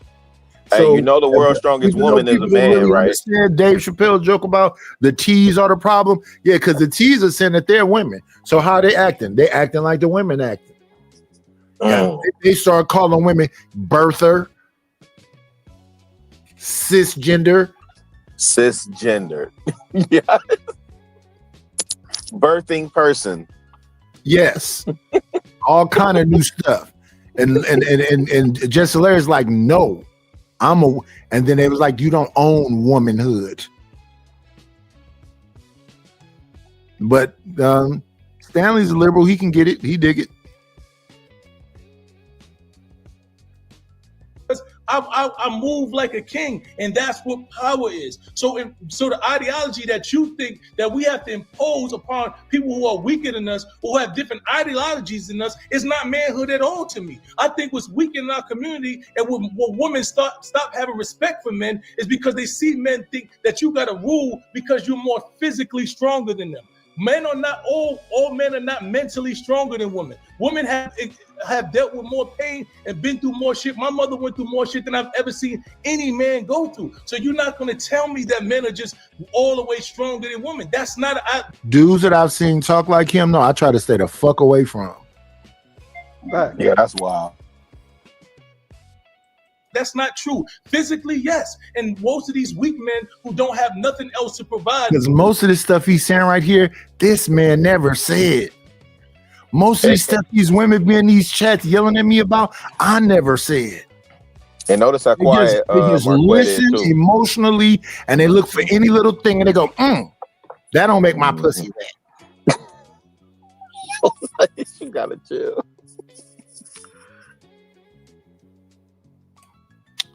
I mean, not going to disagree with me or agree, but like I've been telling folks, man, they've been trying to hold on to power, man, ever since they got kicked out of office. You know what I'm saying? Back last November. This is just them more placate to the shit. What I'm learning is that it's more of the men who are pushing this propagandist bullshit than the women are in a lot of cases. It'd be the dudes.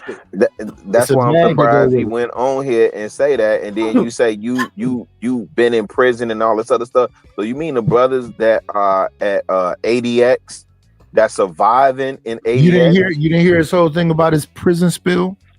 Nah, I'm familiar with his prison. In prison, that'll punch you and whoop on you. And then, he said that was some real man shit. I don't think he if you're a part of that community and you got hands in, that's some more justification.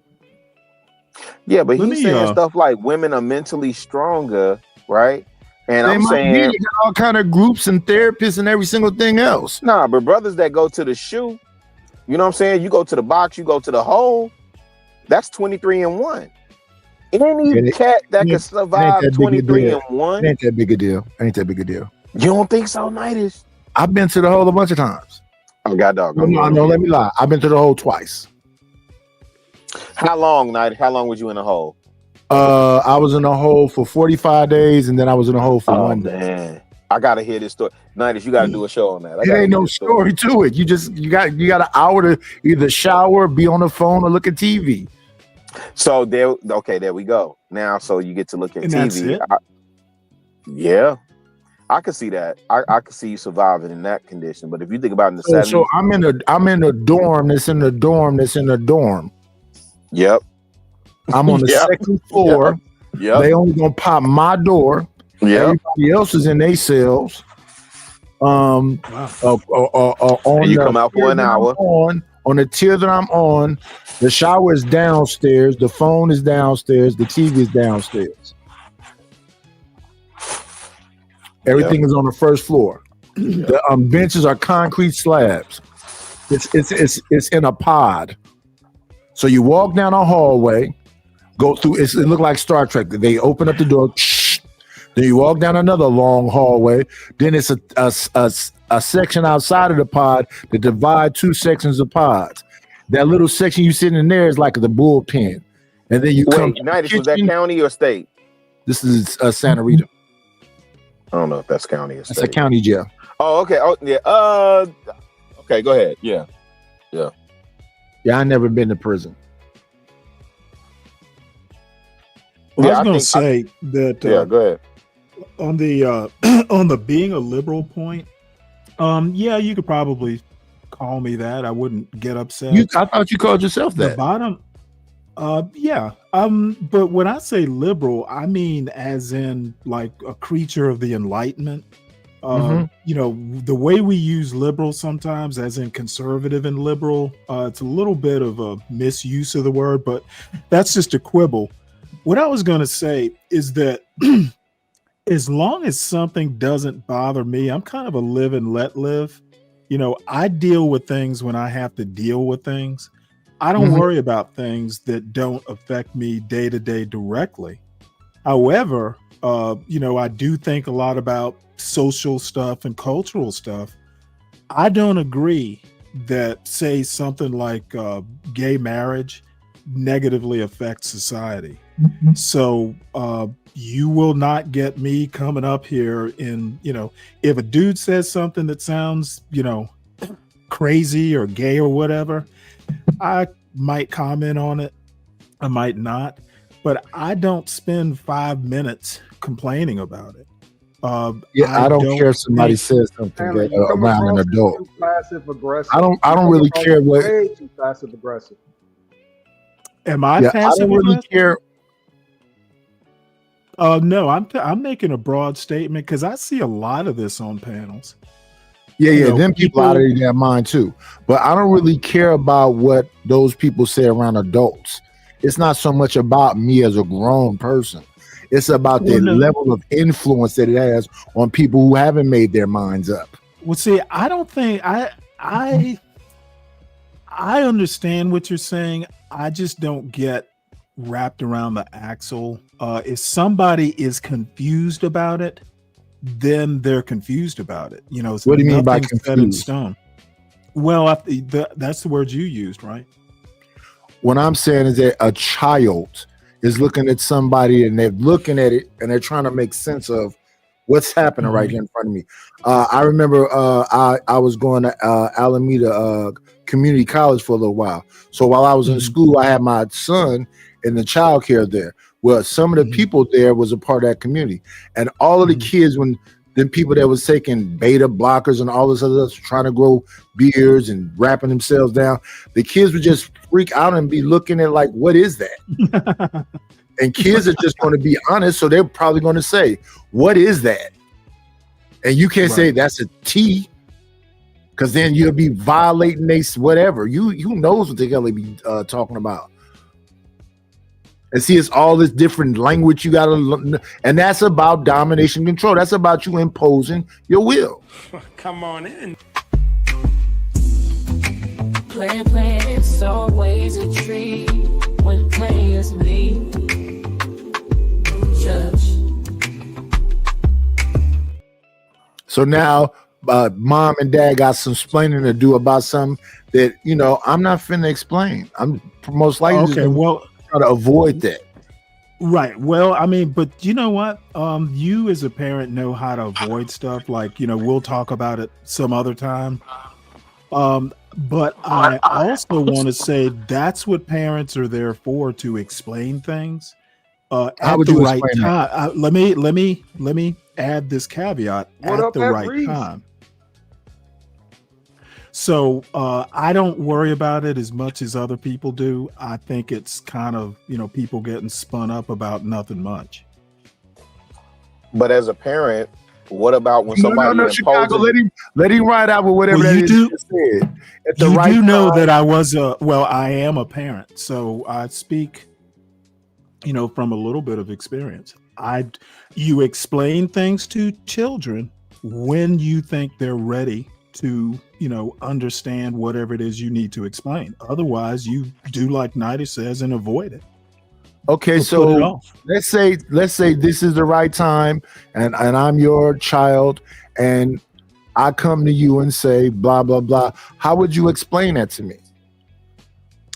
Depends on the child, and I'm not going to get, you know, I'm not going to sit here and, you know, do that hypothetical. Oh well, they take beta blockers so it could like. Well, now, give them- so I won't do it. So you're going to put words in my mouth? I'm not saying that. You said you won't do it. Why, when I start talking, you think I'm being you? Oh, I'm sorry. I mistook that. So sensitive. So this is Told how you you would explain it to your Percy, child. All this other stuff. This is how you would explain it to your child. This is what they say. They taking these things. They getting testosterone. Who's They trying to they? grow up there. They rapping that. Whatever that community is, whatever they call themselves. It, they, we, him, she, robot, whatever they call it. I don't know what it is today. He's saying the teachers at school, the child is saying to the parent what's happening. The child has been and the introduced to something. response, if the parent doesn't think the child is ready, then say, hey, you know what? Just don't worry about it. We'll talk about it some other time. There are ways parents can put stuff off. My whole point is that I don't get wrapped around the axle about stuff that either I don't think is important or I can't control. Don't send your kids to that daycare is an option. Yeah, to your point, Stanley. At a point, we were sending my two boys and my girl to a daycare in Georgia. At that time, we stayed in Forest Park, so there was a daycare on Jonesboro Road that we sent them to. There was a child that introduced gay porn into that daycare. Wow. Sorry, Nidish. I'll pay whatever I need to pay to, you know. So how should so I know how that conversation went, but you tell me how should I have handled it? Because my child had questions. I would not even dare tell another parent how to parent. No, not from an authoritative position. I'm saying from a consoling or a counseling as someone who has learned it, right? And Well, the the end first result thing I would was do, our children were pulled out the next day. That's the end right. result. Well, that was probably, you know, an option. I would be, you know, that a child introduced it. At least it wasn't the teachers or the administration. Now I would be worried about why are y'all not supervising the kids?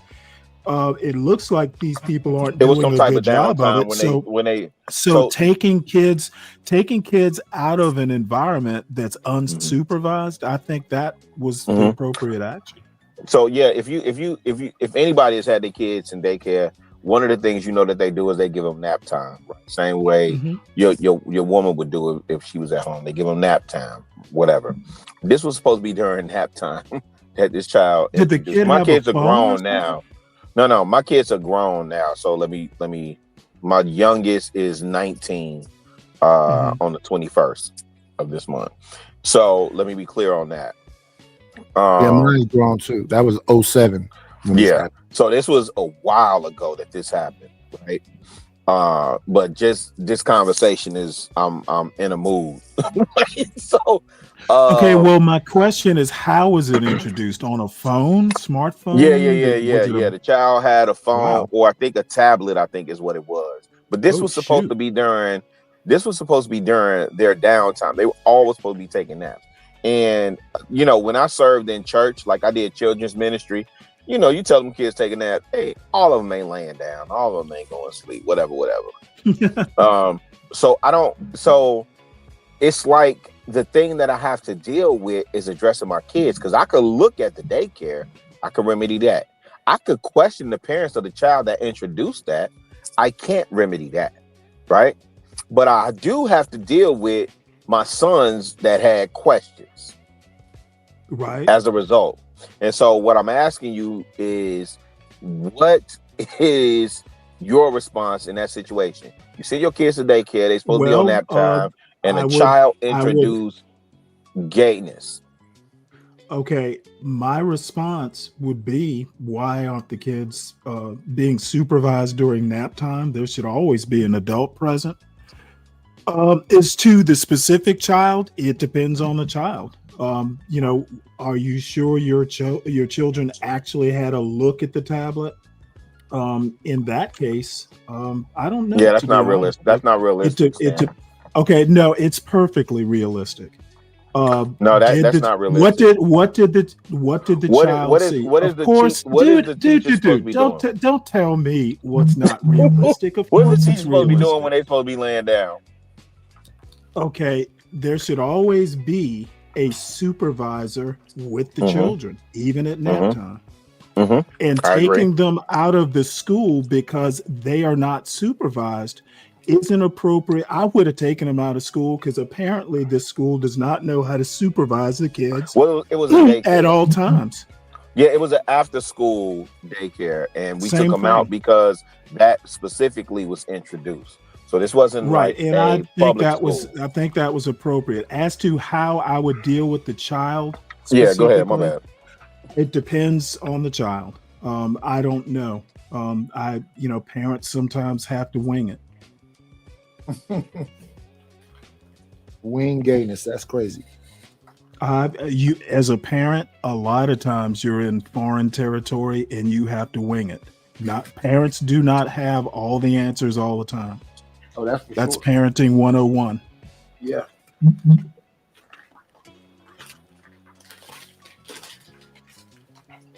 Yeah, we pulled them up out of there quick. Wasn't too many questions for the parent, because most of the people that were the funny thing, most of the people that were in that after school daycare were single parents. So wasn't much conversation to be had with the mother per se. There was a lot of conversation with that school, but the point of concern that I had was for my seeds, right? Correct. After witnessing something like that. Yeah, at the age that they were at, it was wild, right? And so the ideal thing, again, village and community. I grew up in a village. I can't remember, Nightish, if you talk about growing up in a village, but I grew up in a village. Like, if I did something at school, Yeah, I don't talk like that. That's some woke stuff. I know. I grew up in the village. So before I got home, if I did something at school, Mr. McGee had already, hollered at my grandma and them. And shoot, my aunt Ida that stayed across the street.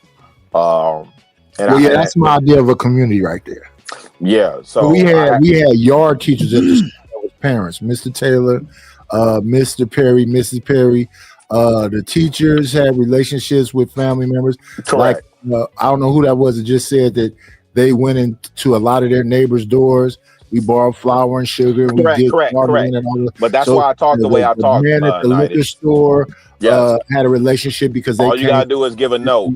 My grandma used to send notes. Let me get them Viceroys and the liver cheese, liverwurst, whatever. Liverwurst. Yeah, whatever cheese. The dark with the white edge on it. Man, nasty. Whatever she used to get, she sent me with a note. And Nitis, I think I shared this on your channel specifically. When my granddad died, you know, the funeral home covered a large portion of the cost because of the man that he represented in that community. And I also talk about how my grandma was a grandma to everybody and nobody was hungry. So that's why I talk the way that I talk in terms of being raised by the village. By the time I got home, if I did something at VV school, Peter Van Vlistingen, we called it VV. If I did something at that school, by the time I got home, I got a whooping from the teacher. That's a fact. I got a whooping from either Miss Whitehead or Mr. McGee. I got a whooping. And shoot, my aunt stayed right across the street, so I had to hear her mouth. My teachers had weapons. My teachers had sticks and bats. Yeah, there was no. I never accepted that. Yeah, what's old boy name? Wasn't no Joe Clark action, Reeves. But my aunt stayed across the street. My mother's first aunt, and then I had another second aunt 2 blocks over. So I stayed on 107. I had one aunt right across the street from me, and then another aunt 2 blocks down, and then Miss Wilson was a well-known snitch. So I had to come in 7 ways to Sunday.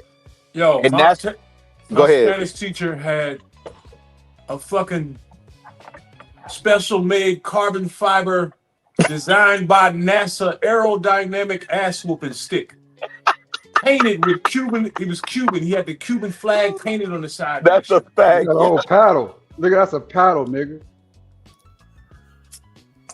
Hey, keep in mind, a lot of the teachers in our school were D9, and they had pledged. Mr. McGee had he definitely had a belt, but he had a paddle. No, they had to send me home. I wasn't accepting no paddles, no sticks. I get that. I'm cool with that too, Nightish, but nigga, I got plenty of paddlings in school, especially elementary school. Nah. Nigga, they used to have me in that office all the time, nigga, turn my ass up because I was constantly in shit when I was in elementary school. I had a Asian teacher when I went to Roosevelt grab my hand in some kind of pressure point way and did something to my hand. I wanted to bash him in his fucking skull. Yeah, I wasn't with that grown ass people. Bruce Lee? Nigga, we had a teacher that was like Yoda. Nigga, she'd just look at you and you just start shaking your shit. You be in pain just for her looking at you. Yeah, we had Mr. Jackson. We had a bunch of big buff, look like Carl Weathers. I mean, man, you're not finna hit me with no damn stick. That was Mr. Stubbs. Oh my God! Hey, yeah. if y'all in the audience, my hand was like this. Carl Weathers was like this. He grabbed my hand under here and pulled it like this, where the fingers together. Everybody looked like Carl Weathers in the 70s. Man, the gym teachers. All of them did. That's a fact. Nah, yeah, Mr. Mr. McGee Jackson was my woodshop teacher. Nah, Mr. McGee was he was a short pimp. Mr. McGee is the only teacher that Mr. I know. Perry, the yard teacher looked like Shaft, Richard Roundtree. My gym teacher had a shag. The long leather trench coat with the belt on it. Yeah, no, Mr. Stubbs looked like Carl Weathers, to your point, but Mr. McGee was a pimp. Mr. McGee drove a Mercedes to school. You know what I'm saying? Yeah, keep a sawed-off shotgun in that black people mullet trench coat. But you know what a mullet is? Yeah, I'm talking to Reese. Oh, my bad. You know what a mullet is? Yeah, it's ridiculous. The hair is short in the front and is long in the back. Yeah, but black people, our hair wasn't straight, so it was short in the front and long in the back. We had the shag, we had the ducktail. Shag was one of the worst things that ever happened to us, bro. Shag? You know who wore the shag the most? Who's famous for it to me? Who? Ralph Transvant. Howard Hewitt. Howard Hewitt. Howard Hewitt had shag? Howard Hewitt was in Shalimar. Yeah. What is this dude doing? Howard Hewitt had a shag. I remember Ralph Transvant. Yeah, but Ralph Transvant was real short. He had waves. He had the Newark shag, Newark, New Jersey, John. Howard, They you was had some like Roxbury. about a 2-inch afro in the front, and the shag was long in the back. James Brown had a shag too. James Brown had a shag. I always remember he James went Brown too with a far perm. with it though. I don't know him from nothing other than the Perm. perm. And then Al Sharpton followed him with that same perm. With that Al perm, Sharpton yeah. was crazy. Well, Al Sharpton said James Brown was his mentor. What is my man doing? I think Al Sharpton is a robot, man. That nigga, the whites in his eyes, white. He don't blink. He didn't lost too much weight. Now his head look like a lollipop. Yeah, he looks He sick. got that. What's the name? What's the old boy name? That dude, Al Roker. He got that Al Roker. Yeah, he lost too much weight too fast on that Star Jones shit. Hold on. Star Jones did that. Ruben Studdard did it. Who else? Lavelle Crawford, Big Pun. I never seen Big Pun look small. Big Pun lost like 100 pounds in like 4 months and died from doing that shit. Yeah, I'm Gucci. Let me see. Let's get back and wrap this up because we ain't even. I don't even think we're in the middle of this. Nah, we about 3/3. But strength want to physically impose themselves upon women, and that's not manhood to me. So I always stand up against that. Again, this is his third time talking about putting hands on women. After this man said he ain't said nothing about putting no hands on women. If he get that far, he would just get her away from him. So third time putting hands on women. All these woke niggas sound like different preachers. ideologies. I do believe the black family should be led by men, but it has to be led by men and not males. Just your physical anatomy does not make you a man. Because Oh you can God. put your hands or physically do something to me doesn't make that you're stronger than me or you have some. Then why did you tell that man you was in prison around all kind of killers and all that other stuff if your physical whatever else is not X, Y, and Z? It's confusing. He was scared of state. He came home husky. Over to me. When you What? He was scared of state. He came home husky, dog. He came home husky as hell. Who, my son? boys. Yeah, My I know son? him. Yeah, I know him. I was in that dashiki circle. I know all them niggas, man.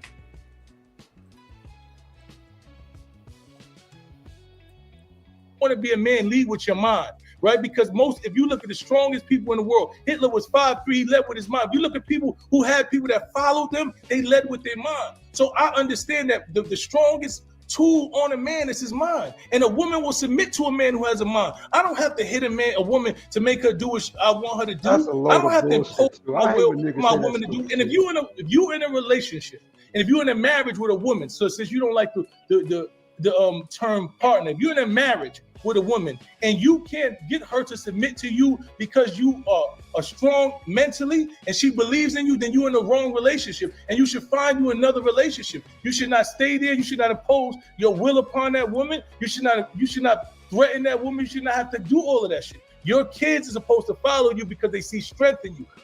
When you are a strong person, people see strength in you. You don't have to.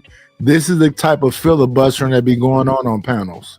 Yeah, my granddad imposed strength, and I'm thankful for it. I don't know what he's talking about. Hey, but real quick, Nightis. Hey, this brother just lost his ring outside of my establishment, and I helped him find it, man. That was a beautiful moment. He lost his wedding ring, and I just helped him find it in the snow, man. Oh, you got a metal detector? No. We were just following the path of what he was doing, and I was like, "Yo, would it be in there? 'Cause, it's snow." And sure enough, we dug it out, and he found his ring. But he was telling me it was his father's wedding ring, and he didn't have it sized. So, anyway, with my son, yeah, I told dude next time you come, I got you. But with my son, this is why I'm saying I'm so disappointed in his performance, Nightis. What is he talking about? My granddad imposed his will on us. He did with force. Yeah, I think our generation rebelled against the race car tracks and extension cords and the big leather straps. So we did them a little bit more talking and whatever else. And then, and a lot of that was in response to what Wynn was saying about boys being more expressive and all this other stuff. So now that the boys are expressive, the women are calling them zesty. Yeah. So, Nightis, let me ask you this, because I'm on this heavy right now. Do we have a race of babies that hate the ladies that make the babies? What the fuck was that? Do we have a race? That's a Tupac lyric. quote. Do we have a race of babies that? I think we got a bunch of ladies that's imposing their will. I don't think that because if the babies hated the ladies, it'd be way more of what they call it femicide. A lot of these dudes are scared to even talk to a woman. They damn sure ain't deleting them. Hey, Nice, you know what self-fulfilling Most of these prophecy is? incels don't leave out the house. Yeah, but Nidish, when I look at these panels and I listen to these dudes talk about females, yeah, we got You a race. talking about these grown people? Oh yeah, they hate them. Somebody broke their heart in the seventh We got grade. a race of babies that hate the ladies that make the babies. Yeah, and not that I agree. I know y'all want to get in. But they're not babies though. No, I agree. These I grown-ass understand that. I understand that, but that lyric still stands to me, man. That lyric still stands. It actually has to be the young people that act. What's happening with the young people is that they're just dating outside of their race. So you see a bunch of little black kids with like that's a fact. Mexican girlfriends and Samoan girlfriends and they ain't Asian girlfriends. Yeah, That's long overdue. That's long overdue. We should have done that 100 years ago. You think the baby should have mixed? So, and this is why I think slavery did a number on us. Slavery This is the world's did problem. a number on us. Go ahead. The world has two problems right now: niggas and crackers. Everybody must go. You must You mix think everything up. crackers are the problem, Reese? Yo, there's a whole world. There's a whole nother world that doesn't want to hear this bullshit about black and white. The whole planet is tired of it. Nobody even understands Well, that. you're literally gonna have to start from ground zero with the United States. They've done it before. They did it like 200 No, something years ago. not in America. We haven't. In America, 200 years ago, they cleaned this motherfucker out. There were 0 people in any of these cities. And then a bunch of motherfuckers came from I don't know where. 200 Still years doing ago, that would be the 1800s. When was the Exactly. Declaration of Independence signed? it. Well, the late 1700s. All in that century, that's when it happened. Right. Yeah. So I think if you're saying like people harping on Are you listening race, to what Reese is saying? Don't yeah, I am. Shit. I'm just sorry. I'm Read just the fucking asking them Bible. to explain it. Yeah, I just think we're in a class war though, Nightish. I think I understand the part where people are frustrated with the racism, but if you don't understand that the I don't think racism they're leads into frustrated the with it. I class, think they love it. And You- you and I wait. would definitely disagree with that, Chicago-rilla. about the class war. Well, it's multiple wars in the United States specifically, in Western culture in general, but the United States specifically, race and class are intertwined, and I don't think you can separate them. Shit. Hey, Stanley. I consider myself blue collar, middle class. I'm in Chicago. What do you consider CT? Bougie. Bougie? So you mean most of them people over there that's using hard R's is bougie? No, I don't even take that part serious. You asked me about CT, not what I consider his platform. Well, to he's be. the Howard Stern of them whack packers. Yeah, I don't, and I like CT. I try and chew the meat, spit the bones type. But and Reese laugh like that because he know that's what's over there, a bunch of whack packers. Yo, you stupid. I don't even know what whack packers mean. And you don't know what you never seen a Howard Stern show? Somebody over there is Beetlejuice, somebody over there is somebody over there is Jeff the Drunk. They all over there. What's the Robin chick? Yeah. Baba Booey. Oh, that would be Questions to Ponder. Oh yeah, Questions to Ponder. Damn. Well, he got a few Robins over there. Questions to Ponder, Mooncake. That's a new one. Don't forget Baba Booey. Oh, Baba Booey. Yeah. Let me see. The Baba Booey over there would be. Would that be Gimpy? No, not Gimpy. Oh shit! Who would be the Baba Booey? Baba Booey would be American Rifleman. Imperious? No, Mike. What's his name? The Italian dude, Mike something. I don't know. You know him, the Mike dude, the one that always got all the and the other dude, so the Mike dude is Baba Booey, but the other dude is always talking about numbers. Gematria, Zach. Yeah, him. Yeah, He I could fuck be. with CT. Yo, y'all don't understand how necessary the coons are. Mm-mm. The No, I coons don't. are the only ones that are courageous enough to address the real bullshit. No, they're not. They come off They're not condescending and they're gaslighting and all of that. I wouldn't call him a coon though. He's more like Renfield to me. You know who Renfield is? No. Yeah, I don't think Renfield is a CT dude is that pours the blood over the coffin to bring Dracula back, and then Incredible. parts of his body start falling off. Yo, wait a minute, Nightish. So you saying in Sinners, that's where he got the Remnick from? I don't know who that was in the movie. Oh shit. That was the Irish dude. His name was Remnick or Remy or something like that. Oh no, the Irish dude was a vampire. Right. Damn, I got no. Renfield is the person that summons them on the one. Oh, okay. Which he's like Igor. Okay. Now I'm familiar with Igor. So in Vampire in Brooklyn, Kadeem Hardison would have been Renfield. Okay. Got you.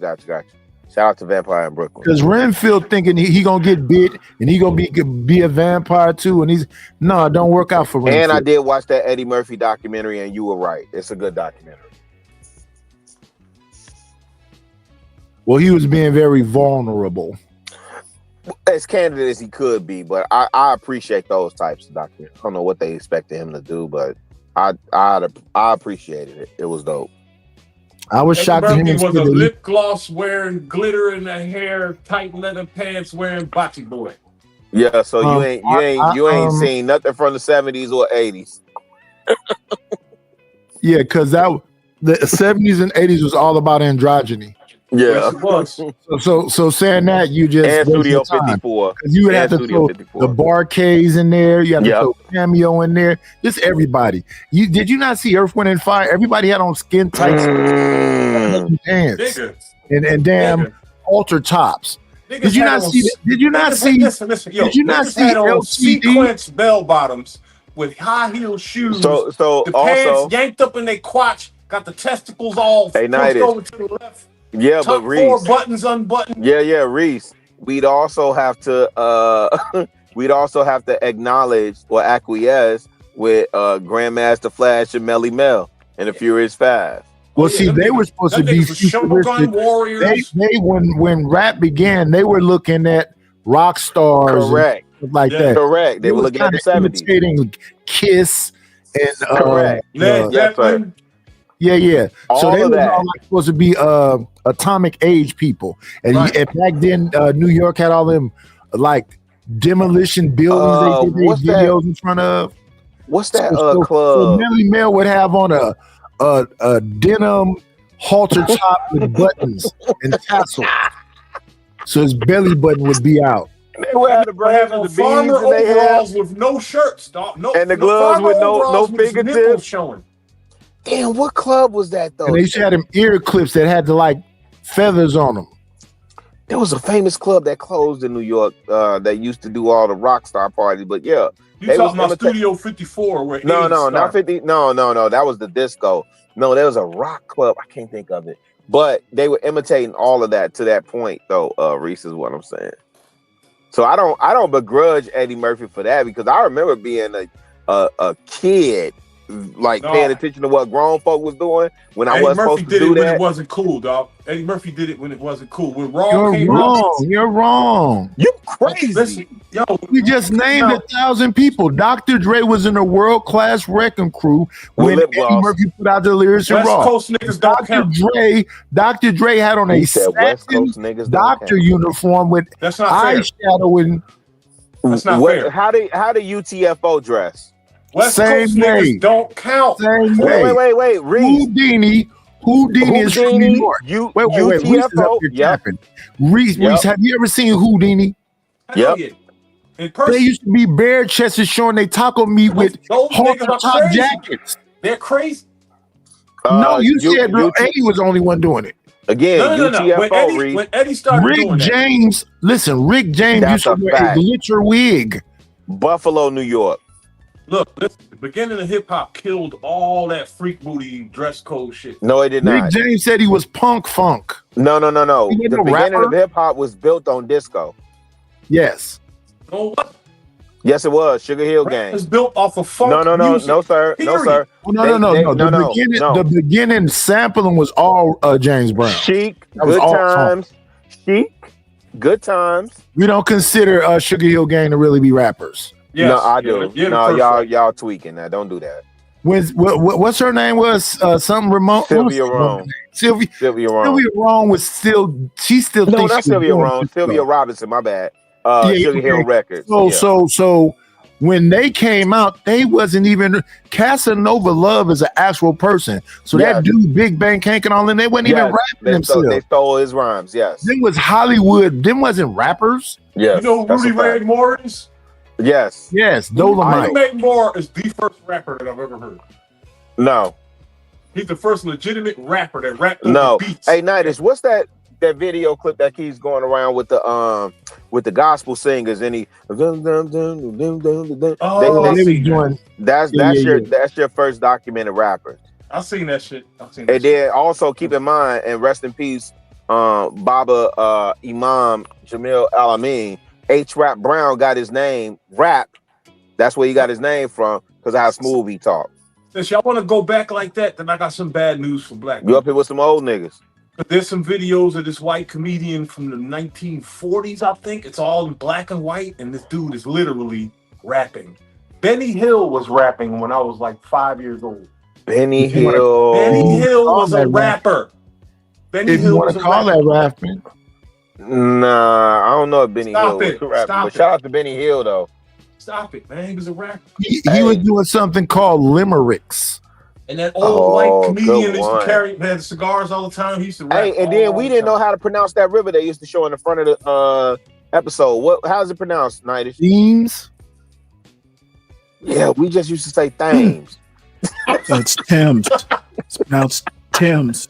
Thames River, that's what it is. Yeah, shout out to Benny Hill though, man. The GOAT. Benny Hill and God Doggone Three's Company sent me on a wayward mission. See what happens, 26 people that's watching? You get a bunch of black folks together, and we go from my son fighting for liberalism. Oh, my bad. The saint in the center trying to talk about structure and order and stuff being black and white, to talking about a white man doing limericks and slapping a bald-headed white man around while He he's sure ran did after slap him with a around. bunch of big city white bitches Yes. just naked for no reason. Yes. Benny Hill committed so many crimes in that show, it don't even make It gets the people going. No, you comparing that by today's time. In his time, he did not commit crime. That's what You I got hate crazy. with this. That's what I hate right now. Right? This nigga had peepholes in the girls' bathroom, dog. Yeah. Never been Everything was creepy back then. In that Man, time, though. Pepe Le Pew was pretty much violating that cat. That's a fact. Yeah. In that time, though. Nigga, Yosemite Sam was walking around with two I brothers hate just shooting judging. I hate. Yeah, he was shooting before he got the guns out the holster, but lift him up off the ground. Yeah, but Nidus, this is why we can't get those cartoons on air. This is why my Because kids they can't violate every kind of thing you can think of. Today's Hitting people in time. the head with anvils. My great grandkids are gonna look back at us and say we were in violation, Nidus. Of course. Right. So that's what I'm saying. I don't judge them folk. I don't judge my grandma now about what was going on in their time. That was their time. That's one thing I hate is when people try to hold folks accountable for something that happened 40 Right. years ago, right? That When was the that people, the time. norms were different. You know what I'm saying? Everything was different back then. You know, saw forget- like look, Nidus, ADS. They be talking about and I'm not defending anything or anybody. I just understand it was You that pretty time. much are. You kind of are. Our No, parents not was at all. freaks. No, nowhere Our near. parents was freaks. Your parents would get you up out of the bed. 1000%. Friends was over there and tell you to come in that damn living room in your drawers and do Michael Jackson. That's a fact. That's Weirdo. a fact. Yeah. That's a fact, right? But that was that time. Yeah, it's unacceptable. Today's Button. I meant to push this one. Thank you for the money, cheese, ready to go. Good scratch, squirrel paper. Thank you to Lord ADS for the cash app. I appreciate you. I appreciate you. I appreciate you. We got to stop giving justification for them people that will whip somebody with a race car track, extension cord. I agree with you. Belt, and will wake a baby up out of their sleep to come perform for their drunk friends. No, Nidus. They used to wake us up because they would tell us that you're gonna get a whooping for woo woo woo woo, right? Or they either whoop you in the tub. Well, some people whoop you in the tub, right? Or wake you up out of your sleep. To your point, I knew a neighbor, Eddie Bo, Joker got beat with a rubber hose, right? To your point, but it was acceptable for that time. My man Demetrius, internally bruising you was acceptable for that time. The best people that walk, the best people walking the earth are the ones that got their ass. When we learned better, we did better. The best people walking the world are the ones that got their ass. Yeah, allegedly. No. Allegedly. No. Right? That's key, Nidus. Listen, allegedly, we'll learn better. We got his ass whipped, and he walks around fighting people on bus stops. I did not get my ass whipped. I got my ass whipped one time, and then I learned how to. I don't know. He talk about fighting all the time. No, he ain't meet up with you. Reese, you bogus, man. Chicago. He's the cowboy in niggas got cars. Y'all don't get on the bus in the hood and stand in ground zero to catch the train every day. Hey, 34 South Michigan or the 119 South Michigan. Chicago. Yes, sir. Do you know Thundercat? Which one? The bass player? Big homie. Who? They call him Cowboy. No. Thundercat? In this space, no. The one that just knocked that dude out when he was told him he wasn't cool. No. Big you, little homie. Oh shit! No, I ain't hear about this. Well, Reese is the Cowboy of Philadelphia. Damn. Thundercat knocked Cowboy out. Thundercat is Cowboy. Thundercat is Nipsey Big homie. Oh well, that's Nipsey got his name from Cowboy. Nipsey got his name from Cowboy. Yeah. Thanks for having me. Man, rest in peace, Nipsey, man. Salute, Lord ADS. Damn, I miss that nigga every day, Nidus. I ain't gonna hold you, man. Yeah, Thundercat is still fighting in the street. He just Dauphin somebody recently, probably about 2 weeks ago. Man, that shit. Yeah, damn. Rest in peace, Nipsey, man. That's Reese. Reese said 50 what? Reese is 50 what? 55. Damn. Reese still out here like a Thundercat? Yeah, he said he just fought somebody not too long ago also. Reese tweaking. That's why. He ain't going out like a sucker. Yeah, I ain't fighting nobody. At 51, I ain't fighting nobody. I'm trying. Hey, Nidus, I'm trying to be in the house by 6. Shout out to you for even going out. Yeah, well, I gotta work. I'm trying to be in the house by 6 so I can get in bed and eat. I want to eat. I'm trying to get some remote work. That's a fact. Oh, go ahead, Nigel. I know you was pulling that up. Go ahead, because I do want to see where he rage quit. My bad, brother. I wanted to make one point. I don't think whoever the guy is that's debating the quote liberal side, again, he, if I had to put a word on it, it would be what people would call woke. I don't think he's debating a quote liberal, like a classical liberal position at all. So are you saying my son? I don't think he is either. But the things that he's whoever saying, the opposite of Marquette is. Okay, that's my son. Yeah. Yeah, my son.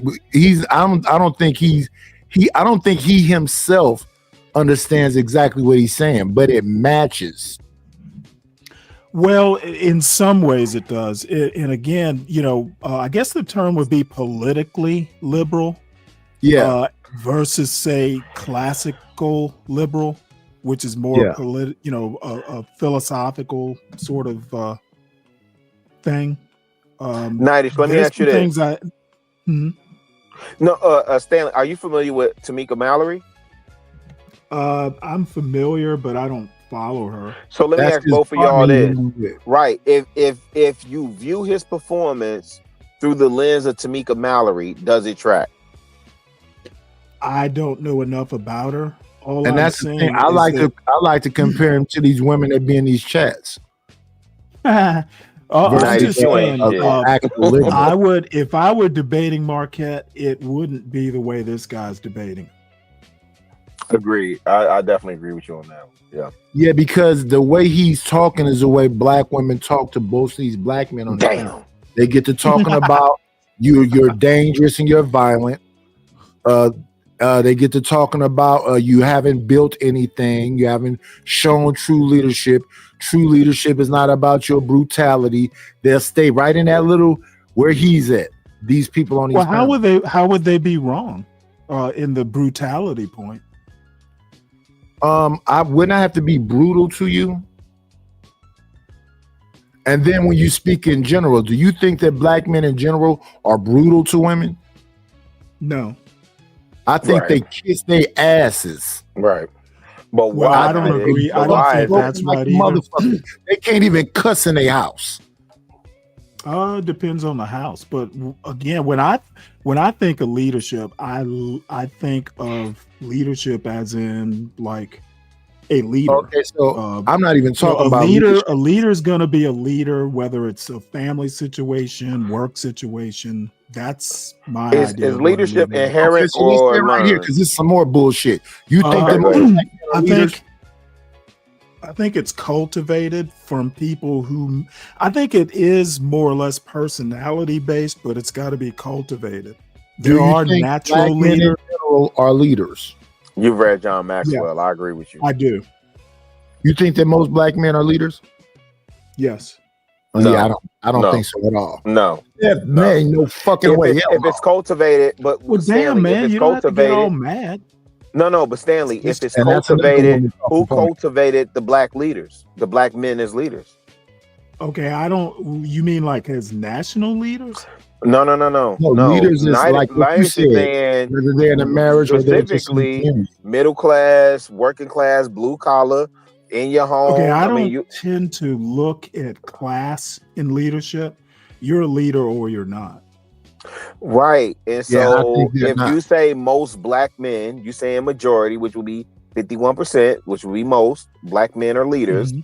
Who Mhm. and you also stated that leadership is cultivated, which I agree because I read John And I think Maxwell. parents are the ones who should be cultivating it. I agree with you. So who are the parents that will be cultivating these black men who say they Single only come from a mothers, single parent Whoever their home? parents 70% have click. to be. Now, I Single will mothers agree at there's a 70% failure. click. Of that 70% click, a lot of those women are not finding mentors and men to put in their life. So that guy has And you No, I can't don't mentor care your about way any out of of that. this. We're talking leadership. That's what I'm also learning now, Nightish, because you talk about Boy Scouts and all the things that you did, and what See, I I think often women hear can is be and it lamenting was over mostly that. women in there. Right, and so we can't mentor our way out of this shit. Real talk. I agree with that to a certain extent. I think Well, if shout you out to him don't because he have did a whole show on parenting, that. then you do need mentorship. Yeah, I think you need it all. Yeah, but you can't. But Nightish, we rely on mentorship to replace family structure. We cannot mentor Correct. our way And, out and of I, this I don't shit. agree with that either. The I agree. majority of people that was in there talking shit to me were people who we were literally saving their sons' lives. On But that they on had that panel, thrashing going on inside the fucking scouts because Nightish, you was on a that lot panel. of the times, some of them kids, the grandmother was the one bringing them there, and then the actual mother would come, and then Yeah. everybody where the bullshit be at. No, Again, that's I agree with you, but anecdotal. again, we can't mentor our way out of. That's what I'm saying. Nightish, we That's can't be what we. over. That's what's Go ahead. happening with schools. Schools, Yes. schools. Yes. Boys and girls club, whatever. Now, if you don't have parenting, they're the next best thing. But they should never. Parents should be the primary, and we don't live in a perfect world. I grant you that. But then I also want to say this bad parenting is not isolated to the black demographic. Doesn't matter. We need better white people as well. No. When we Yeah, problem that's true solving too. for no. When we're problem solving for black community, I don't care about what white people are doing. Yeah, Okay, I don't care you either, and I but have that's different needed too. problem-solving Because goals. if you don't care, they'll be the ones. It'll be some little white girl bruised all up, beating the fuck out of your daughter or your son. Yeah, so Whether we like it or not, that's we're why your joined son at the shouldn't be hip gang with goofy. white people. Say it again. I said whether we like it or not, we are joined at the hip with white people. Doesn't mean we have to be white people. Yes. Who runs the country? Right. Okay, but if you look Stanley, at Congress, how Yes, many sir. black presidents have we had? Right. And so, but also, Stanley, if we're looking at trends, right, and we're talking about problem solving for our future, right, we understand that the whites are going to be minority shortly. You hear the Well, you got to mulattoes. be careful with that. Yeah, but they're the gonna be a mulattoes are saying we majority. need out. Go ahead. My bad, brother. You Go ahead. gotta be careful about that. They are going to be a majority minority. You got to add up all the other minorities, and they will outnumber the white demographic. But you got to be careful. Because they're Blacks playing and chess. Asians aren't a coalition. I don't think black and brown is a coalition. It really doesn't mean much. And that's why I say that. But that's why I say it's a class war and not a race war, right? Because I don't agree with that. I think I don't think it is impossible. But 90s. No, this is what I'm saying. When I say class war, and I'm only saying based on my experience in Detroit. When I went to Detroit, I didn't experience racism in a way that maybe people. Yeah, would why say are you talking about racism? We talking about motherfucking morons. You got white morons that fight with other white morons. You got black morons that fight with other black morons. They all going through the same shit. And sometimes it may be a minority group in that group of morons that'll come and try to do something to us. But if you believe what the statistics say, we do more to them than they ever do to us. Yeah, so I'm 90s, inclined to agree with if your 90s kids on that one. and my kids, right, went to schools, and especially on the West Coast, where y'all with everybody, especially in New York, where they with everybody. The school that my kids went to, it was white, blacks, Hispanics, Asians, all in the same school. Our kids don't look at racism the same way we do. Right, So- that's why I just said they fucking Asian girls and Cambodian girls, Right. and everything where I'm at. And Yeah, so it becomes right. So the idea of black is gone. They don't even Right. look at themselves. Right. So when you hear this shit on here, we're talking about some old shit because we old. Yeah. They're not Okay. talking about this shit. They don't even give a fuck Thoroughly about. disagree with that point. Okay, just because the kids don't care doesn't mean it doesn't exist. Okay, they're It not exists aware and they of don't it. care. Exactly, but until they have to care, because at some point, look, America is not a colorblind country. Okay, and now the thing is I can't remember the last time I experienced overt racism. What's the color that racism matters, though, tends to- Stanley? Well, no, I disagree with that. I think Okay. most people today, it's so embedded in the system, you don't even notice it. It's all there's I very agree little with that, yeah. overt. There's very little overt racism in the United States. Yeah, There is plenty of systemic racism, and if you Yeah. want examples, I'd have to think a minute, but I do have examples. It's embedded in the laws. All you got to do is go look at voting Where the rights. bread You know, Because I'm telling you, these kids are shit about being black, and and you know what? I agree with that. Now. That doesn't make it a good thing. It means they're not being Kumbaya when educated. somebody delete their family members and they up there hugging the murderer. That's a fact. That's a fact. But I do think we are in a space of a class war. And I think the way that it shifted, the notion that the way that they have tricked Class poor war. whites. Yeah, because the way that they have tricked poor whites into thinking, well, at least I'm not black. They're Okay, waging let the same. me. Go ahead. You literally negated your own argument.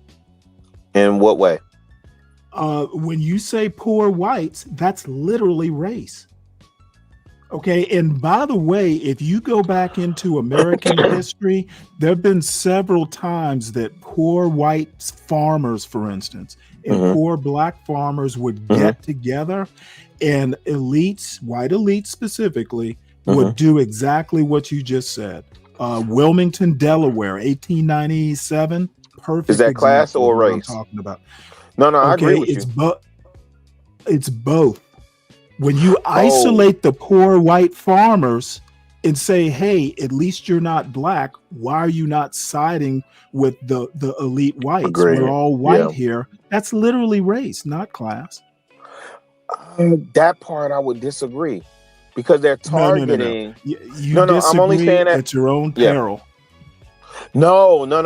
I think for the first time in 51 years of existence on this earth, I'm seeing it for what it is, and I'm addressing what's happening now, which is why I'm You're hyper wrong focused. though, because what you said earlier is the same thing. You were talking about intelligentsia versus warrior class.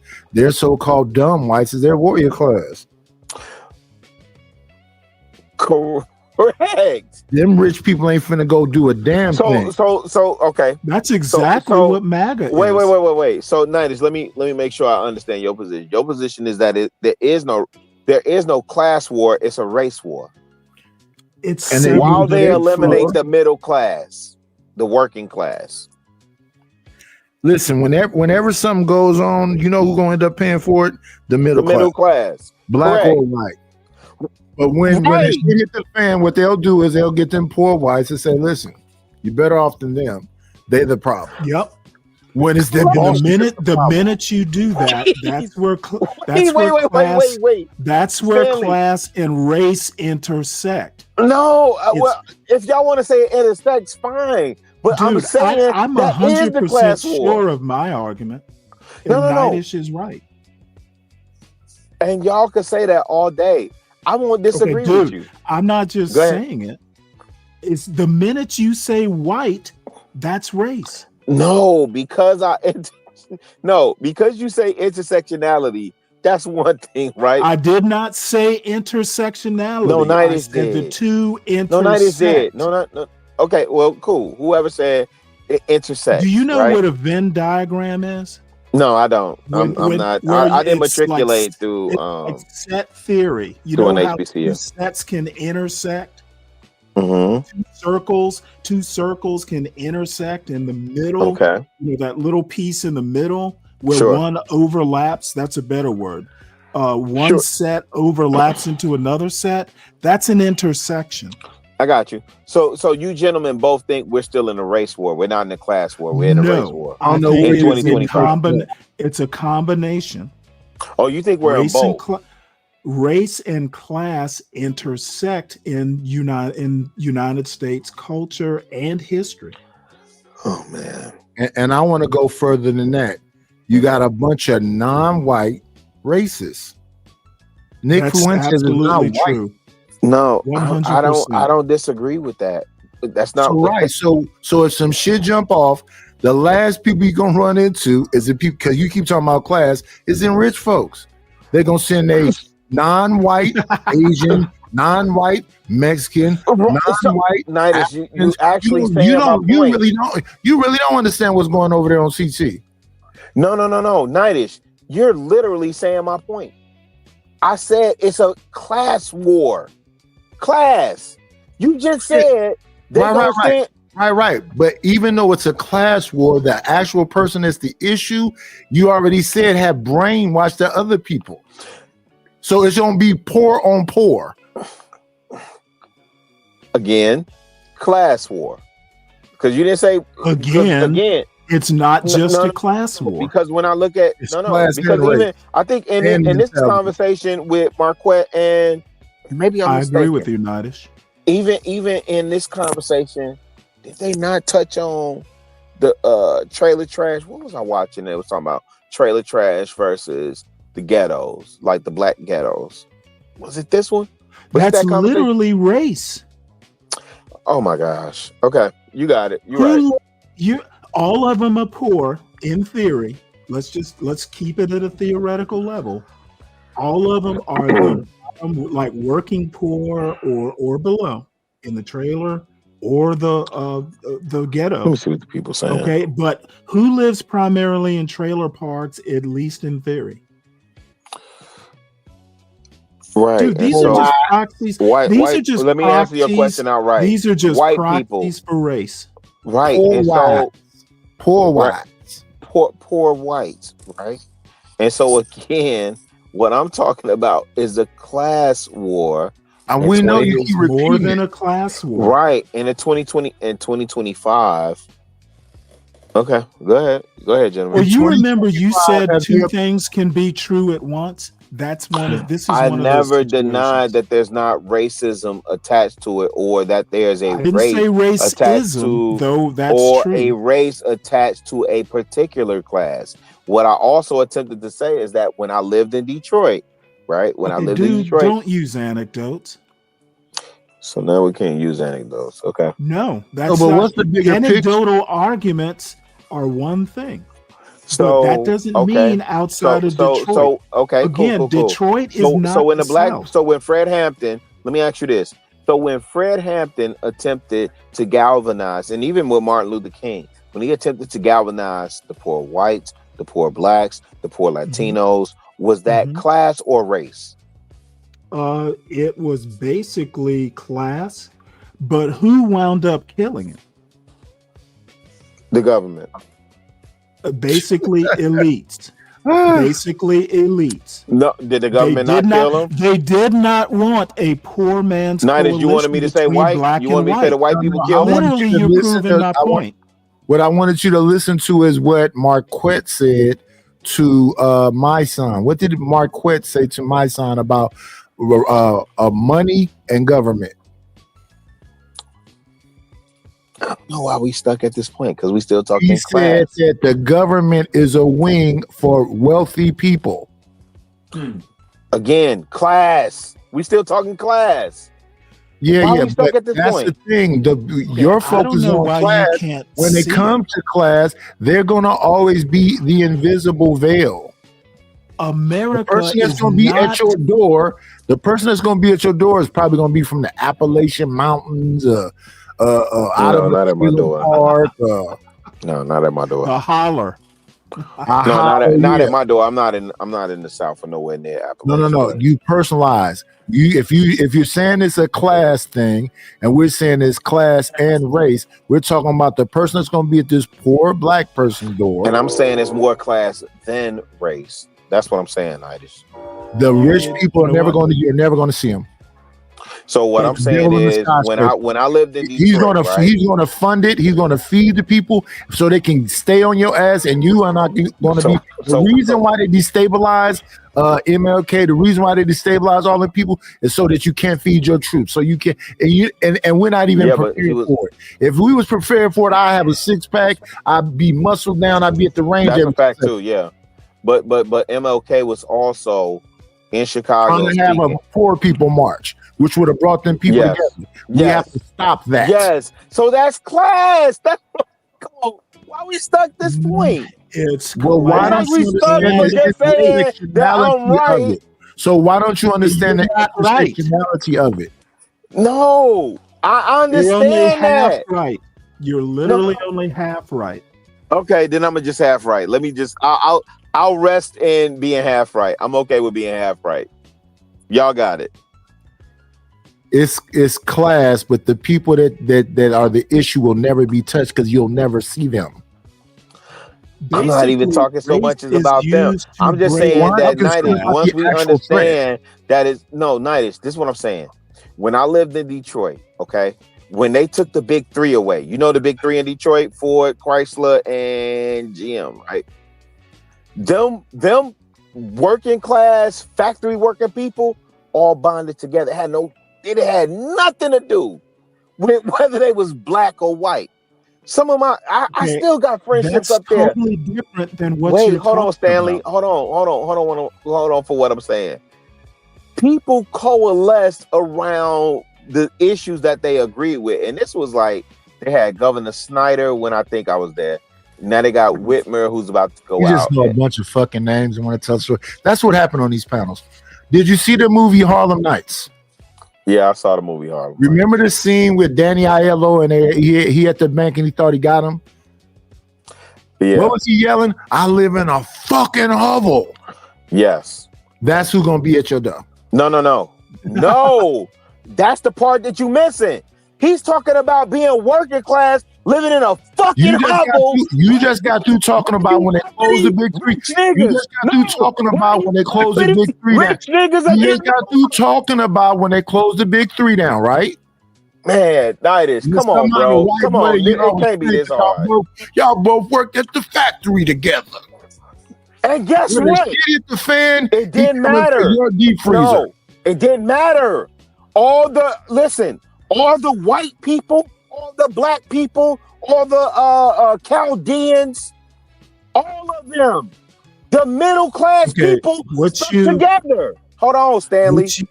Hold on, because he introduced something from Harlem Nights. How many times are you gonna say the same thing over Benny and over? Arellano was talking about two different classes. He think we don't hear him. We No. hear you. Nightish. He was talking about two different classes of people. Was he not? He Was was he a not? broke motherfucker thinking he was talking to another broke motherfucker. And No, the reason he why did not. I'm after you is No, because he did not think he was talking to Yeah, another yeah. broke motherfucker. Nightish, please don't do that. He did not think he was talking to So you another broke think Sugar Ray motherfucker. was rich? Oh my gosh. Wasn't they not robbing him? Isn't Wait that a why they minute. had to rob them How in the the first place? fuck would you rob somebody if you don't think they got it? The police officer is poor, and they had robbed Sugar Ray. Nice That's when they question. arrested Was that everybody. a class? They took all of Was his that money. a class conversation? Was that a class Was conversation? that broke cop talking to the broke Sugar Ray a class conversation? He wasn't talking to a broke Sugar Ray. He knew he wasn't. He knew he was. He wasn't talking. He wasn't talking to a broke Eddie Murphy, a broke Richard Pryor. I don't remember the names of the characters in the movie. Nightish. Yeah, Quick and Sugar Ray. Quick and sure. Yeah, he wasn't talking to broke folk. He knew he was talking to people that had more money than him. You and I both know that, Nightish. All so I'm that's saying your is, fo- and so I that's your conceded the focus. point. So that's I your con- focus. No, I conceded the point a minute ago, right? Y'all said I'm half right. I conceded to being half right. I'm saying it's a class conversation in 2025. Y'all saying it's It always was. It always was. yeah, and that's So that's where I that's slightly the depart. other disagreement. It always is. The Yeah, that's why haves I- want to make sure that they make everybody else have nots. It's always been that. Yeah, that's why I slightly. That's then that would be Rosewood, Seneca Village, just every. It's always been that. And in all those Rosewood, scenarios, Seneca- who was the ones actually doing the activity? Wait, so Rosewood, Seneca Village, Greenwood, Archer Pine, Auburn All of that, Avenue, yeah, all of that, all of that. That's all about Destabilize them. race, Destabilize them. or class. Absolutely, You keep it's saying it's about class, race. class. Right. No, well, not. I don't know about Altadena, but Okay, right. do I you would know agree. history? Class.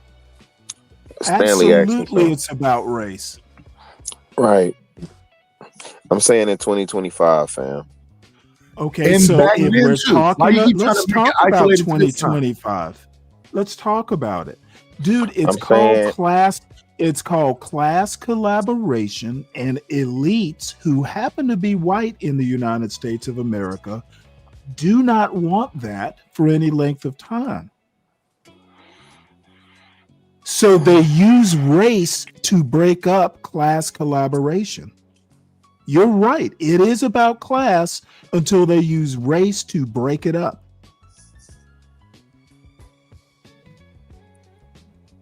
And that's exactly my point. Nothing that's more, a- nothing And less. that's exactly what happened on the damn Harlem Nights. These niggas is doing too well too long. Go break Exactly. that shit up. Tulsa, they doing too. This block is doing too well too long. Go break that shit up. What Master P and Suge Knight and Jake Prince come together, get some distribution. Let's start streaming every single time. So yeah, class too. Yeah.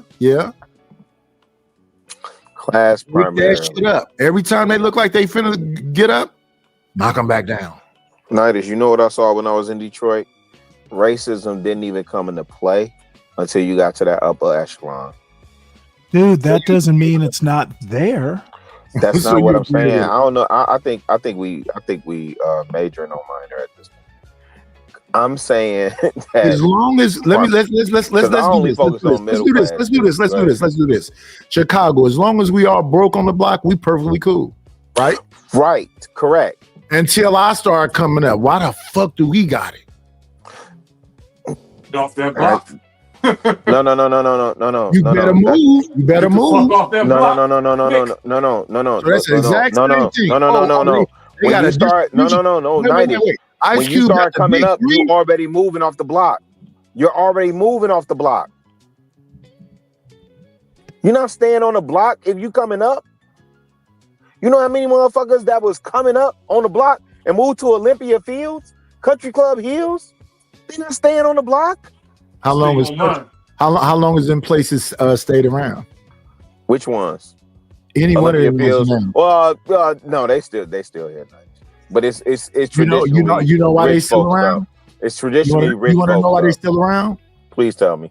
Because they willing to go along to get along. You will never see Shaq and all these people that got all this dumb money come together and do anything. That's when this shit hit the fan. Nah, that's a different. As long as you stay individualistic, you can go ahead and be Shaq. Yeah, when you stay individualistic, you can go ahead and be Snoop. Yeah. That's a different conversation. Don't start going to buy all these brick and mortars up that's empty now because America's for sale. No. That's a different conversation. Don't start opening up the Snoop markets in all these different cities. That's a different conversation.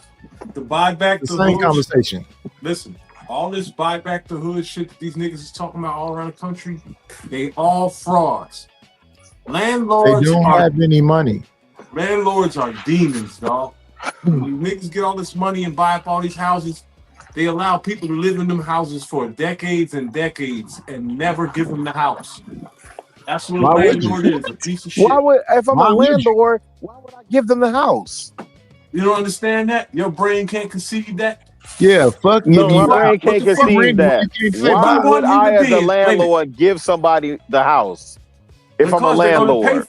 They're going to pay for it twice over all the years they live in it. Then you should buy the house.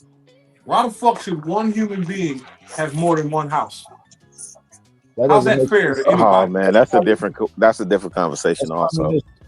How? Why does somebody owe you a house? For example, I put 30% down on this house maybe 3 years ago. Most of this money been going back into this house. Do you know what I'm gonna have to do? Because I got a hard money loan. I'm gonna have to refi this house and I'm gonna start back over. And you know what I'll be paying for at least 5-10 years? Just interest. No principal. And that's the breakdown. Now they telling people to get 50-year loans so they can have affordable bills. No, oh man, don't 90s. Don't go there with the 50 years.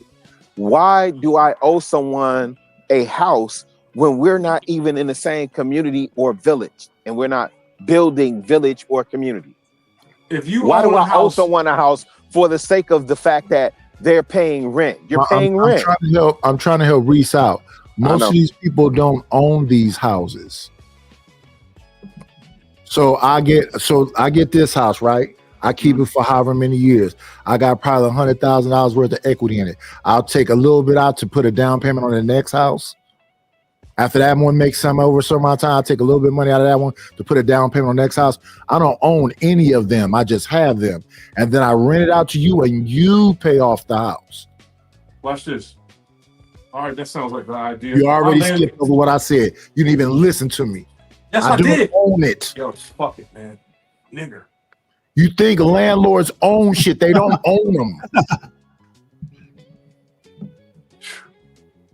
So you live in a house for 10 years and now you own it. I don't even own it. You paying the principal down. That's how banks get you. That's why it's called a mortgage. You don't know what MRT is? Mortgages are for people. You know what MRT is? M-O-R-T. M-O-R-T. As in mortuary? Yeah, as in death. Mortician. They don't expect you to pay for the damn house. Rigor mortis. That's what a mortgage is. You'll die trying to pay for this.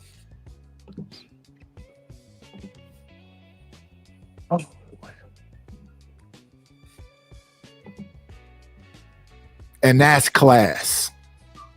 My landlord owns so many properties, it's worth like $3 million. Everybody that lives in all his properties are poor. Some people have been paying rent 20, 30 years. They've already bought the house if you calculate the rent that they lived in. Mathematically, every landlord alive is a piece of shit. You have the right to have property. Yeah, you you're have the right lying to to have yourself. property and roof and shelter for your family. Why do You you know, have to have? do you Why know do you what have to happens when own? you What the fuck? I can't. do finish you a know sentence. because you saying ridiculous shit? Do you No, know I'm when you not. pay No, a I'm not. house You're off, just a you nigga still and you gotta think pay like one. property taxes and insurance? When you own it outright, do you know you still have to pay property taxes and insurance? Who the fuck alive don't know that? Hey, So Chicago, how does he this own is a it? class You can conversation. never own it. And if he got $3 million, he getting taxed on that too.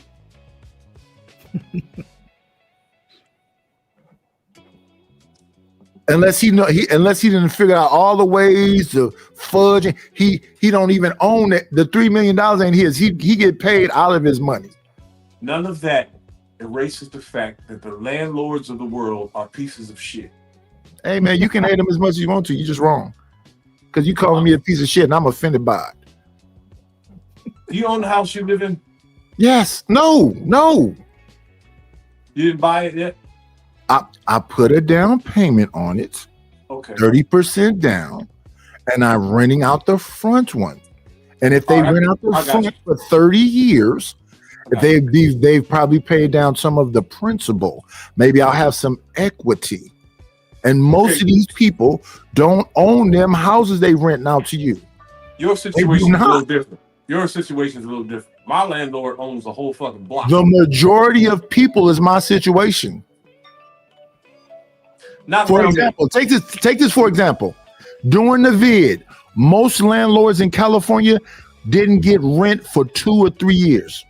Watch People this. were living rent free for 2 or 3 years. That's California. Over here in Philly and New Jersey, the landlords I know got Rolls Royces and being Lear jets and got 25 cars and all of that. And they're pieces of shit. And I bet they have food stamps. The concept of a landlord is a piece of shit. Look at the word landlord, lord of your land. You live there. And you can't even buy land in the United States. You can buy property. It's fucked up. Like even we were just listening to Marquette said he bought 60 acres or something. He still got to pay property taxes. Yep. So how the fuck do we own it? And the Queen Seal is on his paperwork too. Don't get that fucked up. So you got me there. Ownership is not really ownership, but you understand exactly what the fuck I'm saying. A landlord is a devil motherfucker. Period. Damn. Yup. I'm a landlord. Not theoretical. Because you don't own a piece of property and someone can pimp it. Most people don't. Yeah. Most people out there. Like it's another thing people do. It's called subject to, where they'll take somebody that's in a distressed situation and they'll take over the payments, whatever else. They don't own them places either. Right. But they can rent them out. And a lot and look, they have something out here called a short sale, where a random Joe can make some money off someone who's struggling. Two people. yeah, because they'll take your house in a lean-to situation and they'll sell it to somebody else and they'll make a small commission out of it, probably between 10, 15,000. Real estate is evil, dog. It's evil. It's godless. And a lot of times when they do that kind of stuff, what they'll do is they'll put some money into it because they're probably going to have to put a new roof on it, probably going to have to put windows in it, probably going to have to put plumbing together, probably going to have to get the electrical together because a lot of these houses, they'll never get repaired. All that's going to get established before the short sale even goes down. And even after all of that, they may make 20, 30,000. Yeah, but it's sweet because you haven't invested a dime. Well, you have to keep doing it over and over again to actually get some significant money. And when you get some significant money, they're going to tax you on that.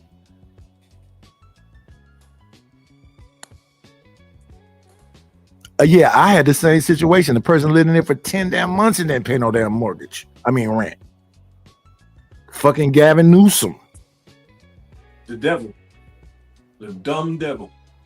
This is the man who said you can steal $950 worth of stuff and it's not even illegal. So now Walmart is gone.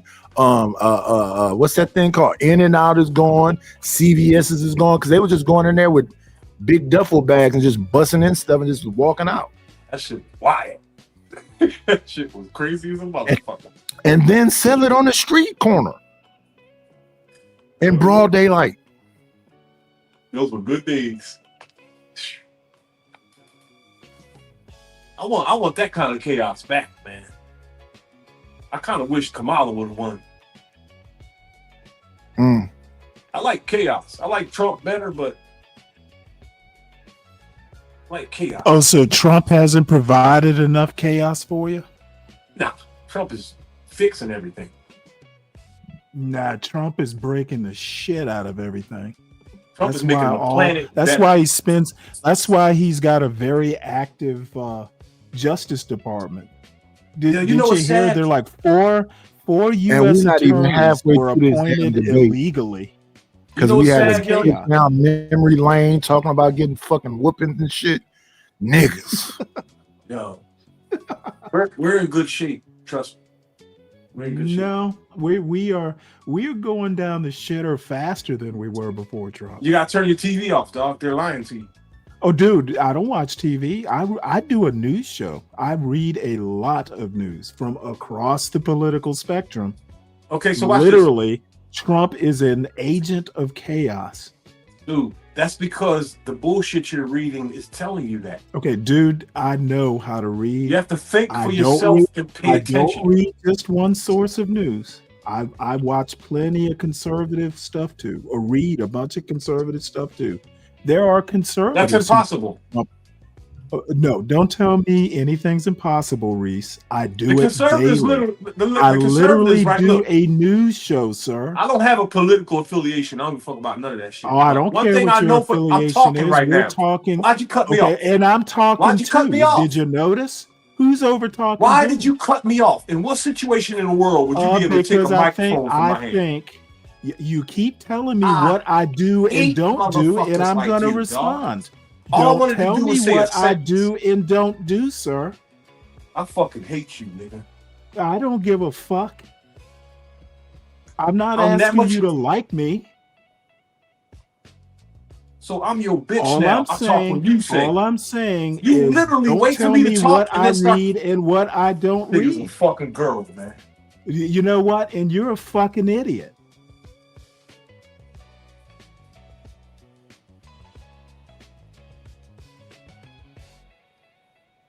So I guess that part's done.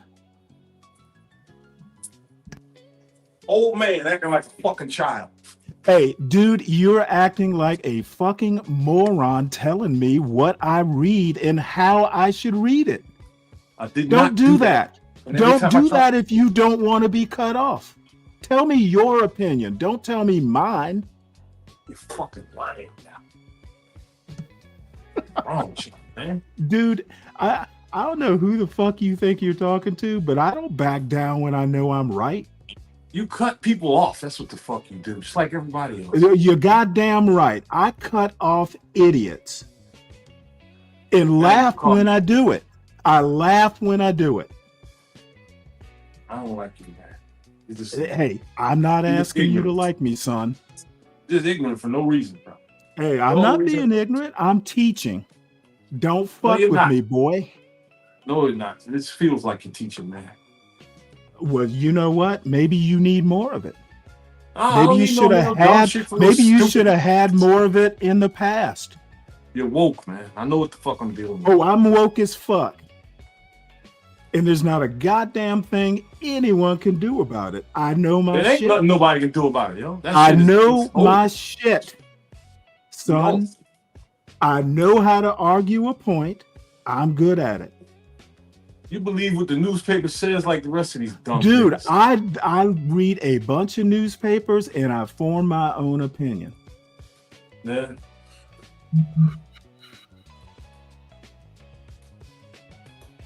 I wish Kamala would have won.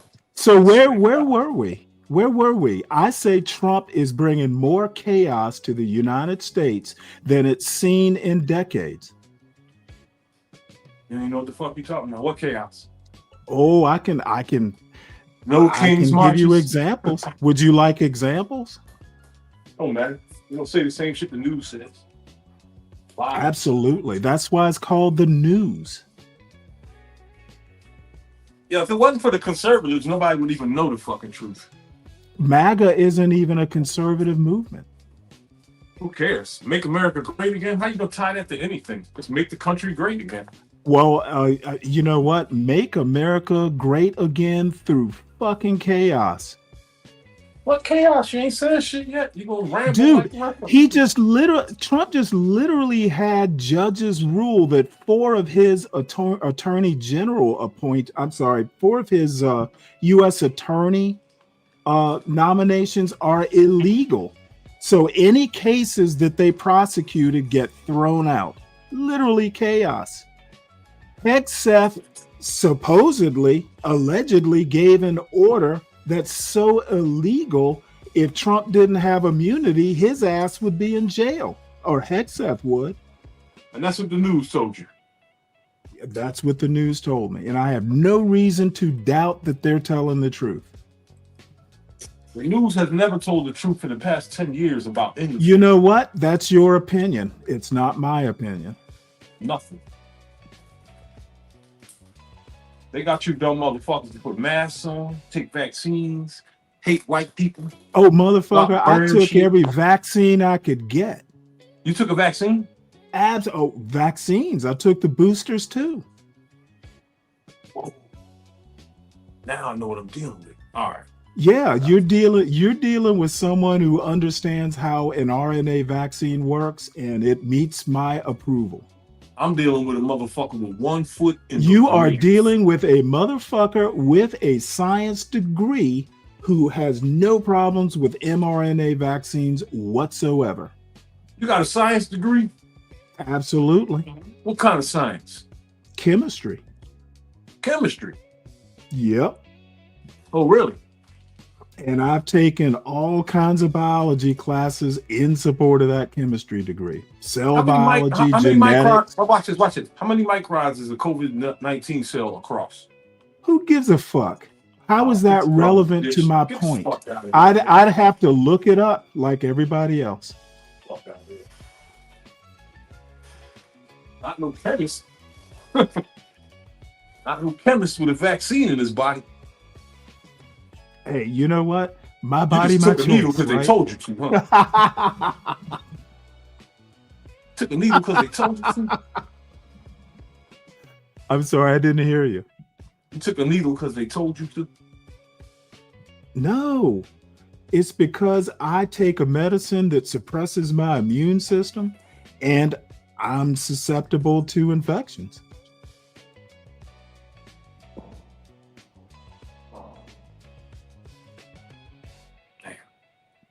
And I have, at the time, I had a kid in high school. He was probably, if I was going to catch COVID, it would have been from him.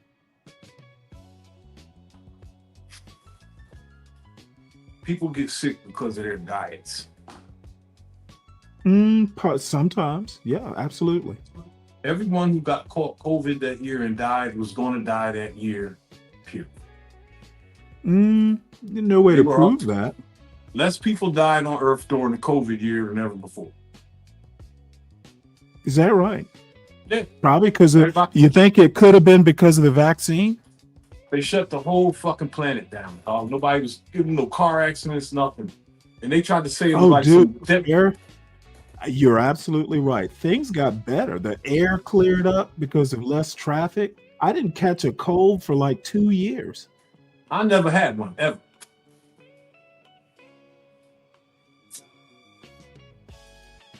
But it's funny how a dumb ex-con knows how to keep his body clean so he doesn't get sick. But dickheads who went to school, spent $100,000 to go to medical school and chemist school for 10, 15 years, don't know how to keep themselves from being sick and catching colds. Are you talking about yourself? I'm the dumb one, but the motherfuckers with the degrees that pop pills, vaccines, and get sick are smart. How the fuck does that work? How the fuck does that work? I said I didn't get a cold for 2 years. That means you had one 2 years ago. Yeah, because I leave the house every now and again. Yeah, I leave the house every day. I wear shorts in the winter. Why did a cold get into your body and it didn't get into mine? I know the answer to that. Do you? Well, yeah, you pick up a virus. Colds are viruses. And what is your body supposed to do to a virus when it come in? Well, your immune system reacts. Depends on the type and amount of infection. Usually a fever, all the coughing and all that stuff. It's just a way of, expelling the virus. But what's the function of those enzymes that your pancreas produces? Something to do with digestion. Disease-fighting enzymes, bro. And how do you get those and reproduce them on a The regular basis? pancreas aids in digestion too. I don't remember the exact mechanisms. It's been 30 years since I've been in college. It's funny. Actually, longer than that. Probably more like 40. Your diet is why you get sick. I think it's one of the reasons. It can be. It's the only reason. You and I would differ on that, opinion-wise. Doesn't matter. I'm the living receipt. I live a receipt. I don't even fuck with no medical journals say or no dumbass people that went to college. Do what I say. Or Well, I'm sorry you have such a low opinion of us, but No. you are entitled to your paradigm. Y'all not bad people. You were just fed bullshit with books. You remembered what you read, so you passed your tests. You are smart. If you remember what you read, passed your tests and graduated, you're intelligent. You know how to retain information and remember it. But you don't Doesn't mean think you're right. you don't think living life teaches you anything? Yeah, that's how I got my knowledge. I get my knowledge Okay, from the dude, I'm dumbass 60 books that years cost old. $2,000. I've lived some life after college. Life does not end once you graduate from college. You tend to live, and you don't learn everything in college. I know that. So what you learn about health that could keep you from getting a cold 2 years ago? All that life you lived. Well, a lot of it's in books. Some of it is experience. Something as simple as washing your hands when you get home can prevent colds. That's what the books say. And it won't. I think washing germs off your hands is, that's kind of common sense.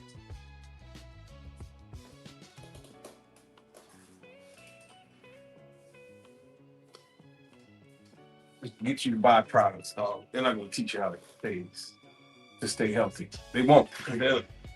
Their industry. Well, how did you learn all this? Huh? How did you learn all you know? I took some practical information that makes sense and just practiced it to see if it would work, and it did. Period. Science is wrong, and I'm right. That's on-the-job training. Nothing wrong with that. Science is wrong, dog. They're liars. They're in bed with the food industry, and that's why they lie to everyone.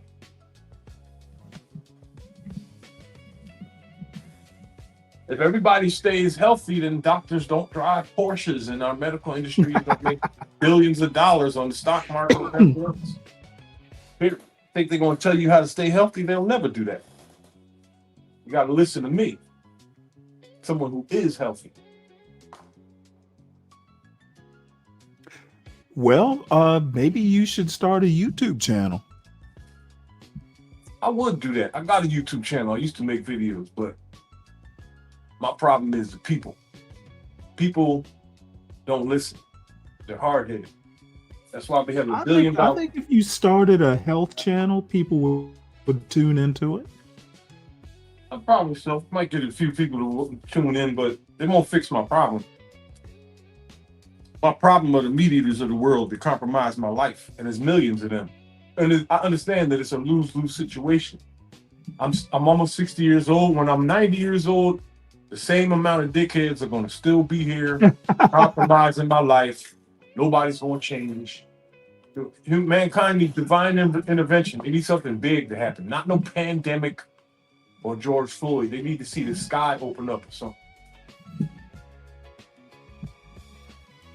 Well, that could be likely to happen, but I wouldn't bet on it. Hey, we got two comets that's changing directions and headed towards Earth and shit. I don't know. 3 Atlas, what is that shit?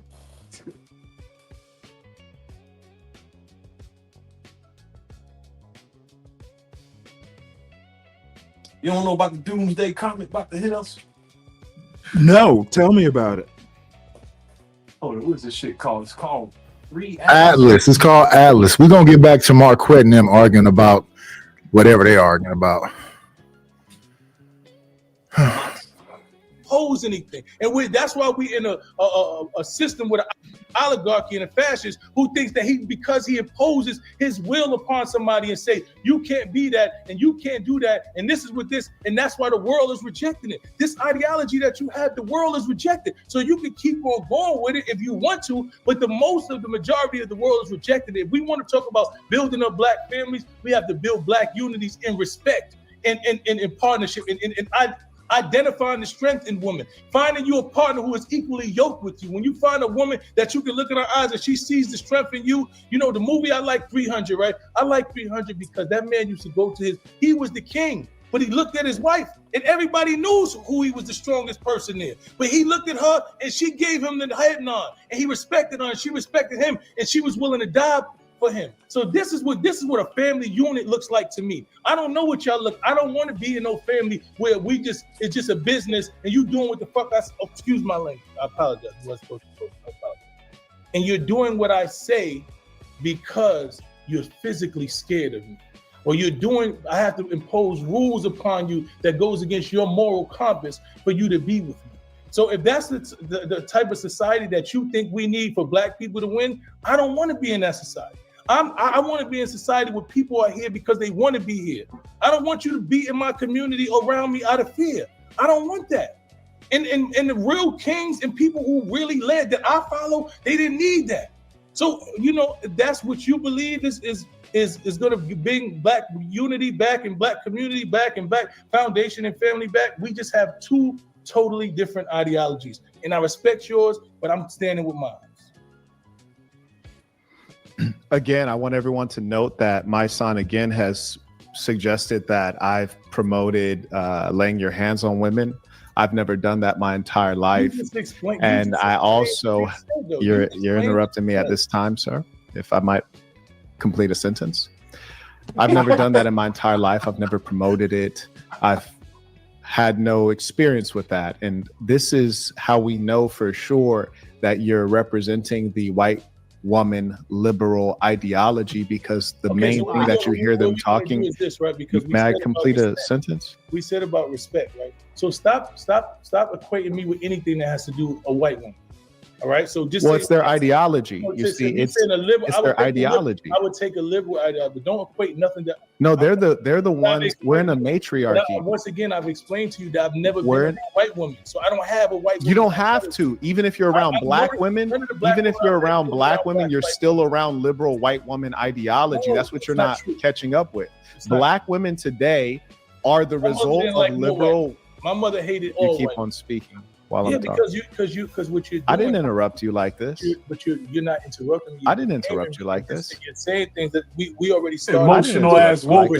You were positioning me as a woman beater, and I didn't even interrupt you. You said something. You positioned me like I'm Ike Turner, and I let you keep going. I didn't say you. I said the ideology that I didn't say that you ever put your hands on me. I never said that's my ideology. You can go to thesassin.com, THESASN.com, and click what is Marquettism, and you won't see one thing about laying a hand on a woman.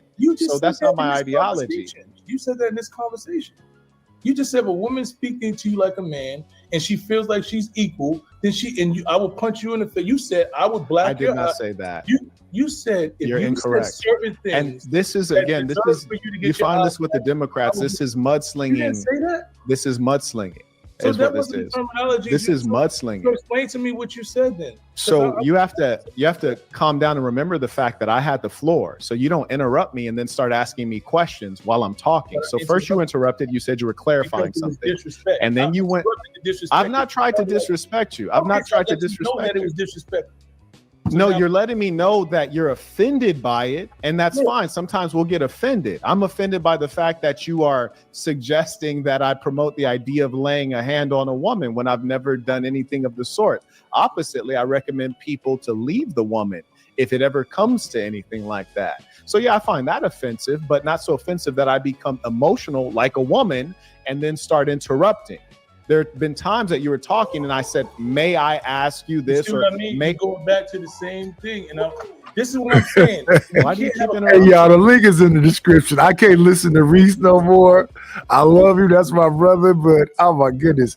Today, Chicago, Reese. See, at least with Stanley is fun. Y'all be so serious. And then you got the doom and gloom thing every day. Reese, we lived 55 years, brother. You done smoked some of the best weed every day and probably fucked on some of the best pussy. How much more time do you want? Are you not grateful? No. You not grateful? No, I spent too much time in jail.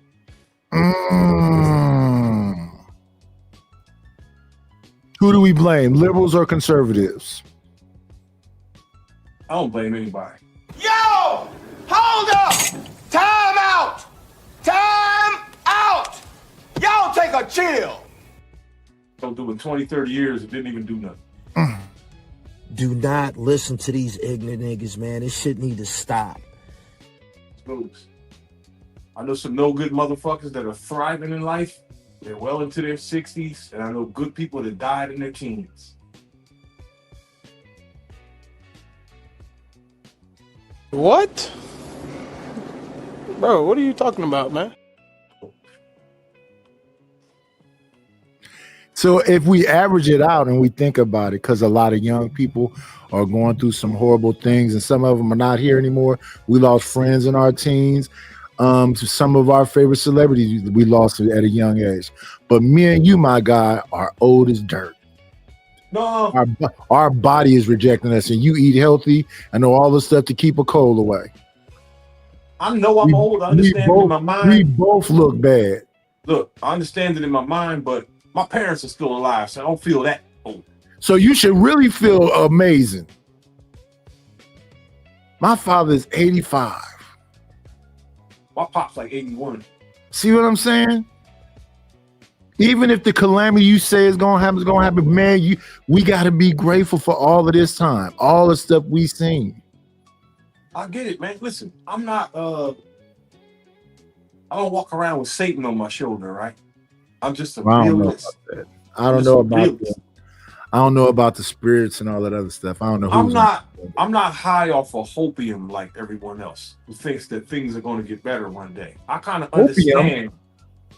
I know you high off of doom and gloom. No, that's the way shit is gonna get worse. No, that's like the way it's not it looks. pretty fucked up right now, or like it hasn't been pretty fucked up. We lived through the 80s, just normal everyday in the stuff. 90s. Yeah, you live right by damn. What's that zombie land you live through where they taking horse tranquilizers? They probably praying for it to happen. Let's not talk about the real hell on earth, man. Let's talk Let it be over with. I'm so sick. You can see that bone you said. Nigga, you could take a nigga from Kensington's heart rate from 6 feet away. You could just watch his motherfucking chest beat.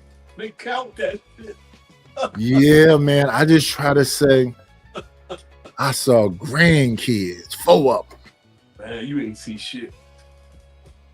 Shout out to the shout outs. You saw the move fires. You saw we saw Chicago turn up today. You saw 9/11. Man, cut that out. Cut that out, Night. And the calmest one up here took the most jabs, and that's old Stanley. Float like a butterfly, sting like a bee. Y'all stop jabbing. Standing on business. Standing on business. Where's Sexy Red? I ain't seen her in forever. She probably took a break from all this chaos. That's a fact. I need Yeah. a break from niggas music. We've been here 6 hours, y'all. I hope y'all had an enjoyable time of looking at black men yell at each other. Ain't nothing been solved. But we got the chance to vent. So, in the great words of Aaron Hall,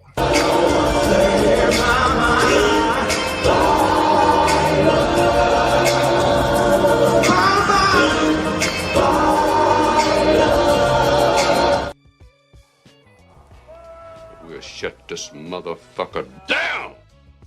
and the pig. That's all, folks.